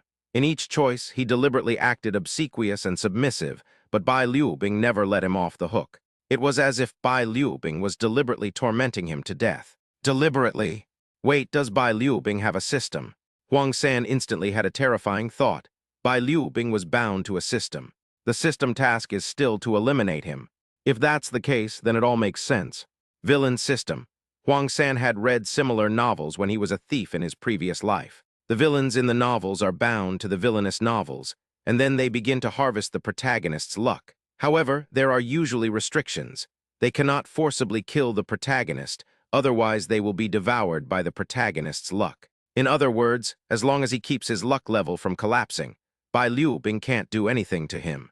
Thinking of this, Huang San suddenly understood. He is the protagonist of Destiny, and Bai Liu Bing is the ultimate villain. He has now deduced Bai Liu Bing's methods, but he still can't think of a good solution. If an opportunity is stolen, your luck will drop. If the female lead's opportunity is stolen, your luck will drop. If his mentality is ruined, his luck will still drop. With the cheat-like advantage suppressing everything, how can this game be played? He's always been under Bai Liu Bing's nose, so there's no point in even thinking about opportunities. He simply can't get them, and even if he did, Bai Liu Bing would take them away. As for the female lead, the name Mo Xiao sounds very much like his female lead, but he can't protect Mo Xiao. If nothing unexpected happens, Mo Xiao will be taken away by Bai Liu Bing, and she might even be turned by Bai Liu Bing to deal with him, Huang San. In terms of mentality, Huang San knows himself very well. Based on his experience in today's sixth life simulation, Huang San cannot guarantee that his mentality will not collapse. After much thought, Huang San came up with a theoretically feasible method, but whether it would work or not, they would only know after trying it. Thinking of countermeasures, Huang San tried his best to remain calm and avoid any emotional fluctuations, so as to avoid losing his luck. Knowing that he couldn't escape this time, Huang San slowed down and leisurely enjoyed the scenery in the forest with Mo Xiao, waiting for Bai Liu Bing to appear. "Third brother, didn't you just say we should leave quickly to avoid running into those wicked noble kids?" Mo Xiao blinked her cute blue eyes at Huang San Meng. Huang San calmly looked at Mo Xiao. After realizing that Mo Xiao was ultimately not his, Huang San decisively cut off all his thoughts about Mo Xiao. "It's all right, what's meant to happen will happen," Huang San replied inexplicably. Huang San was saying this to Mo Xiao, but also to himself. As long as he doesn't acknowledge that Mo Xiao is the female lead, then Mo Xiao is not the female lead. A mere female lead is better off without her. Just then, several familiar figures appeared directly in front of Huang San. "You've come." Huang San looked at Bai Liu Bing with neither servility nor arrogance. Mo Xiao's eyes darted curiously over Huang San and Bai Liu Bing's group. Chapter 292, Unexpected Operation. "You knew I was coming." Bai Liu Bing looked at Huang San with a refined and approachable demeanor. Huang San is able to simulate future lives, so it's normal that he knew Bai Liu Bing would come. Bai Liu Bing didn't care about it either. "I know your purpose, but I will not surrender easily." Huang San gently held Mo Xiao's small hand, looking at Bai Liu Bing with a confident expression. "Oh," Bai Liu Bing chuckled and said, "do you really think the 9 revolutions killing technique on your body can save you?" Bai Liu Bing looked down at Huang San with an air of superiority, completely disregarding him. Bai Liu Bing's goal today is simple: cripple Huang San, but not to put him in a life or death situation. "Bai Liu Bing, I know you have the 9 revolutions spirit emperor by your side. Let me tell you the truth, I don't rely on the 9 revolutions killing move my father left me." Huang San looked calmly at Bai Liu Bing. If Bai Liu Bing can suppress his luck, then conversely, he can also improve his own luck by damaging Bai Liu Bing's reputation. The villain system is powerful, but don't forget that the protagonist's luck originally allowed him to suppress the villain. The protagonist, driven by destiny, slaps the villain in the face, gains the approval of the masses, thereby shaking the foundation of the villain's side, breaking through the enemy's defenses, and ultimately defeating the villain. Huang San didn't know if this method was still applicable, but for now, it was the only method he could think of. The Bai clan and the Lingwu Hall are 2 extremely powerful forces in the Lingwu continent. To truly defy fate, he must overcome this hurdle. To destroy these 2 forces, he must use their strength against them, stop Bai Liu Bing's suppression, buy time to develop, and take advantage of the protagonist's unreasonable leveling up ability to step into the Spirit God Emperor realm first and become invincible in the world. "Oh, you don't need the 9 revolutions killing technique. I'd like to see." Before she could finish speaking, Bai Liu Bing decisively initiated a surprise attack with 0 frames. The Ice Bird startles, piercing wind. The 2 attacks started at 0 frames, giving Huang San absolutely no time to react. Huang San was prepared. He didn't use the 9 revolutions killing move. Instead, he grabbed Mo Xiao's hand and pulled hard, then lay down in the opposite direction, directly anticipating Bai Liu Bing's sneak attack and using Mo Xiao as a shield. Mo Xiao was caught off guard, and was directly hit by Bai Liu Bing's unknown spirit insect technique, leaving her on the verge of death. Cough, cough. Mo Xiao weakly coughed up 2 mouthfuls of blue blood. Because the 3-transformation spirit insect on her body was destroyed, Mo Xiao revealed her true form. Why? Mo Xiao stared at Huang San in disbelief. She had saved Huang San herself, and even concealed her family's actions for him. But when she encountered danger, she never expected Huang San to use her as a shield. Huang San could have easily dodged, but he chose to use himself as a human shield. Mo Xiao, you're a lowly alien race. I only reluctantly allowed you to be my maid because you had some strength. Now you're useless, understand? Huang San looked at Mo Xiao arrogantly, his eyes full of disdain. Huang San didn't really want to destroy the flower, but in order to preserve his own luck as much as possible, he had no choice but to take action himself to completely sever his relationship with Mo Xiao and block Bai Liu Bing's path of using Mo Xiao to deal with him. Without Mo Xiao, Bai Liu Bing's plan for today would fail. Bai Liu Bing watched this scene in shock. She truly hadn't expected Huang Sankeng to kill the female lead. Killing 0 enemies while losing 800 of your own is something Bai Liu Bing has never seen before. Ha ha ha, you despicable woman, so that's how you see me, Mo Xiao. Huang San, you've been pretending for so long. Mo Xiao gave a pitiful laugh. Huang San, I really trusted you the wrong person. The battle fluctuations we heard earlier, weren't they from Peach Blossom Spring? Mo Xiao stared intently at Huang San. If looks could kill, Huang San would probably be dead hundreds of times over. Huang San looked at Mo Xiao without a trace of emotion and admitted without any fluctuation. Yes, the mastermind behind the attack on Peach Blossom Spring is the person who injured you, Bai Liu Bing, the young clan leader of the Bai clan. By now, I reckon your entire clansmen have been captured by the Lingwu Hall. Seeing that Bai Liu Bing didn't refute, Huang San added with great interest.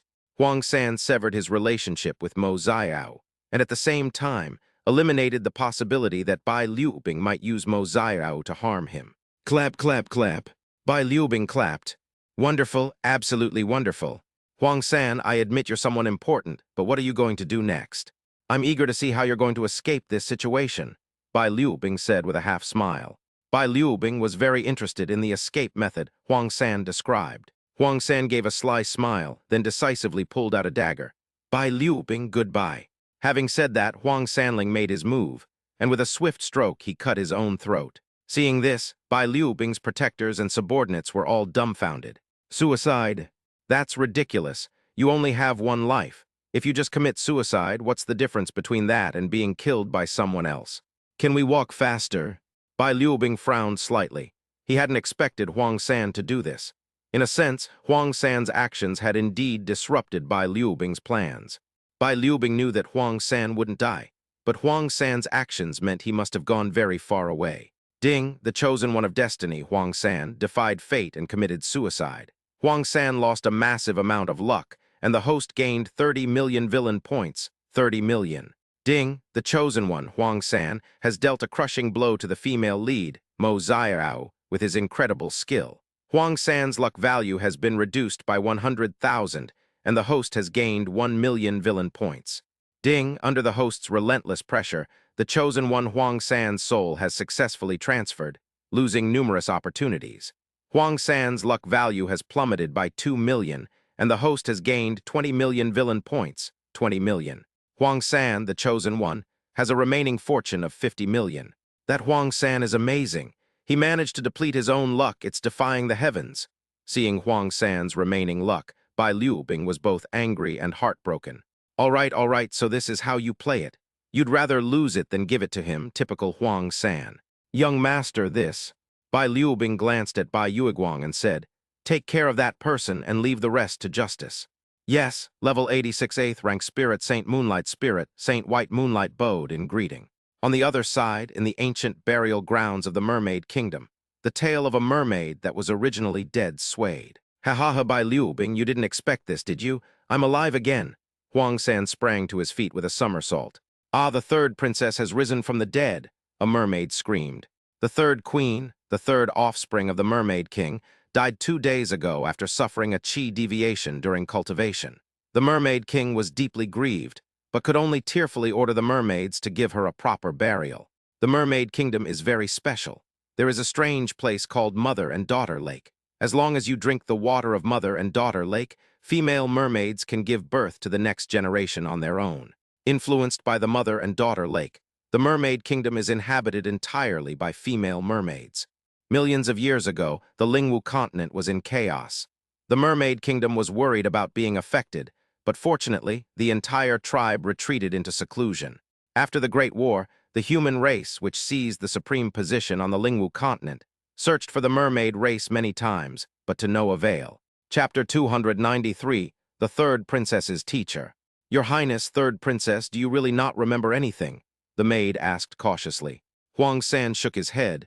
I don't remember anything. By the way, why do you call me the Third Princess? Am I of high status? What's my name? Huang San asked, seizing the opportunity. The maid rubbed her head and patiently explained. Your Highness, the Third Princess, your name is Huang San. You are His Majesty the King's third child, the #1 genius of the younger generation in our mermaid kingdom, and possess the legendary 10 absolute talents, the water virtue star spirit body. Your teacher is Yi Wang, the princess of the Yi Wang lineage, who was once the #1 genius of the mermaid kingdom. Yi Wang, Huang San was startled. Yi Wang, isn't this the mother her cheap old man said she'd never met? Upon hearing the third princess's reaction, the maid immediately became excited. Your Highness, has something come to mind? Huang San quickly realized what was happening and pretended to be at a loss, saying, I don't know, I just feel that the name is somewhat familiar. Hearing that the third princess still had no recollection of her, the maid couldn't help but feel a pang of regret. The #1 genius of the mermaid kingdom, the future queen of the mermaid kingdom, and the third princess of the mermaid kingdom who is most likely to step into the 9th revolution spirit emperor in the past 10,000 years, now looks like this. How can the word sorrow describe it? Quickly make way, His Majesty the King is here. A dashing red-clad commander shouted, clearing the way. Upon hearing of the king's arrival, the mermaid maidservant who served Huang San immediately knelt down and prostrated herself. A few seconds later, a stunningly beautiful mermaid dressed in a golden imperial robe walked in. Sanner, the king of the mermaid kingdom, excitedly sat down next to Huang San, took Huang San's small hand, and examined Huang San's body. His physical vitality is normal, his life force is vigorous, and his cultivation has successfully taken a step forward, entering the 4th level of the Spirit King realm. Grabbing the hand of the Mermaid King, Huang San was so frightened that he dared not move, his body tense, fearing that the Mermaid King would discover his true identity and kill him on the spot. The King of the Mermaid Kingdom breathed a sigh of relief upon learning that his daughter was healthy. Sanner, relax, I am your mother. The King of the Mermaid Kingdom gently comforted her. Mother, Huang San timidly uttered the 2 words. Although Huang San was very unhappy, he had no choice but to bow his head under someone else's roof. In order to quickly obtain cultivation resources, he shouted. The King of the Mermaid Kingdom was overjoyed to hear his third daughter call him mother. A full 1,000 years, she finally heard her third daughter call her mother once again. Third son, can you call me mother one more time? The King of the Mermaid Kingdom looked expectantly at the third prince, Huang San. Your Majesty, the third princess has just awakened, but it seems she has forgotten many of her memories. The maidservant cautiously reported to the King of the Mermaid Kingdom via telepathy. Upon hearing this, the King of the Mermaid Kingdom, who had been full of anticipation, instantly lost his excited expression. Despite her deep longing to hear her beloved daughter call her mother, she couldn't be so selfish because her daughter's spirit had been severely damaged. Thinking of this, the King of the Mermaid Kingdom couldn't help but sigh softly, his heart filled with tenderness and worry for his daughter. Mother, I'd like to see Teacher Yi, is that all right? Huang San deliberately feigned a timid demeanor and tentatively made his request. Yi Wang, the Mermaid King, was furious at the mere mention of this name. 22 years ago, Yi Wang, a princess of the Yi Wang lineage, approached the King of the Mermaid Kingdom and asked him to allow her to go out and gain experience in order to break through her current limitations. The King of the Mermaid Kingdom pondered for a long time before finally granting Yi Wang's request, as she had been stuck at the peak of the 7th level of the Spirit Venerable Realm for quite some time. At that time, the King of the Mermaid Kingdom placed high hopes on Yi Wang, the princess of the Yi family, and even considered passing the throne to her. Unfortunately, after the age of 22, Yi Wang's bloodline was completely destroyed, and she lost all her cultivation. She was then brought back by a wild human man. What angered the King of the Merfolk Kingdom even more was that Yi Huaying had given birth to a bastard child for that human savage, and had even used the secret techniques of the Merfolk Kingdom to sacrifice her cultivation and bloodline for him. The king of the Mermaid Kingdom originally wanted to kill the slovenly and disgusting wild man, Golden, to vent his anger. But Yi Huaying cried and begged the king of the Mermaid Kingdom to spare Golden's life, and hoped that the king of the Mermaid Kingdom would bring Golden into the Mermaid Kingdom to escape the pursuit. The king of the Mermaid Kingdom was immediately enraged and intended to kill Golden, who had just stepped into the Spirit Emperor realm, to sever Yi Huaying's last remaining hope. However, Yi Huaying stood directly in front of Golden and said that she would rather die than live. The two were locked in a stalemate when the golden fish unexpectedly jumped out, declaring that one should take responsibility for one's actions, and hoping that the king of the Mermaid Kingdom would not harm Yi Huaying. After some conversation, the king of the Mermaid Kingdom brought Yi Huaying back, while the golden one, Huang San, who had never been fed, quietly left and went into seclusion in the mountains. Later, the king of the Mermaid Kingdom sacrificed his royal blood, at the cost of one level of cultivation, to successfully save Yi Huaying, who was on the verge of death. However, Yi Huaying's lost cultivation level could not be restored, and she could only start cultivating again. From then on, Yi Huaying was confined to the Yi family and was not allowed to go out even a step.